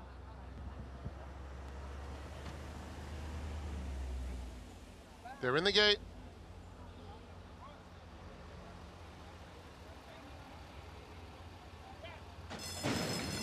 And they're off, and Vigidal blasts out of the gate and opens up a couple just like that. Kimchi Cat has good early foot too, and Me Governor is in between them now, taking second. Icona Mama is in 4th, 4 lengths off the lead, followed by Obliging, who's 3 lengths clear of A bientôt and Fortuna Mia. Vigidal zips through the opening quarter in 22 seconds flat, with Me Governor trying to stay close in second. Those two will arrive 1-2 at the quarter pole with Vigidal 3 deep and in the thick of it too. Economama is 6 lengths off the lead. Then Obliging there at the top of the stretch, and Vigidal is in front. Kimchi Cat on the outside takes second. Me Governor is back to third. Kimchi Cat comes to the lead with a furlong left to go. Confidently handled, shown the stick, gets a reminder, and opens up nicely. Kimchi Cat and Tyler Gaffleone winning convincingly in the Bolton Landing. Economama finished second. Vigidal was third. Dominant performance. Kimchi Cat in the Bolton Landing for trainer Tom Amos, Dr. Joel Politi. It's Team Serengeti Empress. Kimchi Cat blows by the favorite and rolls in the Sunday co-feature. That's like that's a 4th win at the meet for Joel Politi as an owner. That's impressive. Hasn't run that many horses, and congrats to Tom. She was much the best here, and he was right. She had no problem rating today. She looked like a winner every step of the way. You know, everybody else sent out of the gate. Tyler was quiet, and she put herself in third. She was traveling around the far turn. Look at everybody else that's starting to ride. Look at the posture of the 2 riders in front, Jose Ortiz on Vigidal, and look at Tyler. He's still with a long hold standing in the irons, and right here, after you change your leads, he finally asked her for her best, and then she started to find more. She was very good, but how about the second place finish, the one Economama? 29-1, longest shot on the board by far. They took a shot, they shipped her to run on the turf, they took it off, they said, we're here, we're going to run, and they finished a very good second, $150,000 race. She was nowhere near the winner, but she ran very well to be second. Junior Alvarado giving her a perfect ride. And Tom Amos is going to be in a good mood when he returns to set, standing by with Acacia. I know Andy will be happy about that. Always a pleasure to see Tom in the winner's circle. Tom, you said earlier that Kimchi Cat should be able to rate, and she showed that she had no problem settling today. You know, it's ironic. In her first race, she ran against Steve's horse that was on the lead today, and we got beat, but we had to wait. We got held up in that race. So we lost the battle, but it taught our horse a lot, and we brought her here. She won easily on the lead, but we knew she could lay off. She did a great job of that. I'm really proud of her and very, very happy for Joel Politi and his family. She seems like she's a young filly that's just wise beyond her years. She was so professional today. Yeah, she was great. Good in the gate. Everything went well. You know, she's not a big horse, and she's got some growing to do. I think she's going to get better and better. How encouraging is it entering main track only, being able to run and seeing your filly take a step forward against some good company? You know, we lost one because Lady Orient, who was entered for the grass, I think would have been formidable today. But we gained in what we did with Kimchi Cat. She was a late entry. We call it a supplement. She wasn't originally nominated, but it was the right thing to do. Certainly was. Congratulations, Tom. The whole team could not be more thrilled for you. Thank you, Acacia. I appreciate it. And we'll see Tom Amos on the desk momentarily, and even in a post-race interview, he's still teaching us some stuff, Lafitte. Tom Amos had Kimchi Cat ready to roll. Tyler Gaffleone, what a meet. And yeah, I thought entering the far turn, this is going to be a repeat of the first time they met. Vigidal wheeling and dealing, Kimchi Cat chasing, not the case.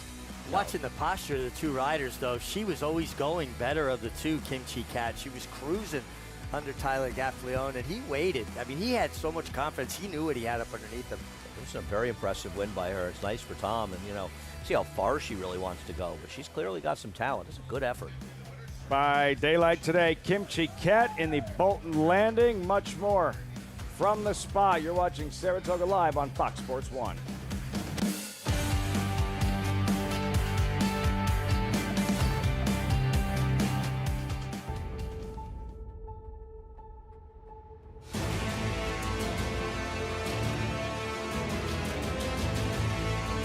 In the Pilgrim Stakes, they come on for the finish. Annapolis by a head. It is Annapolis in front. It is Annapolis to win the Coolmore Turf Mile.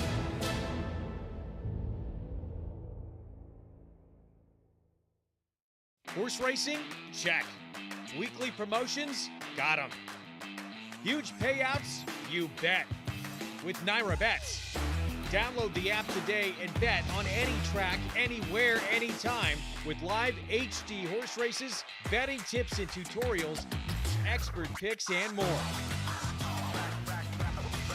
You bet with Naira Bets. Join now for a new member bonus at NyraBets.com.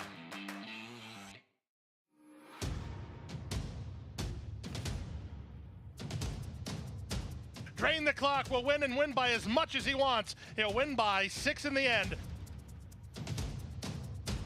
It is Drain the Clock who will bound home the winner in the Bayshore. Drain the Clock, Jackie's Warrior, a terrific finish in the Woody Stevens that goes to Drain the Clock by a head.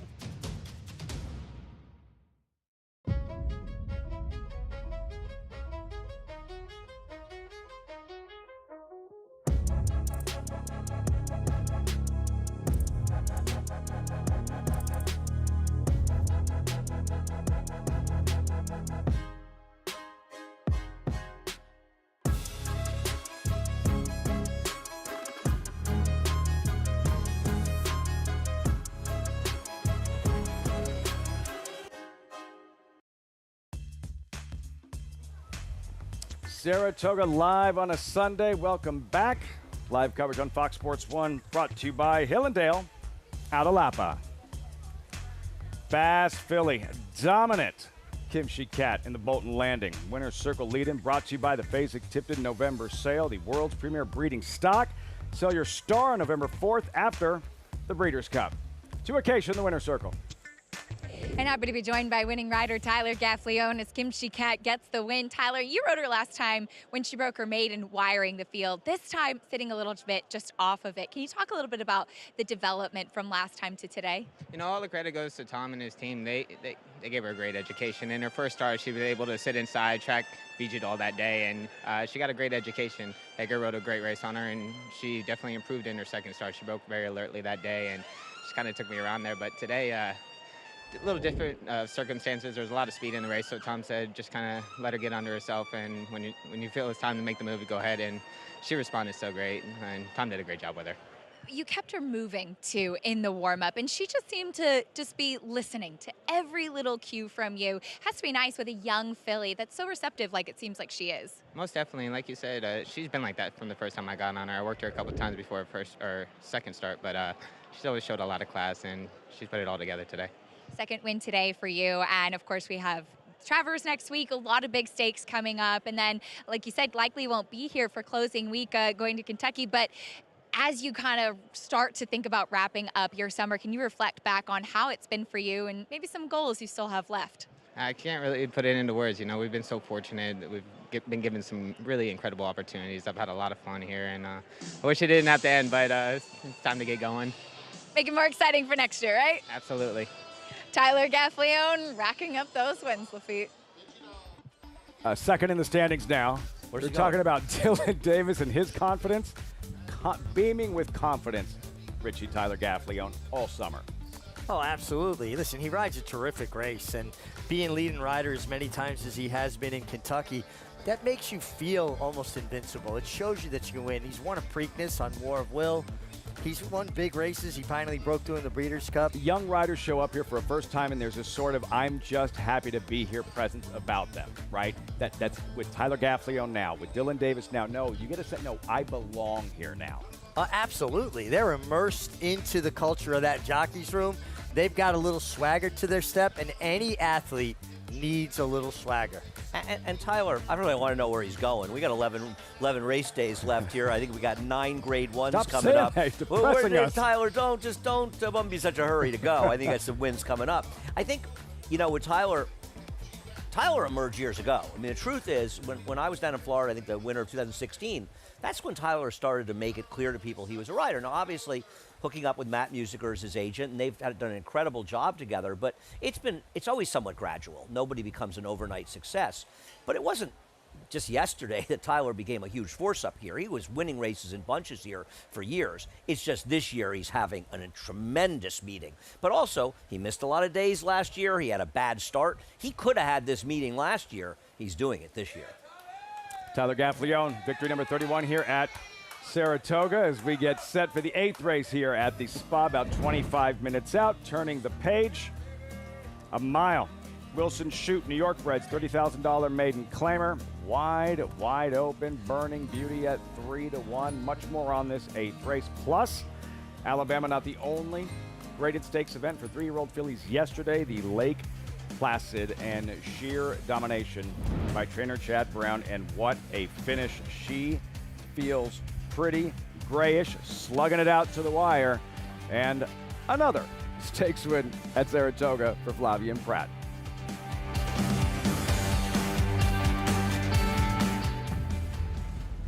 History remembers moments of extraordinary strength, skill, and determination. True greatness is forged by those who fulfill their destiny.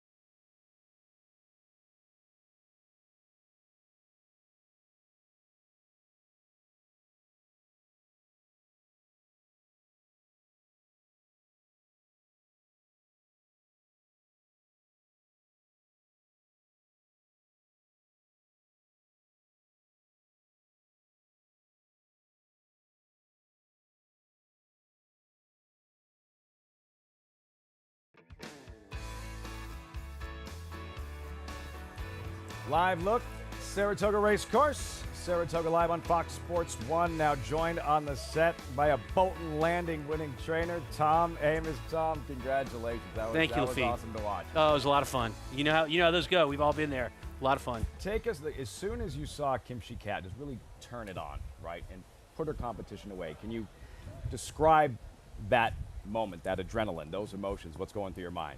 Well, you know, I oftentimes when a horse starts to dominate that I'm running in a race, no matter what kind of race it is, I'm holding my breath. I just don't want something weird to happen. Sure. You know, when they cross the line, then I'm relieved, and then I'm excited. So she ran great today, and it looked pretty right from the start.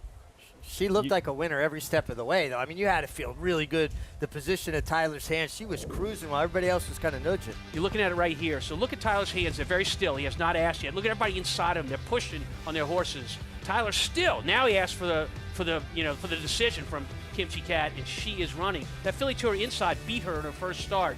But there's something to be said about that. When Kimchi Cat ran against her the first time, she was behind her and got held up and had to wait. Learned a lot about rating in that race. And she had to rate today. That was the winning move, to rate behind a lot of the speed. She did that today, and it went great. Her owner, Dr. Joel Politi. You won a Kentucky Oaks with him, a ballerina, Serengeti Empress. What is something our viewers should know about Dr. Politi? I would say the two things that I would say about Joel, as well as his family, is that he's very kind and he's very loyal. You know, we're going to be together a long, long time. We do it together. We take the ups and downs together, and there's plenty of downs in horse racing, as we all know. And Joel's behind me 100%. You can't ask for more than that. And not a given in this sport, loyalty, certainly. So that a winning combination and a victory in the Bolton Landing. The stakes racing we referenced going to break. We had the Alabama 3-year-old fillies. We had the Lake Placid on grass here. Andy, top of the stretch. Long shot. Ori was in front. She Feels Pretty, the favorite right there. And Grayish battling in between horses. Just an excellent, excellent ride by Flavien Prat. We have the rails at 0. That means they're all the way down there. And this week, the inside portions of that track have been very helpful to horses. Both the first and fourth finishers rode them. And She Feels Pretty was forced to be 2-3 wide the whole way. She never got on that fresh ground towards the inside. And I think that Flavien Prat really was able to take advantage of that situation. So I don't think She Feels Pretty lost anything in defeat. Grayish clearly has moved forward for Chad Brown. I also feel like She Feels Pretty might have hung a touch, and I don't mean that in a negative way. I think when she's in the clear too long, it stretches out her run. I think she has a very short but explosive run, because it looked like when she first got asked, she was going to kick on and finish the deal, and then it kind of flattened out the last 16th of a mile. You could see her visually quicken with your eyes. When a horse can do that, that's a really good horse, that you can actually see them quicken. But just like you, Richie, I think she waits on horses. I think she waits for competition, and that's tricky for a trainer to have to work with. Flanagan Racing, winning owners. Yesterday's Lake Placid. Acacia, what was your biggest takeaway following yesterday's Grade 2 Lake Placid? Well, I think it was a combination of things. A, as you guys touched on, that Grayish really took a step forward. It was last time out in looking at that race that she came out of, the allowance race here at Saratoga back on the 18th, which has proved to be quite a live race as well, with now a couple of horses coming out to win from there. 3, in fact, including Grayish. And I would have liked to see her rematch with Proctor Street, because it was a tale of 2 trips where Grayish did not have the best one. But still, she missed by a slim margin, whereas yesterday we saw her draw away, and she was very energetic in the preliminaries. And I had touched on this before the race, that John Velasquez, the regular rider of She Feels Pretty, told me that he was hoping to get her covered up, and he wasn't able to yesterday. And I wonder if it is what Richie touched on as well, that she gets a little bit distracted when kind of out in no man's land and not being able to get that live cover that we see so often in European running styles as well. So still, I think, a bright future coming for She Feels Pretty, but Grayish definitely had her day, and a big day for a relatively inexpensive daughter of Yoshida, who had a big afternoon as well, with his Yo Daddy winning later too, showing that his versatility is passing on to his progeny, Lafitte. Acacia and the sheer domination in this race for trainer Chad Brown. A 4th straight. Andy, 6 of the last 7 for Chad Brown on the Lake Placid, and those 6 wins for 6 different owners. Well, you've got a lot of owners that have a lot of confidence in Chad Brown, and for good reason. You know, you look at Russian Fall for Bob Edwards. Bob Edwards works with a lot of people. The Grade 1s he's won with Chad Brown. Regal Glory and Peter Brandt. Peter Brandt got back in the game. He didn't want to buy that many horses. He got some success with Chad Brown. He got much more heavily involved in the game. Same thing with Technical Analysis and Carvage Stables. Yep. Really has increased their presence in the game as well. And Chad has a way of making good owners great owners. I think that was I think Andy sort of answered this question, was that She Feels Pretty in not beating fillies that you thought she should have, or Grayish really stepping her game up? Oh, I think Grayish ran great. Yes, I really do. I think that's an up-and-coming young filly that's going to have a lot to say about what goes on in that division. Yeah, I think on a fair turf course, She Feels Pretty would have won the race.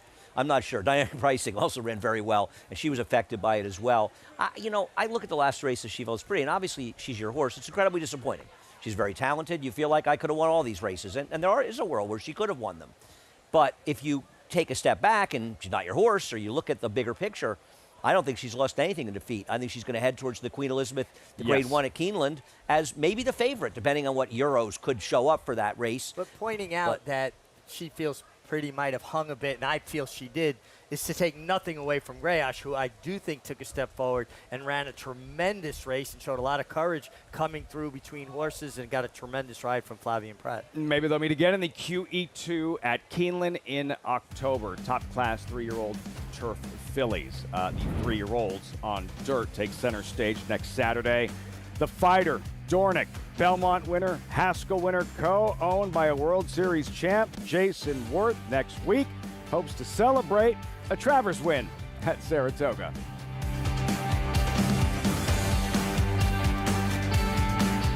The rumbling started early and only intensified with performances that sent shockwaves across the nation.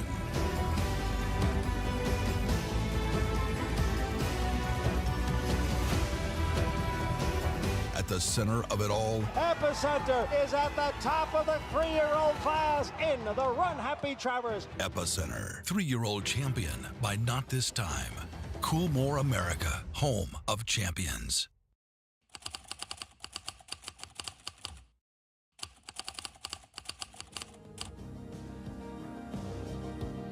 Complexion.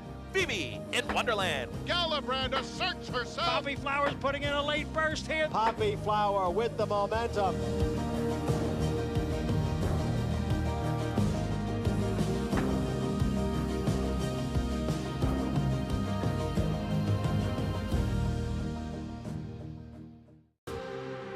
But it's all Pinehurst. Grade 1 winner at 2. Very impressive in the runaway Delmar Futurity. Graded stakes winner at 3. Pinehurst so gutsy. The highest earning son of twirling candy. Pinehurst lasted home to win it for the United States. Bred on the same cross as Gunrunner. Pinehurst, standing at Womack. Racetrack Television Network brings you every race, from every track, on every screen, every day. With monthly packages starting as low as $5, RTN gives you great value and access to more live HD streaming and race replays than anyone. Visit RTN.tv today to sign up and watch on almost any device, including Roku and Amazon Fire. RTN has packages that start at $5 per month.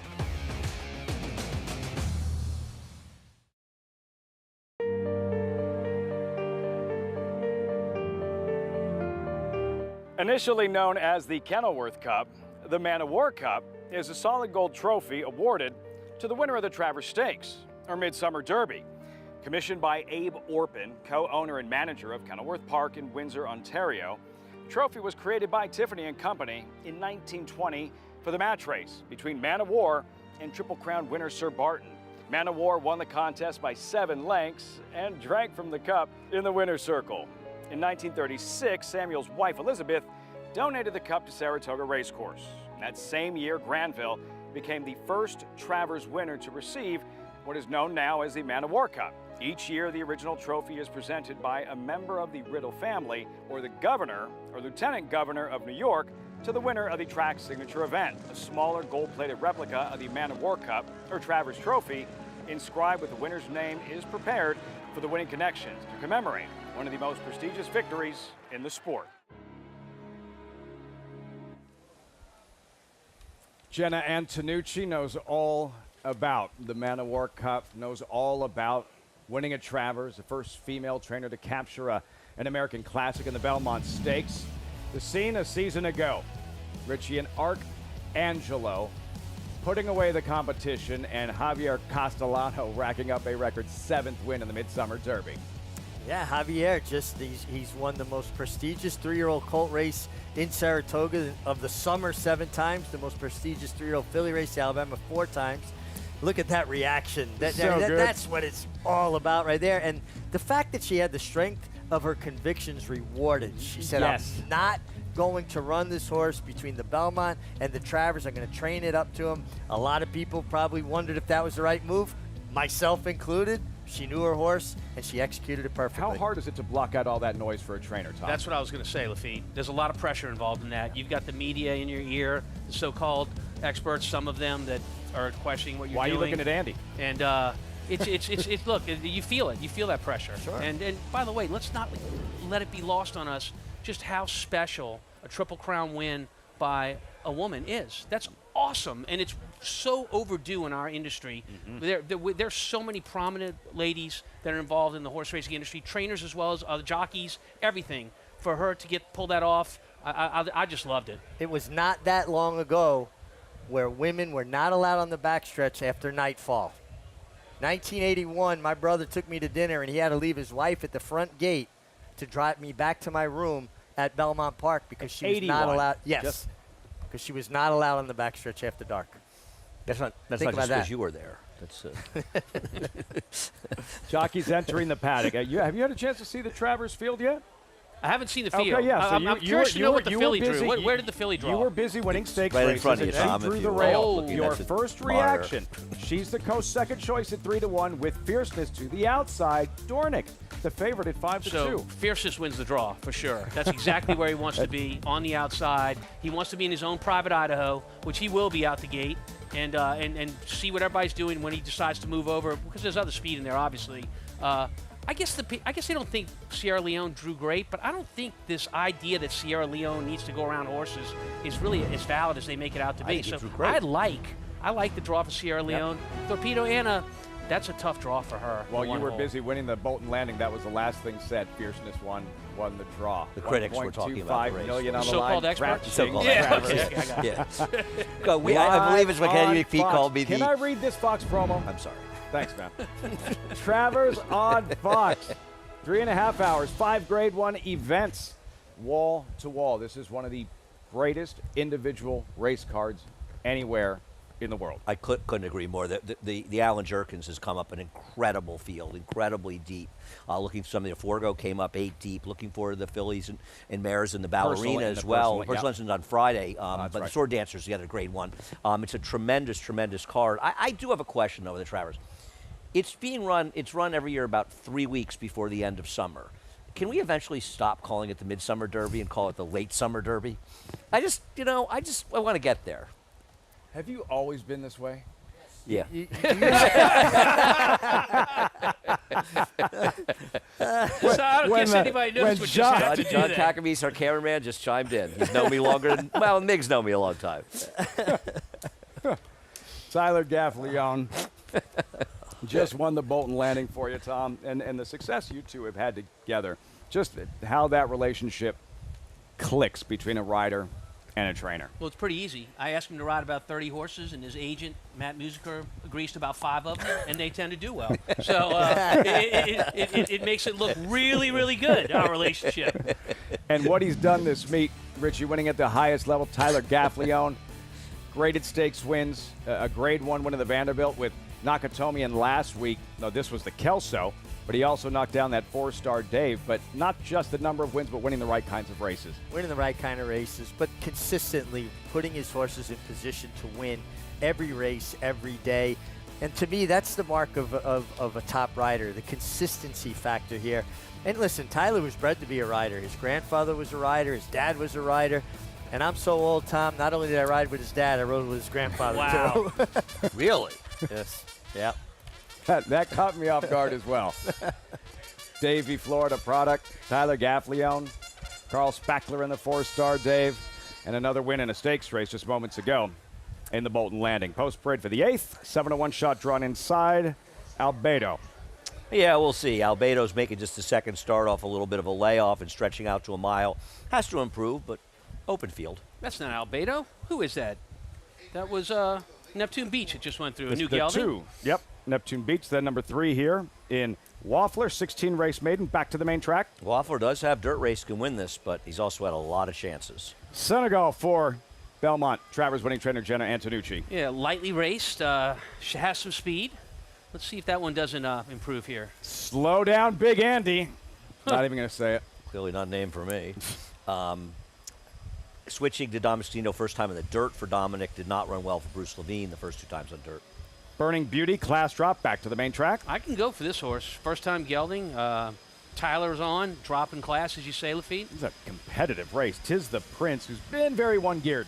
Tries the dirt for the first time, and the pedigree doesn't really lean towards dirt, but maybe the surface will help. Layoff, Rough Guide, last race, October of 22. Another one dropping down in class. A New York bred that's been running open company, as Richie pointed out in one of the earlier races. Makes a big difference. Barron's Bounce, Linda Rice saddled a couple of winners yesterday. Was favored in a weak field last time and did absolutely no running and really has not done any running on the dirt recently. Is a tough horse for me to take. Kilkerran going the wrong way. Jim Marshall, second career start, idle since October. Yeah, idle since October. This is just a second start for a horse that's growing up from 2 to 3. Sometimes those horses make a lot of improvement. I think this horse is a little interesting here, right? Because at least this horse, unlike so many others here, hasn't told us unequivocally that he can't run. Right. And I think that's what makes this horse. The first race is so bad, it's almost too bad to be believed, especially for Barclay Tagg. Travers week. coming up. If you haven't signed up, do so. NyraBets.com. And when you sign up, take advantage. Use that promo code SPA250. Earn up to a $250 deposit match after your first deposit. Bet any track, anywhere, anytime. Join now. NyraBets.com to earn your $250 deposit match. Andy and Tom both wound up with the same horse, getting a good price. The favorite, but still a lukewarm choice at 7-2 and Burning Beauty. Why? Well, you got to forgive that last start. It was on the grass. We're not doing that today, obviously. New time gelding. When horses are gelded and have a little time between races, they can tend to focus a little bit more on racing and a little bit better behaved. Now, the maiden special weight to maiden claimer drop down, and that's what's happening with this horse. Running against maiden claimers first time is as big a drop down as there is in the game. I think it's a little mitigated by being a state-bred race. I don't think the drop down is severe in the state-bred races. But even that, you look through the horses this horse has been running against, the names in there are some of the pretty decent New York breds in the crop there. This horse is just facing significantly weaker horses than he faced in his 3 dirt starts. Much easier group. I thought he would be a much shorter price. Maybe he will be before post time. Coming back as a gelding as well. He's bred and owned by Al Freed. Al Freed was an exercise rider for Sonny Jim Fitzsimmons. He wanted to be a jockey. I think he did better going into the business and investing that he did to own the horses instead of riding them. All-time leading Alabama trainer, Sonny Jim Fitzsimmons, 8-time Alabama winner. Burning Beauty, so you're all on the 6. And Acacia, whose father-in-law trains Burning Beauty, Christophe Clement. If you don't have the insight, nobody does. Well, I haven't seen him in a little while, Lafitte, because he's been down at Belmont as up here in Saratoga with the shorter meet, and there's a stall limit for horsemen here, so you only really have horses that are running in the immediate future, and then many will send them back to their assistants down at Belmont Park to train down there, where it is often also much quieter right now with no live racing happening down south, as, well, I'm the only one going against the family here, but Burning Beauty, he has been gelded, and I think in large part to try to get him to try a little bit more and to focus a little bit more on the task at hand. I will say, seeing him now as he comes back as a gelding, he is a horse that's a little bit of a sway back. He has strengthened quite a bit. He's carrying his weight better. He's also much more alert than when I last saw him. So I do appreciate that about him, and the class drop should help. Hopefully he will take a step forward. But the 4 Senegal, I have not seen since his debut, in fact, in which he was a very bigger body type of horse. I didn't like him on the turf. Wasn't in the paddock for his last race, but we did see that second place finisher, Very Stormy, come back to win actually a New York bred maiden special weight company, so tougher competition in his subsequent start. And I thought that Senegal was just a little bit green. He was up close pressing the pace, kind of faded on that left lead, just running like a horse that looked like he needed a race. And you can even see it there. He is a bigger bodied type. So I imagine he probably got a lot out of that effort last time out. And he was pretty sharp back in the paddock as well, but totally fine once they got the tack on him. The 9 Barons bounce, I think, just by virtue of the fact of Irad Ortiz and Linda Rice teaming up, people are going to take a look, but he just hasn't done much running as of yet. Now, she does add a pretty significant blinker cup on him, about a 3/4 cup, kind of closing him in for the first time. And oftentimes, those equipment changes will help to have a horse break better. He's gotten a big warm-up out there from Irad Ortiz, away from the pony, and all of those things leading me to believe that the goal is going to be to try to get him into the race a little bit earlier, which I do think should help. And then finally, just a quick mention on the 10, Kilkerran, as you guys mentioned in the post parade, he hasn't run since October. He is a massive horse. He is very big, and he's acting like a green 2-year-old that's never seen the racetrack before. Very revved up, bucking back in the paddock. Katie Davis tried to keep him as far away from the rest of the field in the post parade as possible. He does look fit coming back, but he seems like he's a tricky horse to keep focused, Lafitte. At just his second career start and showing that lack of experience, Kilkerran and Katie Davis, 18-1.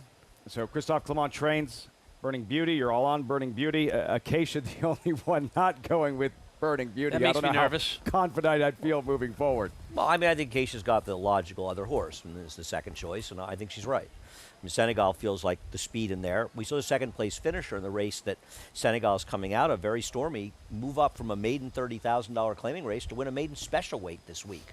So clearly that's an unusual maiden 30,000 claimer that he's coming out of. He's second off a long layoff. He looks like the speed. There's no killers in Gets this Lasix field. for the first yeah, time. I mean, there's lots of things I like about that. I think that horse is a perfectly reasonable alternative to 6 and probably a better bet at 4-1 than our 6 at 5-2, to be honest. Senegal, Dylan Davis, started the late pick 4. This 8th race at Saratoga. Burning Beauty 5-2. Tyler Gaffleone looking to go back-to-back there. He is. And what are we looking for right from the start? Well, I think the speed lies with the 4. Senegal, maybe Rough Guy, Andy.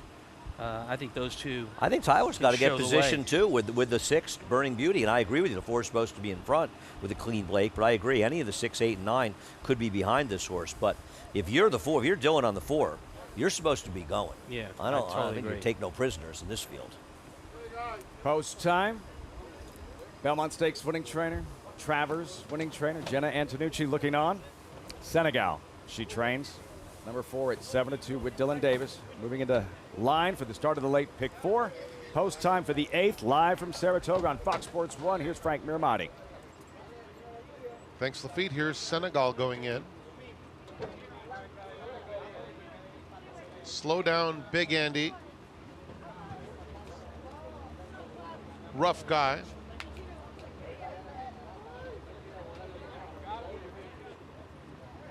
Barron's Bounce.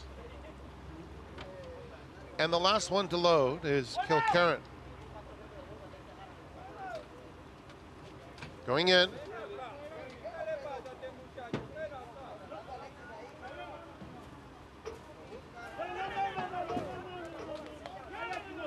They're in the gate. Senegal moving around. And they're off. Waffler is very quick out of the gate. Right next to Senegal, those two stride for stride, and they're joined 3 deep by Barron's Bounce. Then it's another 2-2, Kilkerran in 4th, followed by Slow Down Big Andy, and Rough Guy is in mid-pack, 7 or 8 lengths off the lead. At the rail, Neptune Beach, Burning Beauty in the red is right next to that one, and 3 to Albedo. The opening quarter in 24 and 2/5 seconds, and they're battling it out, 4 of them vying for the lead. It's Waffler, though, who now opens up a length and a half.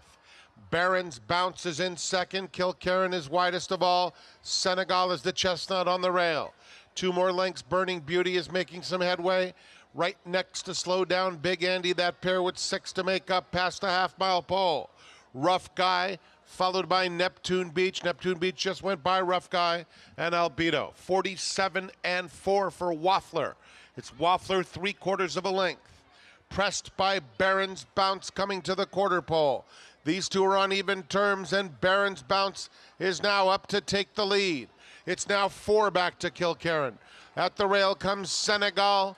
They are at the 3/16 mark, and on the outside, Barron's Bounce is the narrow leader over Waffler. Lots of bumping in that group in behind as Albedo takes up the chase in 3rd. A 16th to run, and Barron's Bounce pulls away. It's going to be a very easy win as Tiz the Prince gets into 2nd. Barron's Bounce by 5 lengths, another for Arad Ortiz Jr. Tiz the Prince, Albedo, and Waffler. Barron's Bounce by daylight.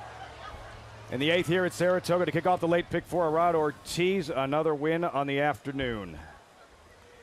And this horse was forward, kept finding. Very, very messy stretch. What run happened here. in the stretch here, Richard? Well, it appears to me that Dylan Davis was searching for room with the 4 Senegal, and it just stacks up the field behind him. The only 2 horses didn't have trouble with the 2 up in front. Watch the horse, the white face, blue cap with the yellow sleeves. He's going to angle out coming up in here, and it just forced into, man, what a chain reaction. It bothered the 7, it bothered the 8, and whoever was outside there, I can't see the number, just stymied them completely. Now, they probably weren't getting to the winner, Barron's Bounce, at all, but this is why you can't change lanes without clearance. There's ramifications, and it was definitely a chain reaction. Richie, First, look at the head-on. Let's watch the 7 horse who ends up running 2nd here. He's trying to make there a room is an inquiry. outside the 4, and I think the 7 may have caused the whole thing. I don't think that room is there. You know what? Well, the you know what? 7 He does move out too. Wow. The 7 horse in forced front. him out as well. Wait, Yeah. can we? It should involve the 7. I'd have to watch it again because I can't tell what happened. I know that it was Jose Lezcano on Albedo that forced Dylan out. I see Dylan in the yellow sleeves and the blue. It was the one that forced the 4 out into the remainder of the horses. Good pickup, Tommy, but it was the one. Okay, You're on another your game look today. You want to race? Linda You're Rice picking looks out on inquiries. when he trained with Barron's firing. Bounce. Is there a steward opening somewhere? Another look at the head-on. There's always one, Tom. All right, so you're going to see the horse that I originally thought it was the horse with the yellow sleeves and the blue, but it's the horse inside of him, the one who forced him out. He had no kind of opportunity. He had to go forward with him because he's hooked on his heels. And the 7 was behind him and had room until they shut the door, and so he got bouncing around as well. And I'll tell you something, that is very uncharacteristic with Jose Lezcano. I mean, honestly, and it's uncharacteristic for really any rider. I mean, riders are very responsible. But Jose Lezcano, I almost feel like he's never involved in inquiries. He's such a good rider. He's such a responsible rider. This was a departure of how he normally rides, but this was messy. And we were just very fortunate that horses' legs didn't get tangled up together. Got tangled, and that was the fear when you first saw it unfolding. Albedo, Jose Lezcano coming through on the inside. Another look here, Richie. Okay, he's going to leave the rail. You're going to see it. He's pointing his horse's head out. Dylan has no choice but to follow him. And look how it racks up. It's like pinballs, right? Chain reaction. Just chain reaction, one after the other got affected. It's hard to see at first because the 1 and 4 are kind of covered up by the first 2 horses, so they're sort of behind them. So that's why you see the yellow sleeves are almost the most noticeable Well, and that white color. face, I think, also kind of got my attention more than the horse just inside of him. But it was definitely the inside horse, the one that caused that chain reaction. He will be coming down. Well, here's the thing. It's not going to affect the winner. No. No. And the winner was good. Barron's Bounce, I think, very was good. decidedly best today. Very good. Blinkers on today. It was more prominent always in the race. in position, always in the bridle. That kind of race on his resume doesn't show up anywhere. No, it doesn't. Yeah, certainly not a fast track, certainly not reasonably. Wow. Welcome back, Arad Ortiz. The 3-day suspension, blanked yesterday, multiple wins on this Sunday afternoon. Why did it seem like it took Lezcano? Most riders, a horse start, they'll correct quickly. It seemed like it took him a while to correct. I think he was more concentrating on going forward than worrying about correcting his horse, because when you correct one, you slow them down a little bit. I think he made a mistake. Now, it'll be up to the stewards to decide what they do with it. I mean, and this horse will come down, but as far as how many days he'll get suspended. But in defense of him, when he moves his horse out, there seems to be room between those horses outside of him until the 7 tries to get up in there as well. And then all of a sudden, you've got a very bunched up group right outside of him. Have that decision when we come back. That was earlier today. Torpedo Anna, schooling in the paddock. Girl power in the DraftKings Travers is right. The test of her career in 6 days against the boys from the rail in the Travers.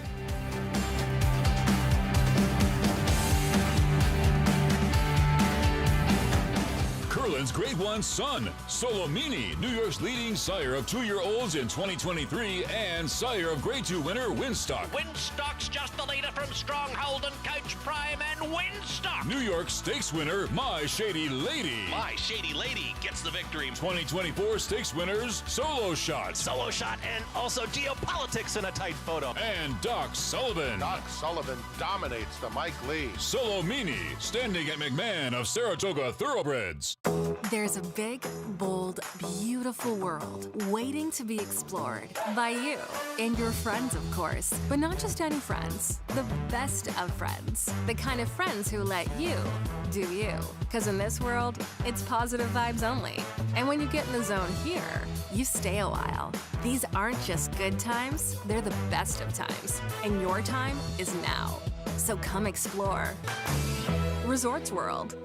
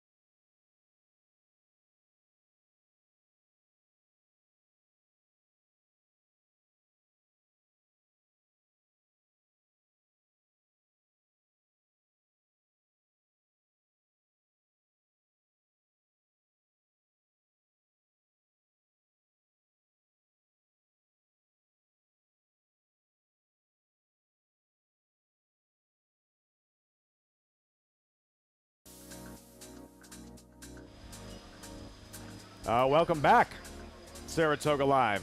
Coverage brought to you in part by Mohegan Sun. All in on Mohegan.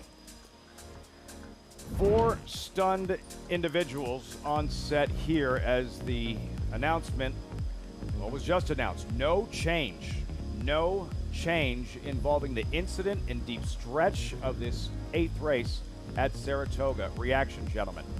Well, first of all, I'm flabbergasted.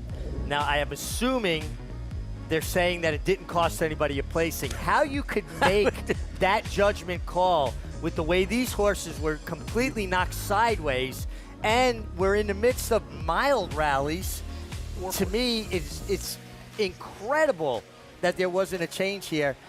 How can the stewards justify not taking a number down when it affected 4 different horses? 4. And he finished 3rd. I honestly do not see how that call is made. And to say that it didn't cost anybody a placing, you'd have to be clairvoyant to make that call.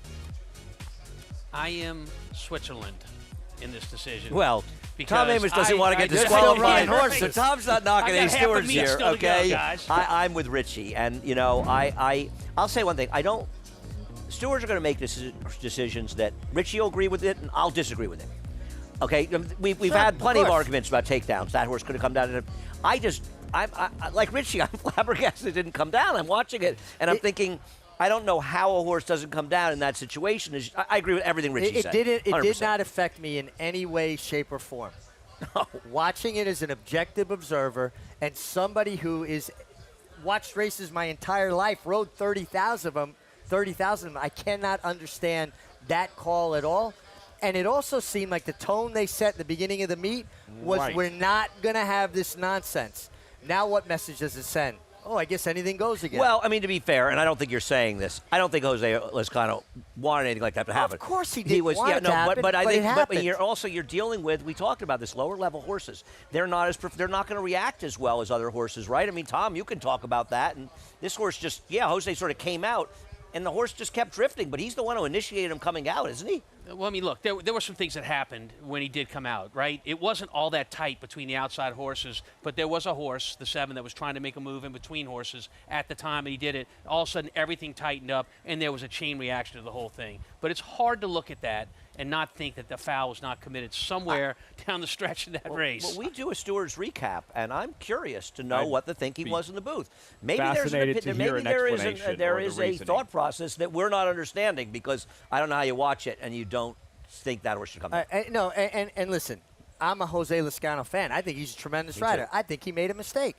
Okay, it happens. Thankfully, no one went down. But, Tom, you know yourself, horses get turned sideways like that, they get injured. And sometimes, as we look at the Pick 5 follow-along thus far, what we've seen in the sequence, when there's so much bumping and jostling in a race with a big field and you can't determine who the culprit was, in those cases I understand, okay, maybe no change. We can't assess blame. This was obvious where it came from, where it started, who was the culprit was. Hey, look, guys, the Pick 5 is up. It was so obvious. Tom Amos saw it. Okay, 3 legs to go. Obvious it was. Come on, let's move on. Won a stakes race a little while ago. The Don't worry. Atlantic. Yeah, everything is great with the world. Let's move on. Let's go. Stewards are amazing. Everything they say is brilliant. Right. Yeah. You'd like to take them to dinner tonight? 9th race, $14,000 claimer, non-winners, 3 lifetime, all for sale, all 2 for something, 7/8 of a mile. Big field, wide open. Magianera, 7-2, lukewarm choice with about 22 minutes to post. Good post for the champ. Draws the 8 towards the outside, looking to build on that Jim Dandy win. Back where it all started, where he graduated last summer. And Dornick, fighter, tough. Belmont winner, what will he do in the Midsummer Derby next Saturday?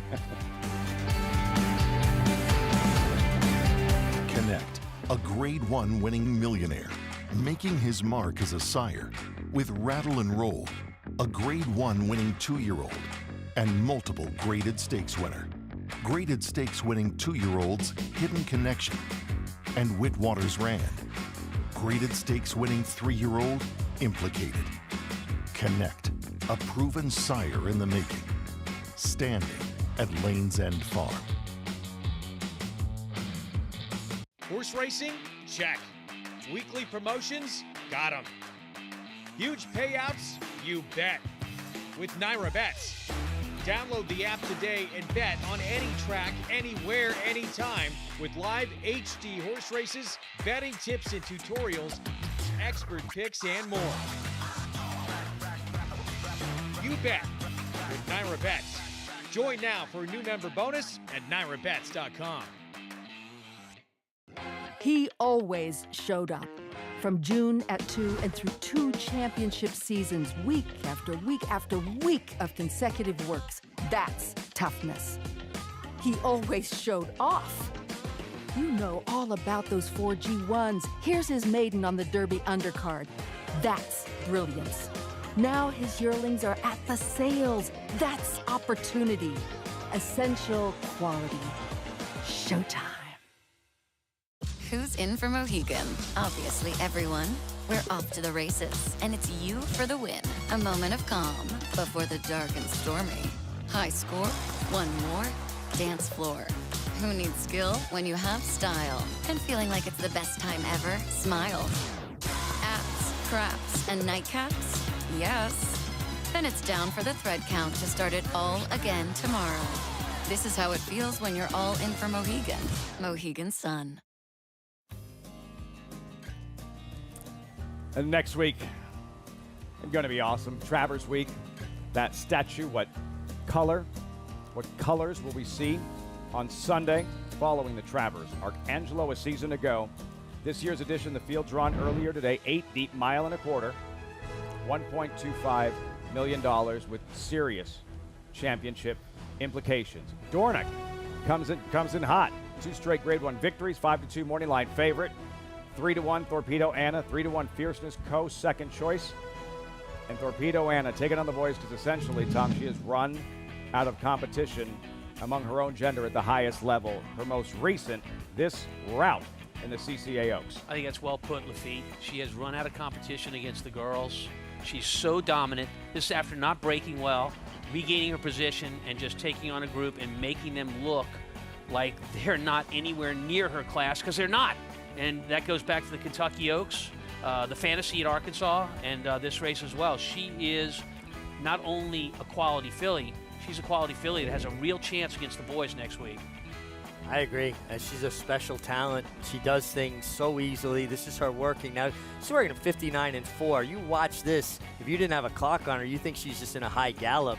And her exercise rider, Danny Ramsey, who's in his 70s, looks about half his age. He's a story. He's remarkable. He's a marvel. And what a nice gentleman. I was talking to him about Torpedo Anna the other morning, and he's been on a lot of good horses in his day. This is the one he says that he's been waiting for his whole life. His whole life. And what do you see? What caught your eye in that breeze, Tom? Well, she went easy.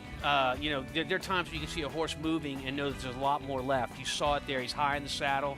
Hands are quiet on top of her. He does drop her head a little bit when they pass the wire, just to see, because you got to, right? If you're working with a horse, you want to know. Yeah. It kills you, right? So he drops the head. She takes off when he does. But she's never raced with somebody this tough. Dornick. Andy, who loves nothing more than to roll up his sleeves and get into a brawl. The worst kind of, sort of a kryptonite for good speed horses are other really good speed horses that also have stamina and like a fight. I mean, they're not such dissimilar horses, though. She doesn't get in fights. She beats her competition so easily, there's no fight there. And this guy, I mean, I don't think there's a person on this set, and there's a lot of people out there, too, that thought this horse wasn't finished on the turn. Done. Just no shot. And even in the Travers, you wouldn't have thought he'd done that. This horse has won not Travers, the Belmont Stakes. Yep. 2 very, very big races against a very good horse in mind frame, and he's done it very impressively. If I'm in a barroom brawl, I want Dornick with me. He's brawler. He's tough. He just gets, the more you shove him, he shoves you right back. You punch him, he punches you right back. Because remember, going into the Triple Crown, he was thought to be somewhat of a disappointment, Tom, in the way he was coming into those races, that he was not as good as thought to be and couldn't succeed at this level. Right now, he is the leader of the division and the favorite for the Travers. Yeah, and this breeze we're watching right here, this leading up to the DraftKings Travers, is almost identical to the fillies that we just saw, Torpedo Anna. They're doing it very, very easily, not being asked for their best. And as a trainer, you do that just to kind of get your horse off edge. You know, you need these every once a week or so to kind of settle your horse down. The good gallop out there, you see the hands moving now. They're just letting him do a little bit more on his own. I'm sure They got the old, we were very happy with everything that went on today, and they should be. Half mile, 48.22. Thanks to our friends at XBTV. Then the Jim Dandy. Andy, was this enough to silence critics and concerns about fierceness and not knowing if you're going to get the good fierceness or the subpar fierceness, depending on what day it is? No. No. I mean, we already knew that fierceness was capable of being the best horse in this crop. That question was answered a long time ago. It was answered in the Breeders' Cup Juvenile. It was answered in the Florida Derby. So we know what fierceness can do. And I'm not in any way criticized for it. It was very, very good. But he was stalking the longest shot on the board. And the pace was relatively honest. Now he's going to be stalking Dornick. He's going to have Torpedo Anna coming in there. When he survives that battle in this Travers, then he silences this critic, I can say for sure. Statement race, fierceness, breezing. Yesterday's on the outside, as you can see, half mile, 48.22. Richie, what are you seeing? Yeah, he looks great. You know, I mean, in the work, I thought he looked great. Maintenance move, didn't need to do any heavy lifting. He's coming off a big effort. I have some other questions. You know, I wasn't sure I loved his energy level coming back after the work. That was me. I guess, you know, time will tell. And I'm convinced that one thing for certain, we're not going to silence this critic. Well, no, do you think anything I said was, do you guys think anything I said was unfair? No, I know. I mean, it's exactly what you said when he ran last time. He has to silence his critics, and he did. Those were your words before the Jim Dandy. Tom? You said this is the race he has to show up. Right, he has to, and he did. Yeah. But that doesn't mean, I didn't say silence the critics because I don't really use that means comment. The same thing. No, it doesn't. Okay. He needs to show up, and he did. And I'm not knocking him because I know how good he can be. Let me ask you a question. You like him in this Travers? You think he's going to battle with Dornick and battle with Torpedo Anna, and he's going to hold off Sierra Leone? That what you think? Well, he wins the battle at the post position draw. There's no post position he'd rather have had than the outside post. That gives him his best chance to win. And I'm not saying they're popping the champagne, but they're starting to put it on ice. They're putting it on ice right now. He drew outside in the Derby, he ran 15. This is part of the. He is polar. 17 out of 20. I'm talking about the extreme outside post. He is polarizing, and that's part another layer to that story. And this guy, Nope, Sierra Leone, the deep closer. By the way, Chad Sierra Leone's Brown. work was good too. We completely ran over it, but he looks great. He's a closer that's going to get legitimate pace. And speaking with Flavien Prat, he says he feels like he's finally figured him out. He was trickier than he thought to ride. This is his third experience with him. He had his choice between him and Unmatched Wisdom. He stayed here. It will be interesting. Boy, did we like that fuse. That's part of it. The enthusiasm, the excitement leading up to this Travers was so much on the line. Massive week on hand and all the stakes races here. 5 Grade 1 races on Saturday. All can be seen on Fox Saratoga Saturday. All roads leading to the highlight, the main event, the Midsummer Derby, the DraftKings Travers. Where are we going to dinner tonight, Andy? I have work to do tonight. Horses in the paddock for the ninth. Big field, 7/8 of a mile. $14,000 claiming event. We check in with Acacia. Be very happy you're spending your afternoon in the paddock. I love being out here, Luffy, as we'll take a look at the number 4, Magianera, who's first off the claim for Brad Cox. And this is a horse who came in last time to Saratoga off back-to-back voided claims and had been taking some attention, was a short price that day, and I really that afternoon did not love what I saw from him, particularly in the warm-up, and he didn't run well after breaking out at the start and was beaten double-digit lengths, but was picked up by a formidable stable that day. And if you're saying, well, Brad Cox doesn't normally train horses, I looked up his stats. In the past year for Brad Cox, first off the claim, 7 for 15 winning, 8 for 15 in the money, and a $2.34 ROI. So the few horses that he has claimed have been well spotted, have come back and have run well about half the time. And this horse does take a drop in class off the claim. When you dip into claim horses, you have to do so before the race is run. So if they run poorly, but they're still sound afterwards, then you have to decide where to go from there. So I can understand the drop in class given that last performance. He looks great in the paddock. I will say, even just now looking at him, his energy is better than it was last time out as well. They've also put a cage bit on him, so we'll see if that does help give his rider more control and if he can be a little bit more forward like he was not able to do so last time out. Watch how he warms up. But so far, so good in the paddock. The number 8 Super Chief for Mike Maker takes a significant drop in class after finishing 4th for 50,000 last time out, and one that does have some back class as well to my eye from last time to today. He's actually put on some weight. He's definitely thriving up here at the spa and enjoying himself. He's forward much as he was last time out, and he was chasing wide in that effort behind Squire Creek, who was kind of the horse to beat in that race, but he is a good, solid, now 6-year-old full horse, and just like I said, really seems like he's doing well. Sometimes these older horses that just really know what their job is, and especially when dropping in class, you just want to see, is their energy good? Is the weight good? Check and check. The number 10, Uncle Marty, definitely a wild card because he comes in not having raced since April, and he was running against New York bred 2 other than Allowance Company. Significantly tougher horses than what he's going to face today. It is a very big drop in class off a bit of a layoff as he goes back to Linda Rice's barn. Now, I always proceed with a little bit of caution with these types of drop-down runners. You ask the question, is it the barn being aggressive and dropping a horse to try to get a win in Saratoga? Is it a kind of for sale sign, hoping that somebody else will claim this horse and you can kind of move on? I will say, not having raced since April, he's very fit, very defined, carrying great weight and muscle condition. I've always felt that a little shorter is better for him, so I think the 7 furlongs suits him well. I'll watch him out on the track as well, but we'll see what he does with that big drop in class. Maybe he'll win, or maybe it's one that you should look at with a little bit more trepidation, Lafitte. Keisha, keep her eyes on Uncle Marty. Circle back and check in with her once this field makes their way front side. And the favorite there, Magia Nera at 5-2. These $14,000 claimers. Riders up, post parade, post time in 9 minutes. Much more coming your way from the Spa live coverage. Saratoga Live on Fox Sports 1.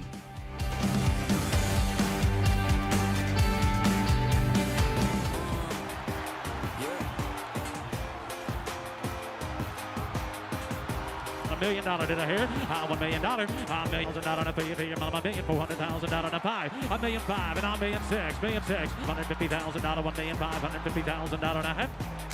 $1,500,000. Jody, thank you. Please hold your applause. Charlatan, ultra impressive. It's a new day for a new kid.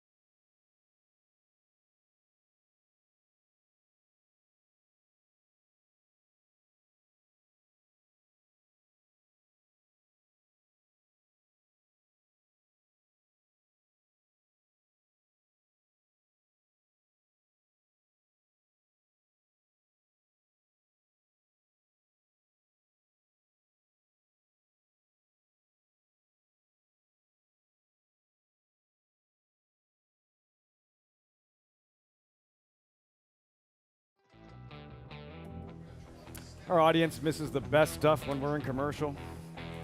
Welcome back, Saratoga, live on Fox Sports 1, brought to you in part by Naira Bets. Bet any track, anywhere, anytime. Visit NairaBets.com or download the Naira Bets app to get started. So many great restaurants, places to hang out. Bars, restaurants all along Broadway, downtown Saratoga, less than a mile from the racetrack. Meantime, this field of $14,000 restricted claimers post-parade. And we start with Badlands Ruler, 14-1, followed by Blue Plate Special. Saddle Towel 2 draws the rail. Tyler Gaffleone, he's the right rider to have, claimed in the last start. Blue Plate Special. It's been a long time since I've seen that on a menu at a restaurant. Used to be everywhere back in the day. Somebody's lying on the set. How about Rudy Rodriguez heating up here at Saratoga, followed by the 4 in Magia Nera, a claim from Carlos David by Brad Cox. A claim, and Brad doesn't claim a lot, but when he does, they run well. Stop the spread, third start of the meet. Yeah, this is a tough horse to make, just a little too slow, probably unless the very best races. Philharmonic for two-time Derby-winning trainer Nick Zito. For Nick, the horse are dropping back to a middle distance of 7/8. We'll see what happens here. Playing with matches, 10-1 Jose Lascano. Chased a runaway winner last time out. Would have to get a little faster, but not impossible. Super Chief, Cal Bred, class drop. This is a big class drop from Mike Maker, who on class drops, without knowing the statistics, I have to feel he does pretty well. Just about everything, Mike Maker. Number 9, Sinful Dancer, third start at the meet would be a surprise. Yeah, he's massively over his head in this race. The class drops are the really concerns in here. Super Chief, Magianera, these are ones we should talk about after the post parade. Sure. 32-1, Lane Luzier board. Uncle Marty, who's another dropper. Yeah, we're going to talk about class droppers. You got to look at Uncle Marty making a big drop. Any claims, it's feast or famine with him, isn't it?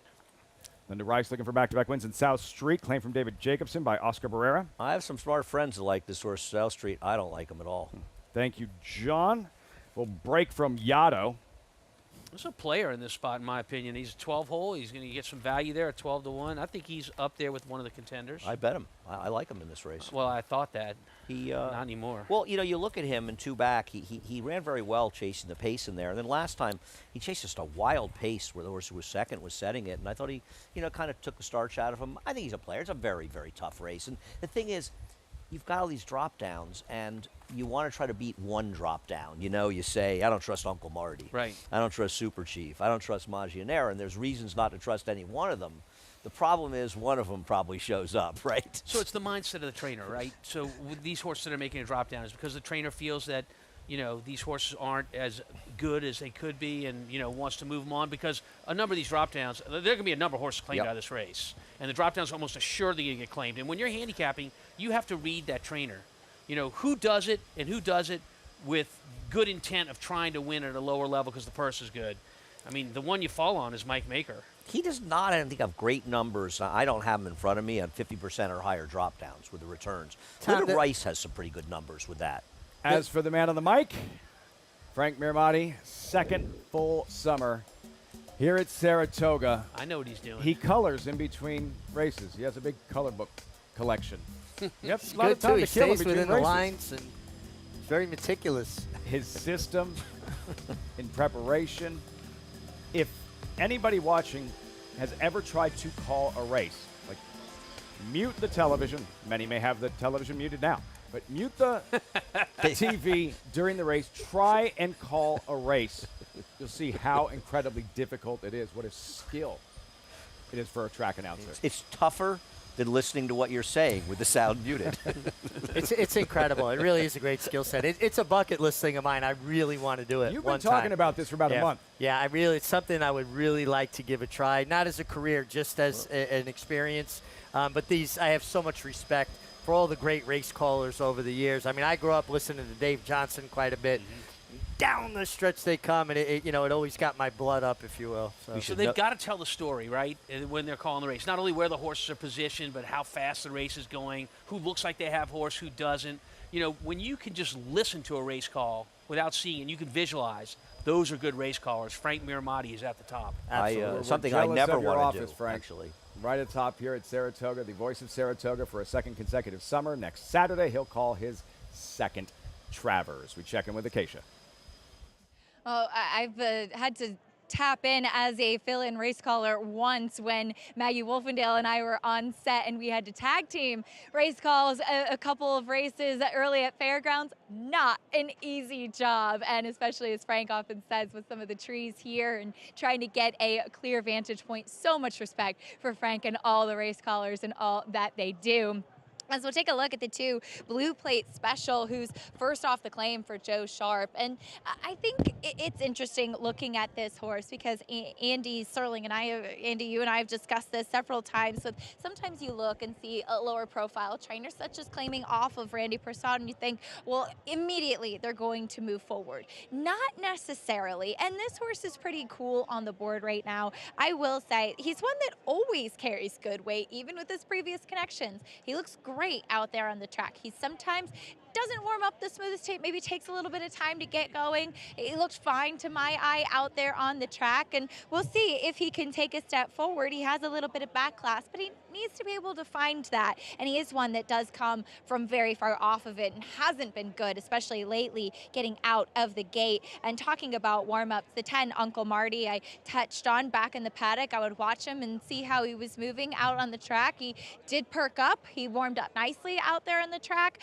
He got very hot though, and he's one that doesn't always necessarily get really hot, and sometimes when they're off of a layoff, horses that get really washy like that kind of lead you to believe maybe they need a race. So I'm going to take the wait and see approach with Uncle Marty. As far as the drop downs are concerned, I preferred Super Chief and certainly didn't mind what I saw today in the warm-ups from the 4 Magianera. Your favorite, Lafitte.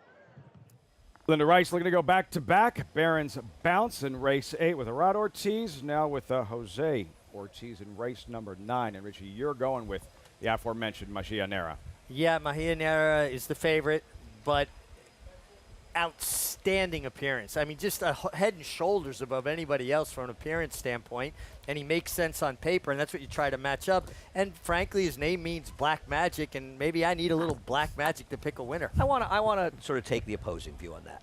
It's a horse that wins a $40,000 non-wins a 2 lifetime race, right? It's his 2nd career start win in his 15th start. He's already got 5 seconds. He has a voided claim. He's 3-5 that day. He comes back in a $35,000 non-wins a 3 lifetime. Another voided claim. Then he comes back in a $25,000 drop. He gets claimed out of that race by Brad Cox. Doesn't claim a lot of horses. Now he's in for $14,000 today.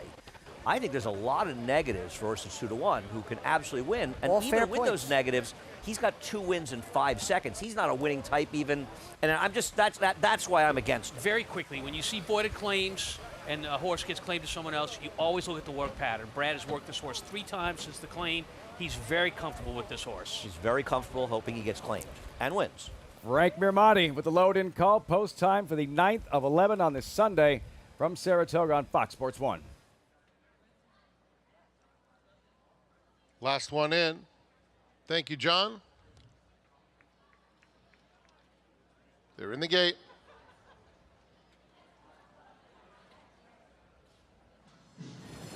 And they're off. A very tardy beginning for Blue Plate Specials, 15 lengths behind the second to last horse.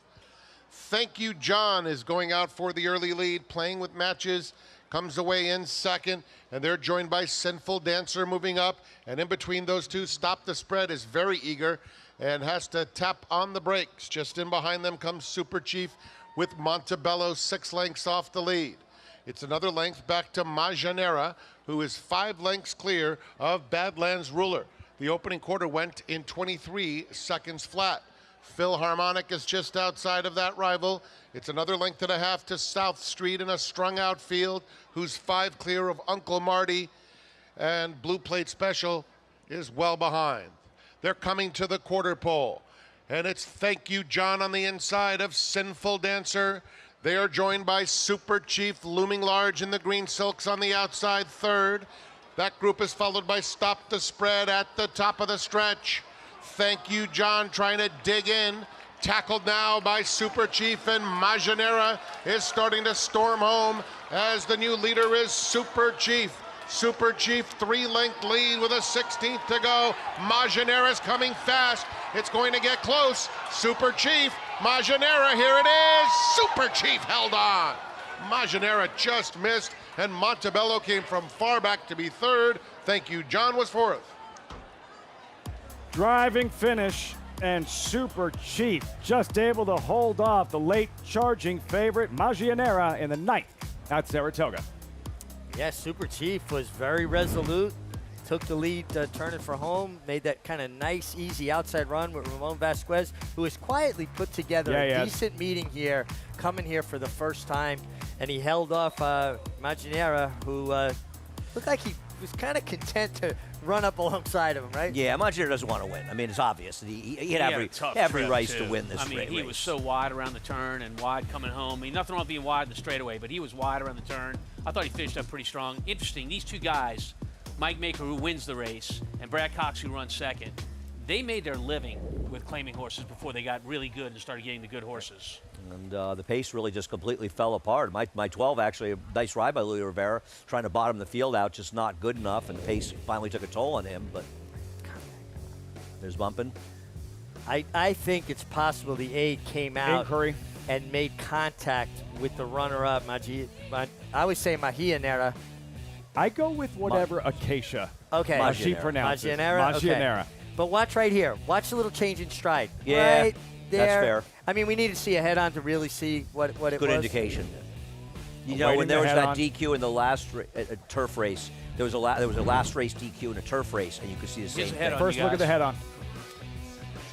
Yeah. The 8 is with the green cap, outside of the orange cap. Outside of him in the black is the eventual runner-up, the 4 Maginera, Richie. Yes, so you see Ramon Vasquez going to a right-handed Not close crop right now. here. There's plenty of distance between him at this point. Now he's going to switch to a left-handed crop. Now, I don't see anything yet. Coming down to the wire. There's nothing there. Nothing there. Absolutely nothing there. Now, interesting that there's an inquiry there and there was no contact. Well, you know, we got upset on the set about a week and a half ago when there was clearly content. Okay, Right, so we're being they're told to the start. Looking at the start. Okay. Well, could I mean, we want them to put you know up what inquiries. separation there was at the start between the first and last horse? Something could have easily happened here. Could it involve the two getting left? The if two we see looks that like again, he just didn't react. Let's go back and see that again. And they're probably checking to see if the 2 was being held and got an unfair start. Judging by his behavior out there, I don't think it had anything to do with his starter. I don't know about you, Tom. Another look. Take a look towards the inside. Number 2, blue plate special. What happens here? Let's see. No, he just did not react to the break. Is that the definition of dwelt? He dwelt at the start. I mean, he completely. Now, he's had a history of breaking slowly, and it's getting worse in every subsequent start. This is a horse that is about one step away from not leaving the starting gate at all. Looks like the blue plate special was leftovers. Yeah, very good. You're really on your game. You win a race. Do not make fun of me on Twitter for that one. I had to come up with it quick. You can see yourself out. Yeah. That was Tom Amos that said that, not I me. liked it, though. Be clear on yeah, all but that. you I like have dad nothing to jokes. do with You that. like the dad jokes are your thing. All right, so exciting finish here. Super Chief holds on in the 9th.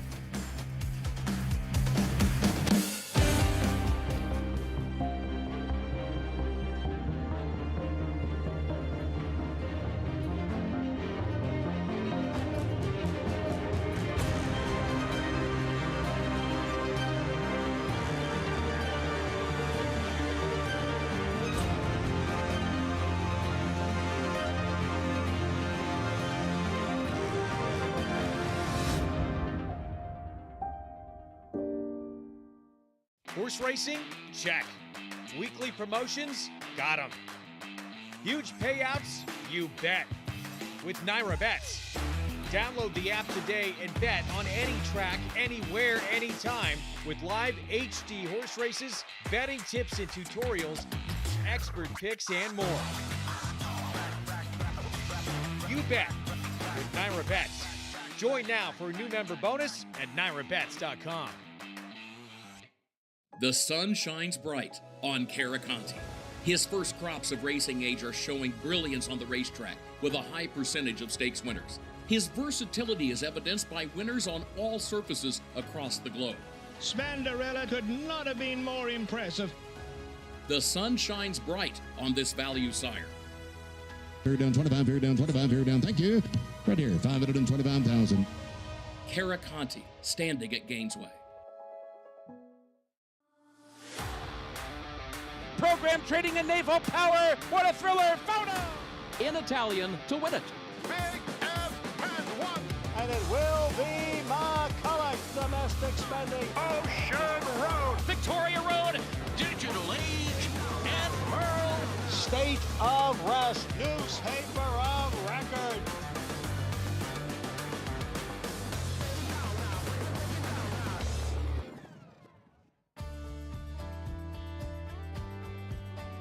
Welcome back to Saratoga Live. All fans enjoying the Sunday racing at the spa as we just saw number 8 Super Chief hold on to win here in race number 8 as winning pilot Ramon Vasquez here with me. And Ramon, very game down to the wire today. You rode this horse last time. What was the difference today? Well, the difference, he put the horse in good spot, that helped a lot. The horse got a lot of class, but, that drop to the 14 it helped. Absolutely, a big drop in class, but like I said, was game. It seemed like he kind of fought and dug in a little bit more, which you always hope for when horses are running at the lower level, that they'll show that heart. Yeah, it's it's hard. It's any race in Saratoga is easy. No matter what kind the horse is. Just the good thing is that my horse, he fight the last 60 pounds to win. So, it's very close, but it still win. Fighting for that win here, like you said, close but still a victory. And I always say every time you come here to the winner's circle, feels like we've done a lot of interviews together this summer. As you said, fighting for every win. What's it been like riding here for you, and how rewarding is it to be picking up all the wins that you have? It's very, very amazing. I'm so happy to be here. That what I told you before, at least that different colony. And that's making me doing my 200%, and that's the game. Try hard, and the owner and the trainer can see that and support you. Absolutely, hard work is paying off. Congratulations on another win. Thank you so much. Ramon Vasquez getting the victory here. As Lafitte, we did hear an announcement from track announcer Frank Miramati that the 2 Blue Plate Special has been declared a non-starter in this race after not breaking from the gate. Declared a non-starter, Acacia. Thanks so much. Number 2, Blue Plate Special. Another look. So what is the result, Andy? How does this work when the stewards decide that a horse is declared a non-starter? The stewards decided, I assume, I can't speak for them, that maybe the starter still had his hand on the horse when the gate opened and the horse wasn't given a fair start. It's a decision by the stewards. How it affects bettors is anybody that has a bet involving the 2, that bet's a refund. If you had a triple 8-4-2, you get your money back. If you had a triple 2-4-8, 2-8-4, it doesn't matter. Any bet involving win, play, show, anything. Obviously, pick 5s, pick 4s, pick 6s. You get the program favorite, you get Maggianera, you did not win. But that horse declared a non-starter, so he's essentially scratched. Mm-hmm. It's like he was scratched and never ran the race. You would get a refund the same way. I hope that's clear. Got it. Well explained. So, Blue Plate Special declared a non-starter in this 9th race at Saratoga. Those Silks, M&M Stable, Mike Sisk, champion owner at Oaklawn, win all kinds of races at Oaklawn, and Ramon Vasquez, who's done so well at Oaklawn. And now here, Richie, he's had a meet to be proud of through the first 6 weeks. To come into New York and ride with this colony, and he is a rider that got our attention watching him ride at Oaklawn, good rider. There's only so many opportunities to go around, so many live horses to ride. His agent, Billy Castle, has done a good job, and he's quietly put together a good meet. If you would have made the over-under on how many wins he'd have this meet, I think he's probably surpassed that already. Exceeded that already. I would absolutely have lost. No question about it, Richie. Late pick 5, the pool, around $750,000. Kimchi Cat, Baron's Bounce was a little bit tricky, $14. Super Chief, $810 just moments ago. Race 10, New York bred sprinters, fillies and mares. Field in current odds, 9 strong. And Amazing Doty. Even money, 21 minutes out. What'd you come up with here, Andy? That I think it's amazing that Amazing Doty is even money in this race, even with Ira. I feel like the time that Lisa's Booby Trap made her first start here, and She was in a 5-horse field. I didn't pick her in the top 4. Eric Donovan works with us. There was a morning line maker. Then he made her 9-2. She opened up at 1-5. And Eric said to me, I think you and I are the only 2 idiots around here that didn't know anything about this horse. I feel like I've missed something. She could win, but even money's preposterous. I always have a hard time kind of figuring out how that Finger Lakes form is going to stack up here. I just don't have a handle on it. And the other thing is, I mean, she's, to be fair, and her form is good, she was an $11,000 claiming race, 2 and 3 starts back. There's a significant other speed in this race, potentially with the 1, even a little speed from the 2, definitely with a 9 easy play. So even if she is able to run a good race, I don't think she figures to have a particularly easy trip, an easy setup in this race, right? Well, look, I mean, she actually laid off the pace a little bit in her last start.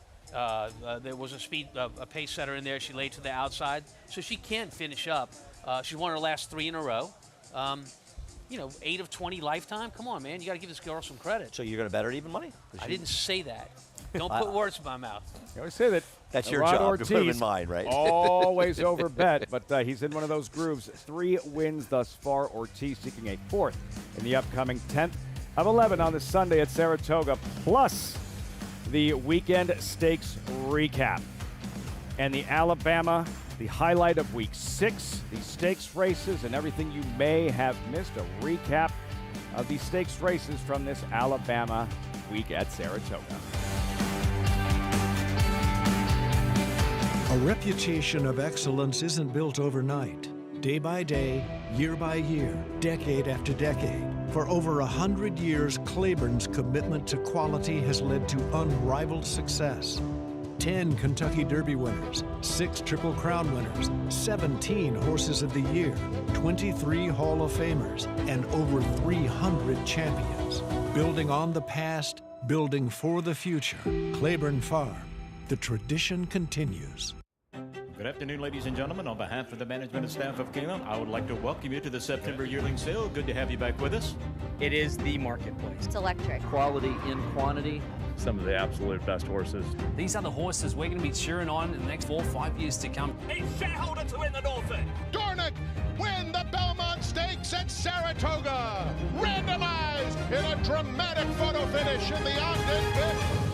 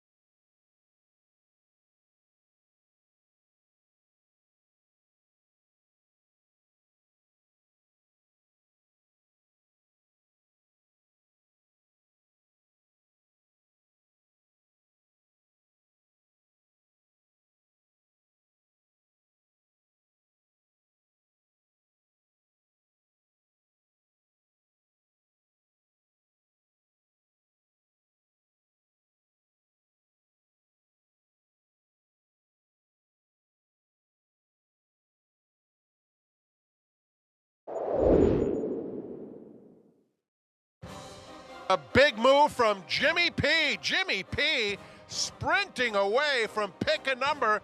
A tremendous effort from Jimmy P, who looked like he was just shot out of a cannon. He's in front by 15 lengths. Jimmy P. Awesome Check starts to move in from 4th. The Awesome Check eating up the turf, though, with dead aim. And Awesome Check has inhaled Red Burgundy close to home. Awesome Check is too good.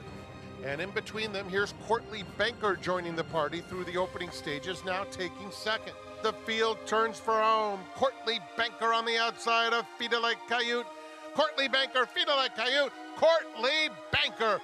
Out on bail is very quick, so is Jet Sweep Joe. These two hook up right from the start. Out on bail and Jet Sweep Joe, neither giving an inch. Jet Sweep Joe out on bail. Here's the line.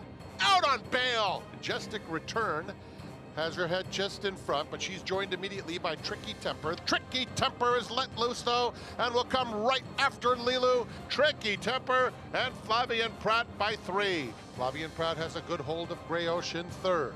Grayosh has her head right next to She Feels Pretty, but it comes down to Grayosh and She Feels Pretty, and Grayosh prevails in the Lake Placid. Another 2 back to Power Squeeze, who's 4 in front of Just Basking. And Power Squeeze is finishing with a flourish in the middle of the track. Power Squeeze on the outside, and Candied in an absolute ding-dong battle. Photo finish! Exciting week 6 from Saratoga. Saratoga Weekly Wrap brought to you by Walmack Farm. A highlight, gentlemen, one performance that stood out. I love the Lake Placid. I thought the Lake So Placid good. was a great race. So and good. Grayosh winning. I thought that was a very exciting race to watch. I thought Jimmy P winning by 30 lengths was kind of cool in that race. And That was thought there were some good Secretariat kind influences, of domination. But I'm going to say it because nobody else is going to say it. The highlight for me, and I'm not actually kidding, was Kimchi Cat winning for Utah. Well, look at you. You do want me to buy you dinner tonight. I'm sorry. I'm not going to They do always it. make up in the end. Actually, I was They hoping for always make half up of it. in the end. Richie, for you. Well, he stole my thunder. What can I say? I'm going to go with Awesome Check winning. I'm very good friends with Barry Schwartz. He owns and bred that horse. And I liked him going in, so I made money wagering on him as well. And I just thought she got a terrific trip under Manny Franco. Yeah, it doesn't just have to be a horse, right? Javier Castellano and the numbers that he has compiled in these marquee races at the American Classic Racing Distance, 4 Alabamas now to go with those 7 Travers. And Javier reminding All right, people, that's- my career's that's not pretty quite good. over yet. Yeah. You know, Maybe I got a I lot would left. change Yeah. my vote after Javier that. After Castellano. that. Amazing. Last year, he said before opening day, he was asked about goals at Saratoga. What do you want to do this summer? He said, I want to win a 7th Travers. He went out and knocked down a 7th Travers with Arcangelo. Castellano, 11 combined Travers and Alabama victories. Race 10. Looking at Amazing Doty at 6-5. We check in with Acacia.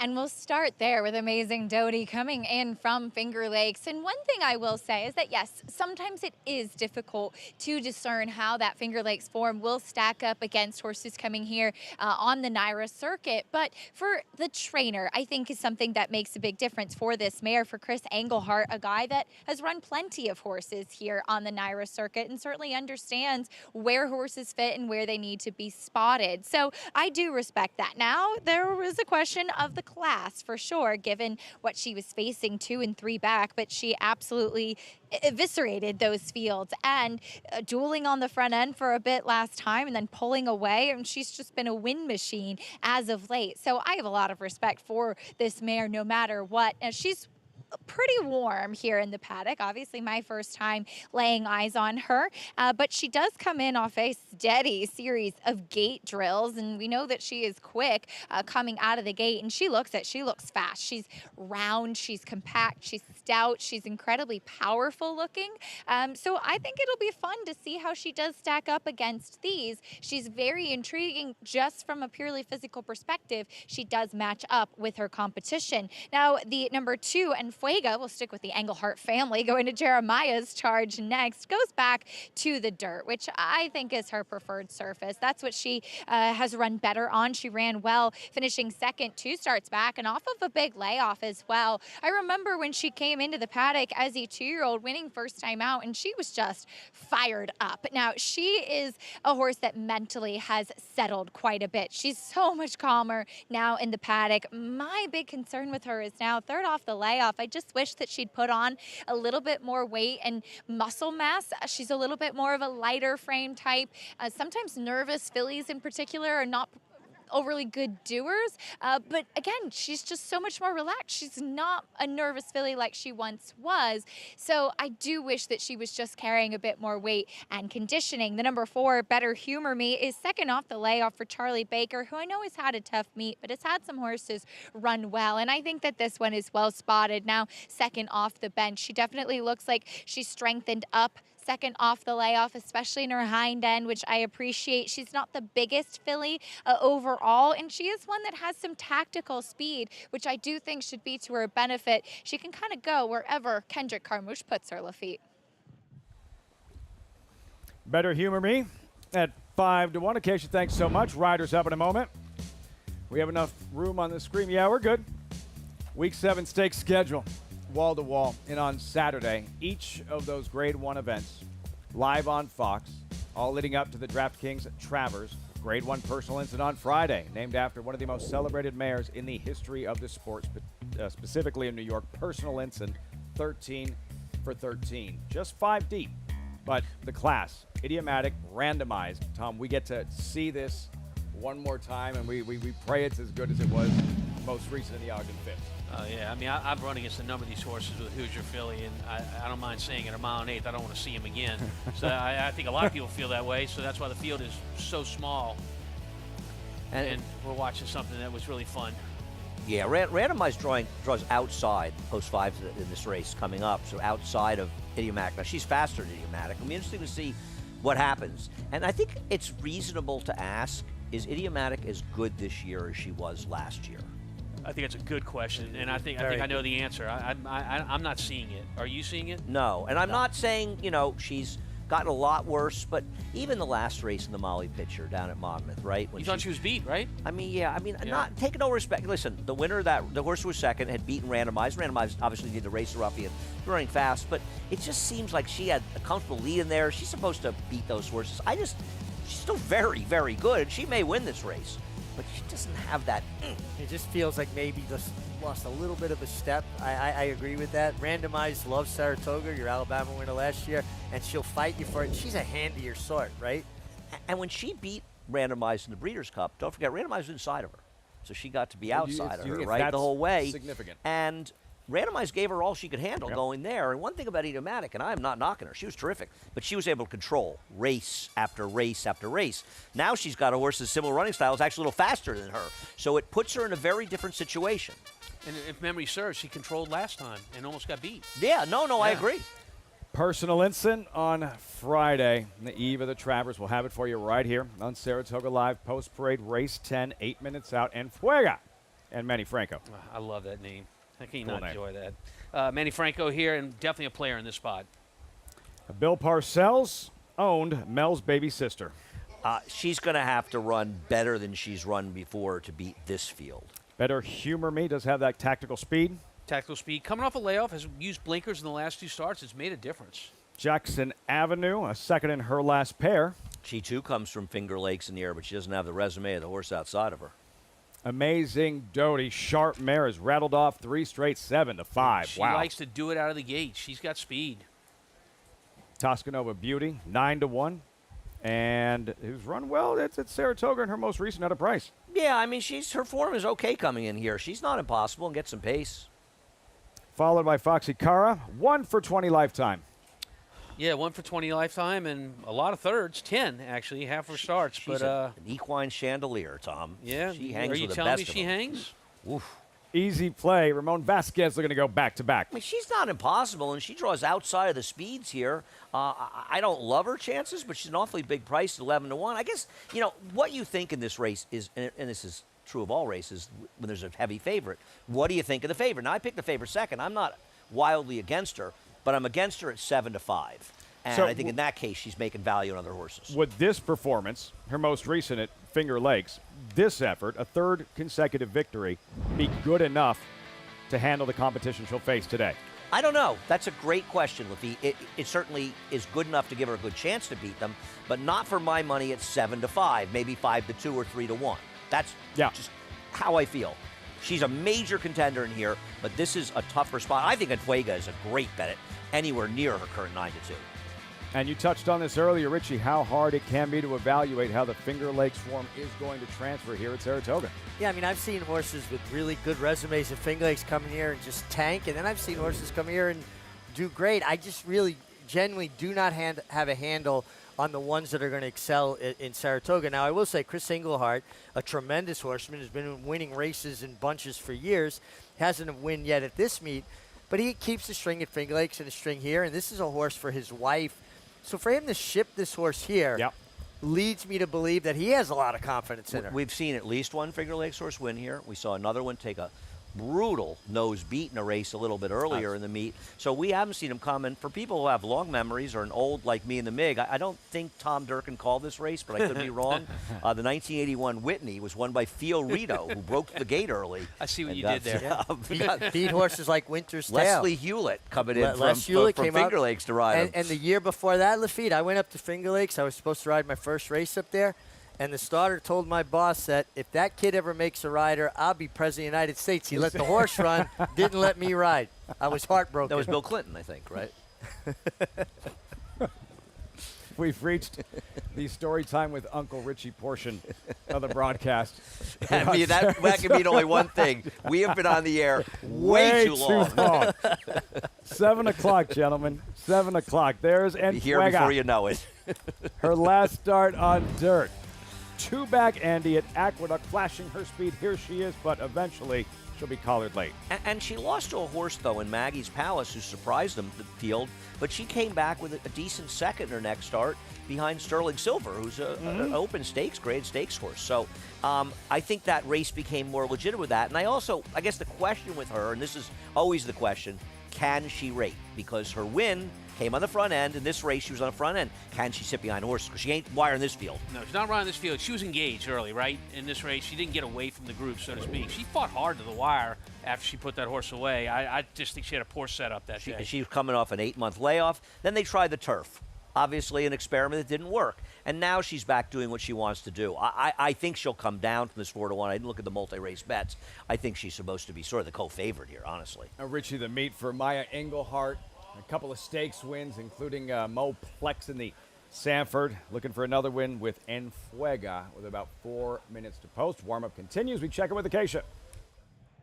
We'll go to the outside with the number 9, Easy Play, who does come out of the same race as the number 4 in here, Better Humor Me, who's a significantly shorter price. And that race won by Dolomite, a big class dropper in there. And this horse actually used speed and ran quite well in doing so at a huge price. Now, this is one I had actually written down that day on the 25th.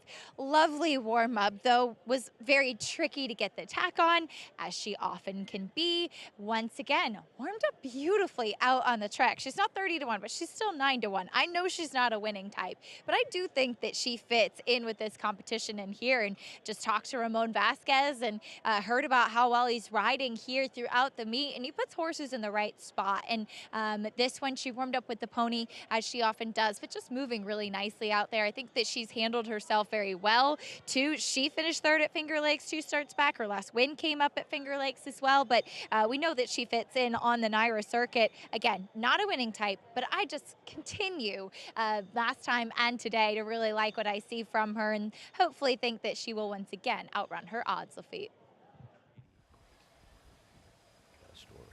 Acacia, thanks so much. As they circle about 2 minutes out to this 10th race. The intriguing subplot to this one, Richie. Father and son, Enfuega for Maya Englehart. Chris Englehart, represented by the 6, Amazing Dottie, we're told. Amazing Dottie.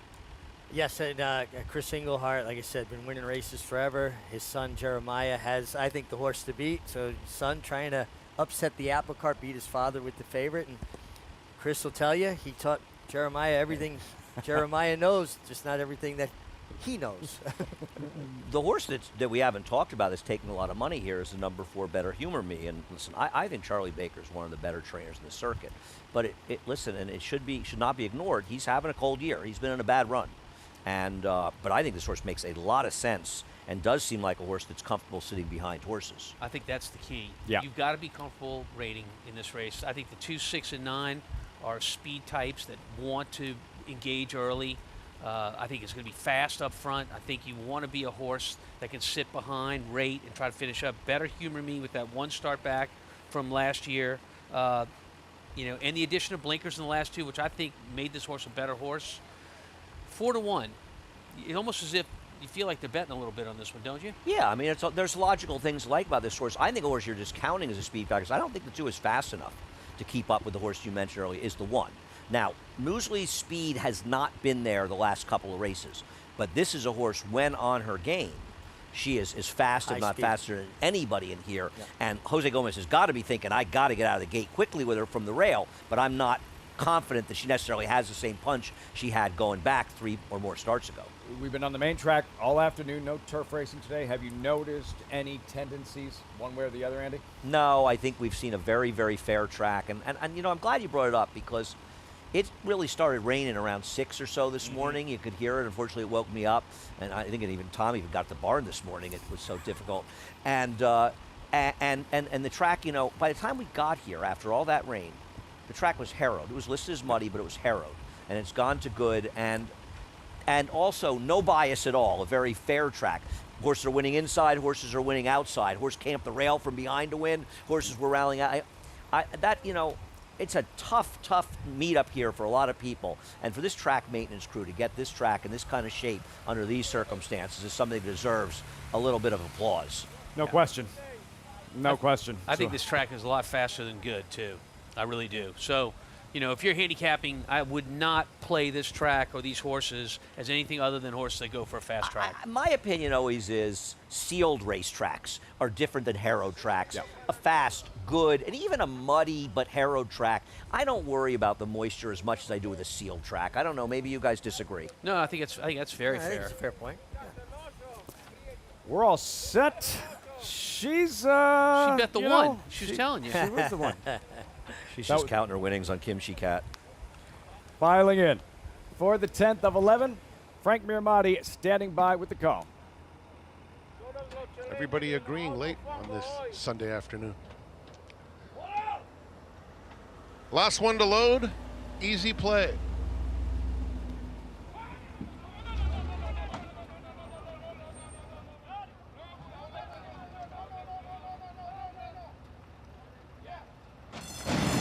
And they're off.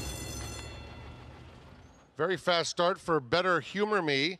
There goes Amazing Dottie to the front. Amazing Dottie is very quick. It was either her or Toscanova Beauty who bobbled out of there, but they're both up in contention through the opening furlong. And Fuega moves through on the inside to be part of the pace too. Easy Play is 3 lengths off them as they head toward the half-mile pole.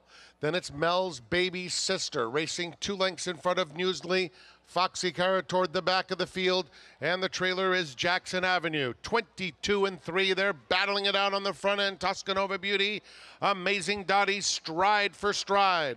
2 more back to Easy Play in third, and Fuega is on the fence in fourth. They're at the top of the stretch. Amazing Dottie, Toscanova Beauty, head and head for quite some time. Angling out, Better Humor Me coming after the top pair in the center of the racetrack now. Here's Foxy Cara closing stoutly. Foxy Cara with good mojo in the center is coming after Better Humor Me. It's Foxy Cara just in front, and Foxy Cara with a nice stretch kick to win. Better Humor Me was second. Photo between Amazing Dottie and Easy Play with Fuega inside of them. 1 for 20. Coming in, Foxy Cara, daughter of Claiborne Stallion Mastery, finally that elusive second career victory. I think a lot of people should remember this moment to be able to tell their family and their grandkids or whatever they were there when Foxy Cara finally actually finished the deal and got it done. Because, Richie, we have seen her in races where she looked like she was home and she just didn't seal the deal. Give Eric Cancel a lot of credit for managing to get this horse to produce her run and not hang. And I'm not joking. But she does it time and time again, so good for her and her trainer, Mitch Friedman, because she's run well enough to win, but she got the right ride today from Eric, who hasn't ridden that much this meet, and he deserves a lot of credit for getting her home. And good to see Mitch Friedman find a winner's circle. Interesting, right? Going into today, 20 starts, 1 win, 3 seconds, 10 thirds, over 200,000 in earnings. The hard It way. does pay to have a New York bred. This was a horse that Greg Wolf had picked a few times over the winter.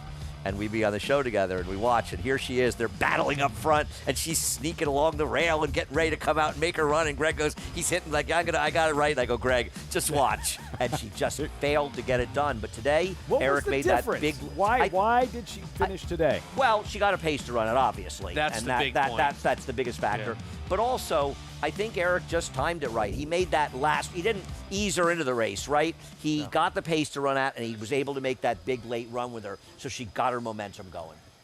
Foxy Cara, lifetime win number 2 at 11-1, 8-4-9-6 in the 10th at Saratoga. Results when we come back. A look ahead to the nightcap, winding down Alabama week from the Spa on Fox Sports 1.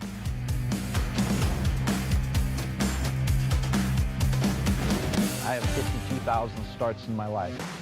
I've never seen one that could take as much as he did early and continue to improve. And it is Godite.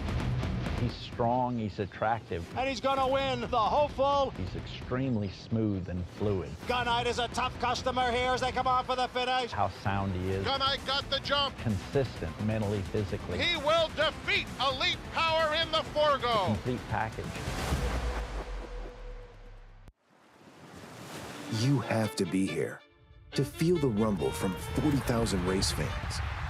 Mixed with the Pacific breeze, you have to be here to taste extravagance and witness greatness, race after race after race.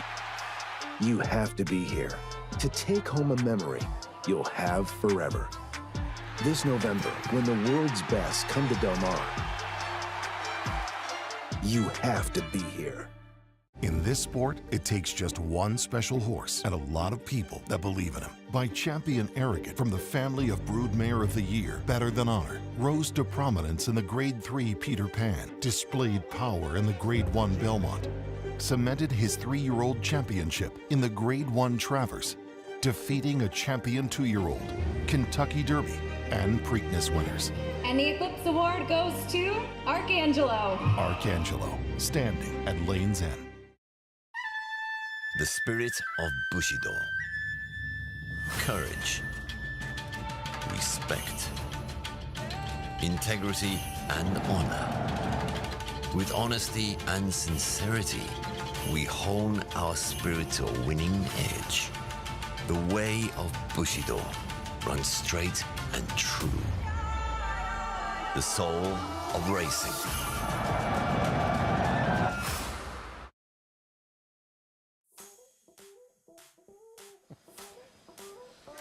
She finished today. Foxy Cara at a price 11-1. Saratoga Live brought to you in part by Naira Bets. Bet any track, anywhere, anytime. Visit NairaBets.com or download the Naira Bets app to get started. Winning pilot Eric Cancel with Acacia in the winner's circle. And I commented to Eric as he came over, you took a little dirt. Maybe, Eric, you said a bit more than you wanted, but turns out the timing was right today for Foxy Cara. Yeah, I mean, looking at the race, I knew there was going to be a lot of speed in it. You know, everything worked out my way.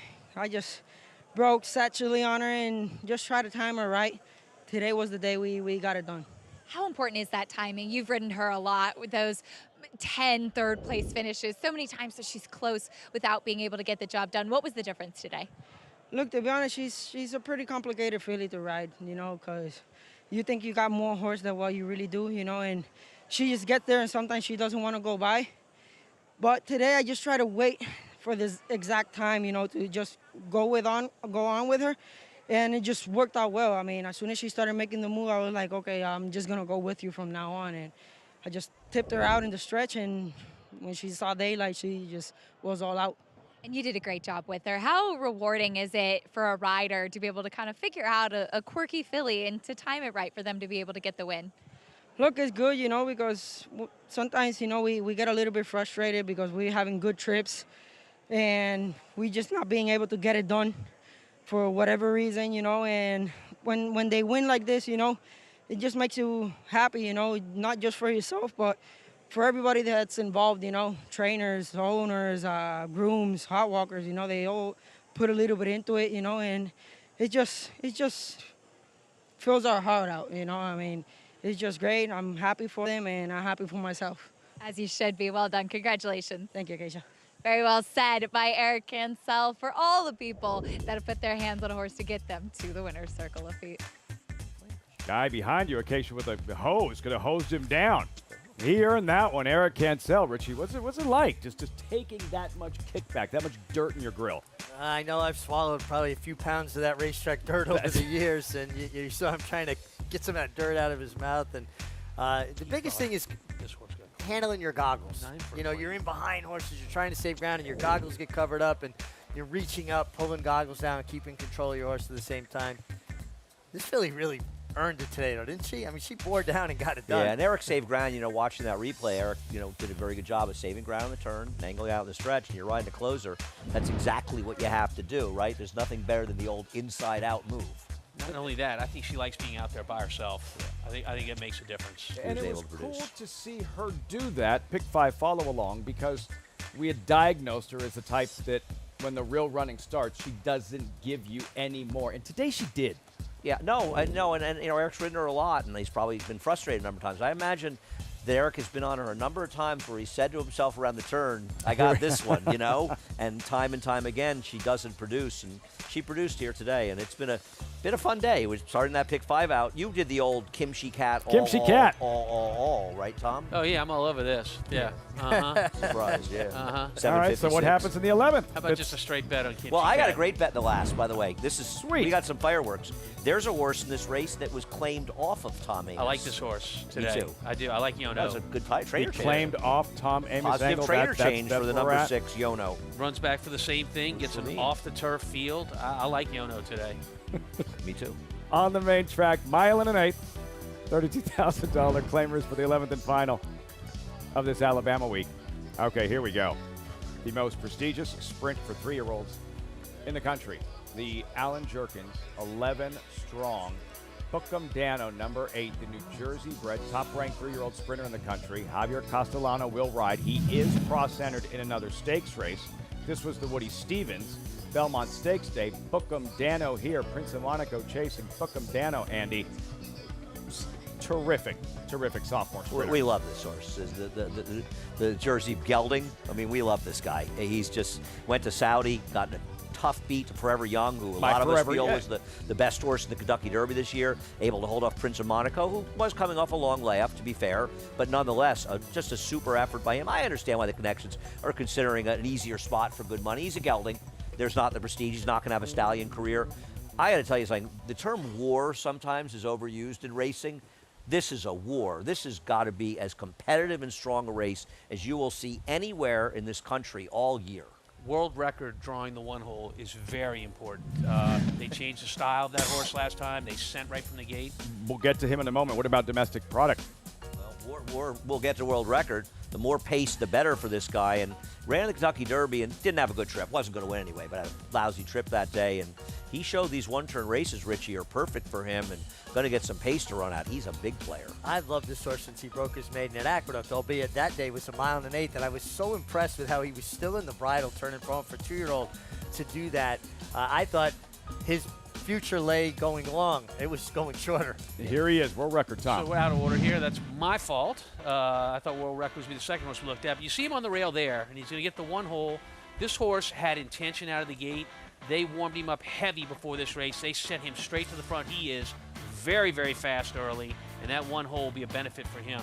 I don't disagree in a sense, but the problem is, and I haven't seen the PPs, they're not out yet, is there's going to be some other speed in this race, and this does feature to feel like it could be a pretty hot pace in there. I mean, this race is this is a race, if it was like the only race that day, we ran one race, it would be worth 50,000 people showing up. This is a great race, and to think of it as an undercard race makes it even remarkable. Allen Jerkins, one of 5 Grade 1 events on Travers Saturday. You'll see all of it on Fox. Saying goodbye to our viewers on SNY, Valley, SoCal. For everyone else, stick around. The 11th coming up in 20 minutes.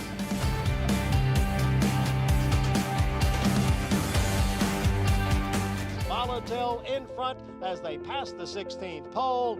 Volatile victorious in the Vanderbilt. 1 by 2 lengths. Tremendous amount of talent with his winning the Vanderbilt, as well as a couple of his wins at Churchill Downs. Ran unbelievably fast. Very special family to me. Perfect style for the 2-year-old sales. Just a gorgeous horse and throwing very athletic horses that I think will run. You just have to get in the seat of a John Deere Gator XUV 835M. Not because of the spacious cargo box. We're always picking up rocks out in the field, and the hydraulic bed has been really nice. Or because it can tackle any terrain. It can handle anything. Not even because it tows up to 4,000 pounds. We can pull things around easily. You just have to get in the seat, because something about being this productive just makes you smile. It's made life a lot easier. Learn more at johndeere.com/getintheseat.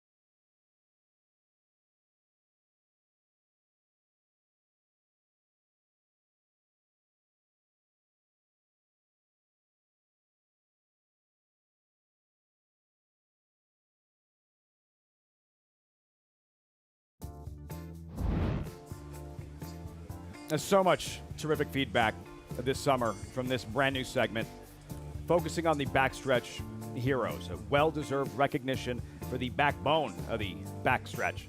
Here's Backstretch Heroes.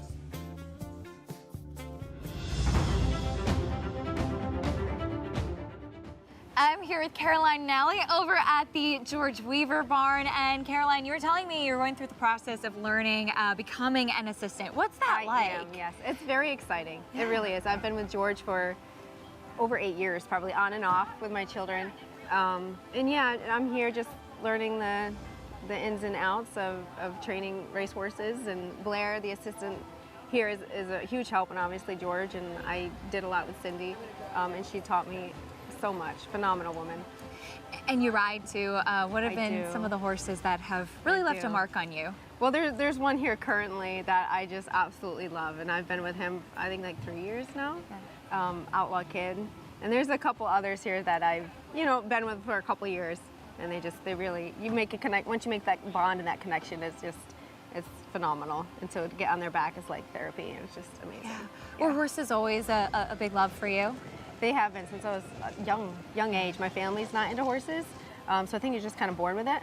I started riding when I was 13, and it all kind of stemmed from there.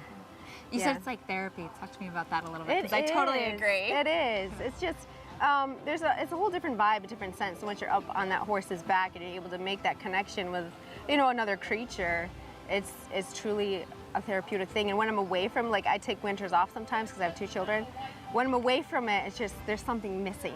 And then as soon as I hit that horse or go out and have my first gallop back, it's like, oh, this is where I belong. This is home. I love that. Yes. Thanks, Caroline. Yes. Terrific stuff, Acacia. Backstretch Heroes. For you, what's been the most rewarding part about being associated with this project this summer? I think it's being able to shine a little bit of a light on some of the individuals that have played a role in bringing these horses along. I think actually in that interview just now with Eric Cancel, he set it up perfectly, mentioning the grooms, the hot walkers, the people behind the scenes that maybe don't always get the spotlight, but are such an integral part of a horse's development.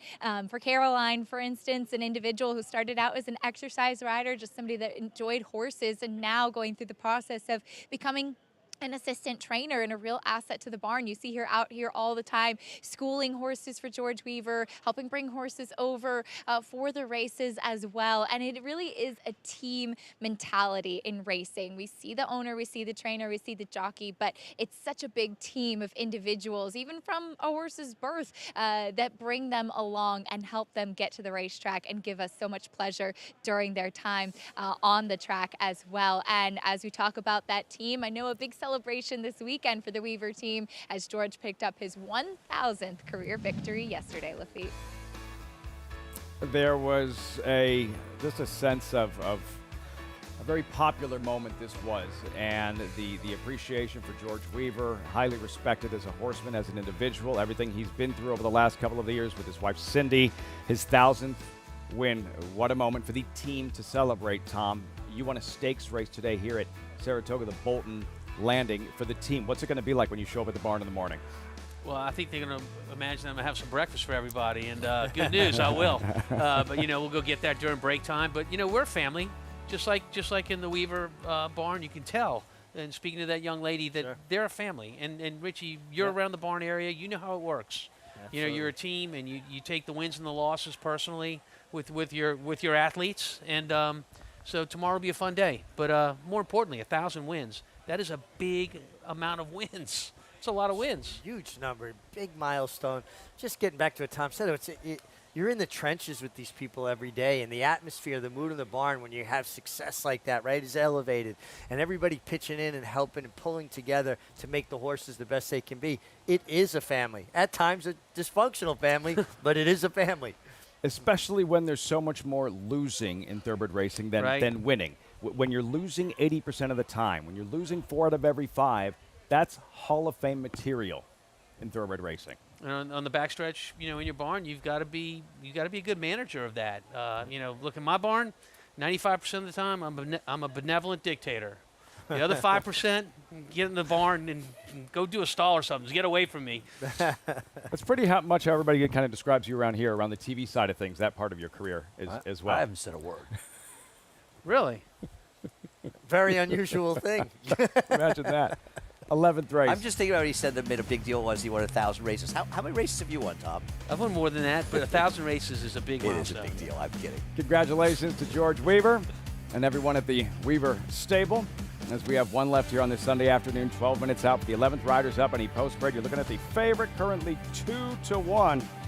Towards the outside, I'll find the name. Skylander, main track only. See what he does in the nightcap. Dancer, New York's leading turf sire, is on fire at the Big A with Dancing Buck wire-to-wire in the elusive quality. Dancing Buck is almost there. Dancing Buck. Power Attack with back-to-back wire-to-wire wins. It's going to be Power Attack. As well as 26 Black. Here's 26 Black surging by them all to win it by a neck. And Roos. Torrigo trying to catch them both. Roos to the inside of the red blinkers. Roos gets the victory. Breed to a winner. War Dancer, proud to stand in New York. It's America's original sport, and no one covers it better than America'sBestRacing.net. From the sport to the lifestyle, the best races, horses, and destination venues, cocktails, gambling, fashion, and more. America'sBestRacing.net is a sport for you.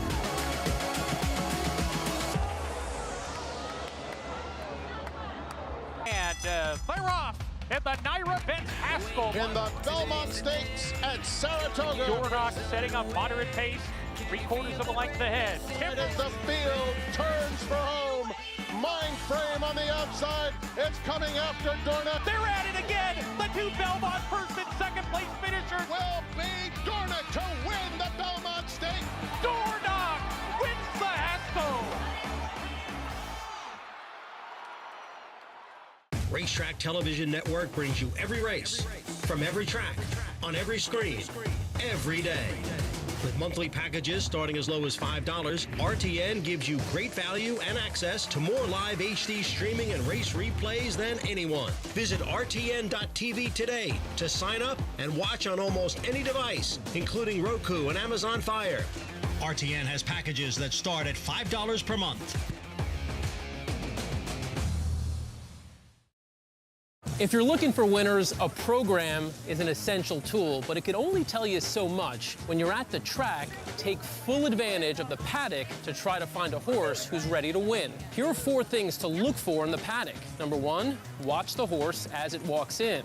Observe how they carry themselves, looking for fluid, smooth movements, a walk that's almost cat-like. Number 2, look for a well-muscled and fit appearance with a shiny coat, bright eyes, and ears that are perked up that are saying, I'm paying attention. Number 3, notice how the horse interacts with its handler. A horse that's responsive, obedient, attentive to their groom, that's a good indication of good training and discipline. Number 4, take note of any excessive sweating or lather on the horse's coat. While some sweating is normal due to excitement or heat, sweating in excess could be a sign they're expending too much energy before they really need it in a race. Getting eyes on a horse provides valuable visual clues that can help inform betting decisions, so incorporate it with your handicapping. For more race day insights, go to americasbestracing.net. Horses exiting the paddock. Riders up. Coverage on Saratoga Live, brought to you by America's Best Racing. For the love of the race, visit americasbestracing.net today. On the main track, mile and an eighth. $32,000 claimers here. Andy, who'd you go with again? Well, I mean, it's a little hard to resist a horse claimed away from Tom Amos. I can't believe Tom's not making a big bet on this horse himself. And I think Yono's really interesting in here. I thought his last race was okay. He was sort of running at the end. And you look through his form in the dirt, he's got some good race in the dirt. I think he fits very well in here as a fair price. Call to post. That's a call. I'm just appreciating this. They're playing our song. Let's meet the field for this 11th and final. And Street ready. 26 of 28 starts on grass. Yeah. First 3 are out in this race. They scratched, so there is our 4 horse. Didn't have a great setup off the layoff last time. Should improve. Claimed off Tom Amos. There's Yono. She's small in stature, but he knows how to do it, and he'll be running at the end. Land Biscuit around Ortiz looking for a 4th. You know, the key in this race is to find a horse with dirt form. And the truth of Land Biscuit, even though he's much more of a turf horse, he's got some dirt races that give him a chance. Command Performance first to the MTOs. Yeah, first the MTOs, a little change of equipment, beaten favorite last time, blinkers off. Make the rider Tyler Gaffleon on Skylander. He's the right favorite, coming off the claim for Joe Sharp. He's been in very good form recently. Make the rider Flavian Pratt, Rocco Strong. Yeah, Rocco Strong has an excuse last time. He had a bad break, and he was wide against a very strong Gold Rail. So he's a player in here. His last race is a throwout. Junior Alvarado takes the call on Colloquy. Claimed in the last start, shows no breezes since then. As a trainer, when you claim a horse, you want to test them out. You want to see if you can help them with their breezes. So that's a negative, in my opinion. So what, could you expand on that? Sure. A little bit? Yeah, so like when you're claiming a horse, you've got him in the barn, you're tinkering with him, doing different things in their workout regimes, and you want to see if it pays off in a workout before you enter him back in. No workouts suggest that there's something there that they're like not comfortable working the horse, and that to me is a negative. I have a question, a serious question about the claiming game. How have you seen? I mean, you've been a claiming trainer for a long, long time, and obviously, you know, you're upgrading your stock as your career's doing. I mean, you've obviously had an amazing career. I would say doing better, but how has the claiming game evolved in your lifetime at the racetrack? So I am a claiming trainer, and 10 years ago, that's what I did for a living. And that model is now broken because purses have gotten so high that everyone is claiming horses now. So back 5-10 years ago, I put a claim in for a horse. Maybe one other trainer would be in for that horse. Now you can't put a claim in for a horse without having 6 or 7 others in for it. So look, Yono is a good example. I knew when I ran Yono that I was going to lose him. And I did. So that's an empty stall in my barn here. And I wasn't able to replace that empty stall until yesterday when I finally had one of my claims go through and I won the shake on that horse. And shake means you won the number of claims in against them. So it's hard to replace horses. It was never hard to replace horses 5 to 10 years ago, but now everyone does the claiming. How many game. horses have you tried to claim at the meet, and how many have you been successful? That was my 6th try. And your first one you got. And the first one I got. Wow. Acacia for Skylander, the favorite for trainer Joe Sharp. First after the claim. Indeed, and able to get the claim on this one. And it's always interesting hearing insight from trainers of what they look for when claiming a horse. And oftentimes, it's just a horse that's durable is one that will catch a trainer's eye. And I think that's what Joe Sharp has with Skylander here. Does put the blinkers right on as well. A very shortcut, what we call cheater blinker. Just a few inches that will limit that horse's peripheral vision. And this is what Tyler Gaffalione often does. He'll take them away from the pony, give them a big warm up, and then let them stand and survey the surroundings. I do really love to see that. And this horse has been sharp, and he runs his best races when he is sharp. When he's kind of dull and quiet in the preliminaries, that's usually a negative for Skylander. But he looks terrific for Joe. I think he's very much the horse to beat, and that's why he's the favorite here. But a couple in the body of the race that I find interesting, you guys were talking about Yono, and certainly Tom would have the best insight on him. But this is a horse that I wasn't in the paddock for his last race, but seeing him from a year ago, sometimes he just wouldn't carry the best weight. He's a little bit of a smaller frame.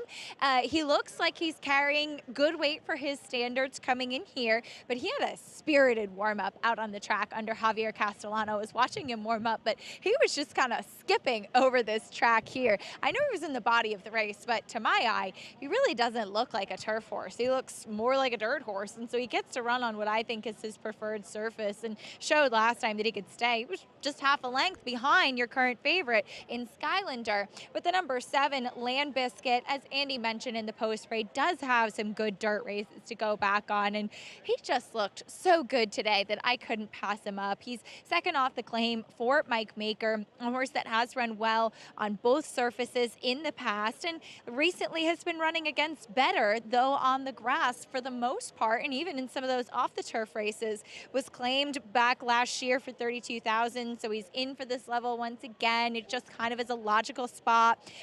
Lovely warm up out on the track today as well. He's also pretty sharp, but that's typical for him as well. And he too sometimes doesn't carry the best weight. This is the best I have seen his condition in a while, Lafitte. Lamb Biscuit, Rod Ortiz, 3 wins thus far. Seeking a 4th to close out Alabama week. Looking ahead to Travers week in the Grade 1 activity. You touched on the King's Bishop Alan Jerkins. Well, I stumble on that one 9 out of 10. I know. Alan Jerkins, sprinters, older sprinters, the Forgo, 8 strong. Last year, a little different, gentlemen, with elite power and gunite and top heavy. The strength of the sprint division still wide open.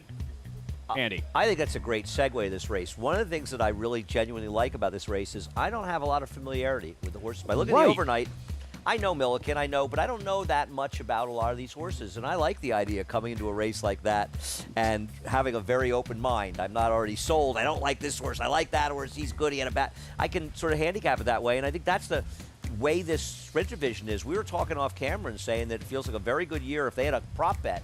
Who's going to win will a 3-year-old or will an older horse win the Breeders' Cup Sprint this year? I think the 3-year-old should be favored, Richie. Been a very strong 3-year-old sprint division. There's no doubt about that. This was a breakout performance for Milliken, though. He really ran. And I love when you get a horse with that demeanor, right? You can just see the intensity on his face and his ears pinned. That was a big effort from him. I agree. Chosen Braun out west, very, very good, but no Nakatomi, who won the Vanderbilt, and no Skelly. So opportunity for another in the Grade 1 Forgo. It all gets started on John's Call on Wednesday with the John's Call. Boston Spa on Thursday. There's a lot of Chad Brown there. Friday, Grade 1 Personal Ensign, and the 5 Grade 1 events on Saturday, all on Fox, headlined by the DraftKings Travers. It's so cool, people see the Forgo and they think, those who remember Forgo, and many up here do, why is there a 7-furlong race named for him? Well, Forgo was the sprint champion one year, and in about a month and a half, he put together a win in the 1.5 mile Woodward, the 7-furlong Vosburg in his next start, which was really the sprint championship basically then, and then the 2-mile Jockey Club Gold Cup. We used the 7/8 Vosburg as a prep for a 2-mile Jockey Club Well, it was Gold Cup. perfect because both of them started in the 7-furlong shoot at Aqueduct. It's just for Forgo, the second one, he had to go around again once more. Newer fans to the sport that have been following 5-10 years, like their head is spinning right now. How difficult that is to comprehend. The Bluegrass was 9 days before the Kentucky Derby. And 9 days. The test was 9 days before the Alabama, and many horses go for Juan. Used that race of prep. Society Selection did it for Alan Jerkins. What was the Churchill race that would run a week before? Derby Trial. Derby Trial. Who did that? Swale? Did Swale do it? No. Somebody did it. That's what I'm talking about. Won the Derby Trial and ran 4th in the Kentucky Derby. But he ran Devil's Bag in the Derby Trial, but then he didn't run him in the Derby when Swale won the Derby. Okay. Yeah, that's a good call. Yeah, I'm glad Devil's Bag didn't run in the Derby, or wasn't at his best when he ran in the Derby. He just didn't make that step. There must have been some soundness issues from 2 What to did Stephen 3. say? He stepped on a rock or something. One of the training. greatest 2-year-olds. Yeah, no ever. question. Brilliant 2-year-old. Ever. Yeah. I saw him break his maiden. I Right just here. graduated college, and I came up here for a week before I started working. That is I cool. still can remember Tom Durkin's call. There you go again. I see what you did there. 11th and final. Finally, one final time. Frank Ramadi on the mic. 2 more left to load. Rocco Strong and Colloquy.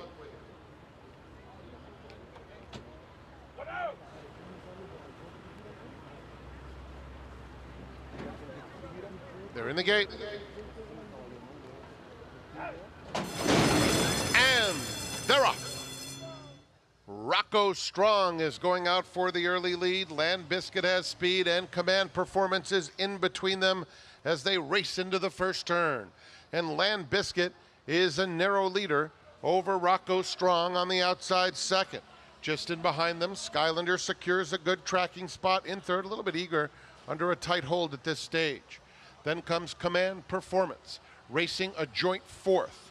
As they swing onto the backstretch, he's about 5 lengths off the lead, and they now have gone an opening quarter in 24 and 2/5 seconds. Colloquy has moved up to take that 4th spot. Yono Street Ready at the back of the field. They're heading to the 5/8 pole, and it is Land Biscuit just in front, 3/4 of a length. Rocco Strong races in second. Just behind them, Skylander still under a tight hold and wanting to get after that pair. Nowhere to go at this stage for him. He's got to wait with Colloquy racing in the 4th position. Then comes Yono on the outside of Command Performance and Street Ready. The half in 49 and 3. Rocco Strong takes it to Land Biscuit around that far turn. They're stride for stride. Rocco Strong now puts his neck in front. Just in behind them, Colloquy. Skylander has some run. He's going to get some breathing room soon. We'll find out what he's got. Then it's Street Ready in 5th. There at the top of the stretch, Rocco Strong drifts out just a touch, but does maintain a short lead over Colloquy in second. Skylander on the inside is now let loose as they come to the 8th pole. Skylander on the outside, Colloquy, and in between them it's Rocco Strong. 3 of them across the track in the finale. Head and head to the wire. On the outside, Colloquy just in front. Here's the line. Photo finish. It's close. Colloquy and Rocco Strong, heads bobbing. Behind them, Skylander was a close third.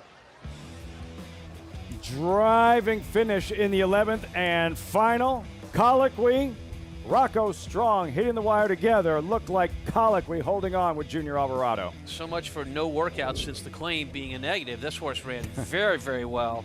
And obviously, maybe the non-workouts, which some horses do prefer. And maybe the key was ended up being the right move. Maybe the key was he didn't get left today. Yeah, that's as the a good horses point. were getting left. I mean, he should have won last time, and I say that having benefited from his antics where he ran so well, but he came off the claim and he ran much more professionally today getting it done. Made that huge middle move last time. Looked like he was on his way to victory. It was just too much to ask, and he kind of folded up late and got caught by Boss Making Boss as he came back. He was trying to maybe give it back here today, but he got it done. Tough trip for the 13 along the rail. He had to wait a long time to get out, but he had every opportunity when he did. Big race from our winner. Rocco Strong looked twice the size of Colloquy. Colloquy able to get his nose down. 16, the unconventional 16, 15, 13 trifecta down to Acacia. Here we go. And with Amira Shashakli and Kriya Shashakli as well. But Amira, congratulations with Colloquy. You dipped back in to claim him again. What was it about this horse? He's just a very neat horse, classy horse. You do everything right by him, he'll do it by you. This is my horse for sure. 2 wins now. What kind of horse is he to be around that, like you say, he really kind of is receptive to whatever you do? So classy and so much personality. Like if you just sort of buy into what he wants to do, he's right there to give it back to you. I mean, he just is such a fun horse to work with because if you keep him happy, it shows, as you can see today. Congratulations. Lafitte? Tough time catching her breath. Richie, after the win and cheering on Colloquy, the reclaim, able to outduel the much larger Rocco Strong to the wire. Probably rooting and riding every bit as hard, if not harder, than Junior Alvarado. And good to see her get a win up here in Saratoga. It's so tough to win anywhere on the NYRA circuit, but especially up here. And this was a horse that was an astute claim. You know, he had legitimate excuse last time when he was best. I like what his trainer, Amira, said about keeping horses happy. So important. You know, horses eating well, keeping their weight, looking for all the signs that says, hey, we're ready to go. Makes all the difference. A new horse in your barn, how long does it take to get to know their idiosyncrasies? They're all individuals, certain habits. How long does it take to really get to know a thoroughbred? You know, Friday, Saturday, Sunday, I'm up here on the set with you guys. But every other afternoon, racing or not racing, I'm at the barn. And I learn more about my horses when they get fed that evening and everyone's gone and I just walk the barn and just watch them in their stalls. I learn more about my horses and their personalities in that 20 minutes where I keep a little notepad and I write notes on them than I will any other point in the day. That was Alan Jerkins' M.O. You know, we have the Alan Jerkins Saturday named for one of the greatest horsemen I've ever been around, certainly. And he did the same thing, Tom. Fed them themselves, went to dinner, came back, watched them in their stalls, and learned more about them then than even when they trained. Well, I was around him when I was an assistant up in New York in '87, and no one had the work ethic he had. No one. Alan Jerkins, one of the greatest of all time. Didn't love the nickname the Giant Killer, but he pulled off some of the biggest upsets in the history of the sport, including an upset of Secretariat right here at Saratoga. This one here with Colloquy on the outside, in between horses. Rocco Strong battling with Flavian Pratt, but too much Colloquy in the end. Yeah, I mean, listen, you got a weight cleaner, set up a better trip. Junior Alvarado, a very strong finisher. Rocco Strong was game all the way away. Skylander had to be held up in traffic. He did have his opportunity, Tom, but he is kind of a grinding type. He's not going to give you kind of that instant acceleration. I think he would have been maybe best if he had gotten in the clear when he wanted to let him march on. By that much. By that much, the photo with Colloquy and Junior Alvarado in the 11th and final. Andy, the pick 5. It's coming, I promise. Should we do the math? There you have it. What do we got? 224, 2,500, 3,000. So probably about $21,000 for. Probably. Actually, I think I paid a little short the parlay. Actually. 4,200 plus. Did you just add up the parlay of those 5 horses? Yeah. Mm-hmm. It's impressive. I like it. Well, you're at the barn, you know. He's pretty good with numbers. I'm multiplying. Is it almost 7 o'clock? I got a feeling we're approaching 0 hour here. Travers drawn earlier today. We were wondering who would be the morning line favorite. Richie, you did think it would be Dornan, who gets the slight edge at 5-2. Torpedo Anna, Fierceness, co-second choices at 3-1. Yeah, he sports 2 Grade 1 wins. He's the Belmont Stakes winner at the Travers Stakes distance right here in Saratoga. That's why I thought the favoritism, at least on the morning line, would lead towards him. Torpedo Anna, Gemma Consistency taking on the boys. This is a great Travers. I mean, we're really in for a treat here. I agree. I mean, amazing day of racing, and this Travers. I mean, the thing about this, there's no chafe. There's a lot of wheat in there. Even the horses that'll be bigger prices in the year have a right to take a step forward. There's going to be pace in the race. It's got all the players you want in there, and the filly just makes it that much more appetizing. It's going to be an amazing race. And to frame it, just how long it's been that the fillies won the Travers, 1915. Yeah, it's a long time ago. But when you put it in context of, well, when's the last time a filly won the Derby? Not that long ago, winning colors. The last time a filly won a Preakness, 4 years ago, Swiss Skydiver.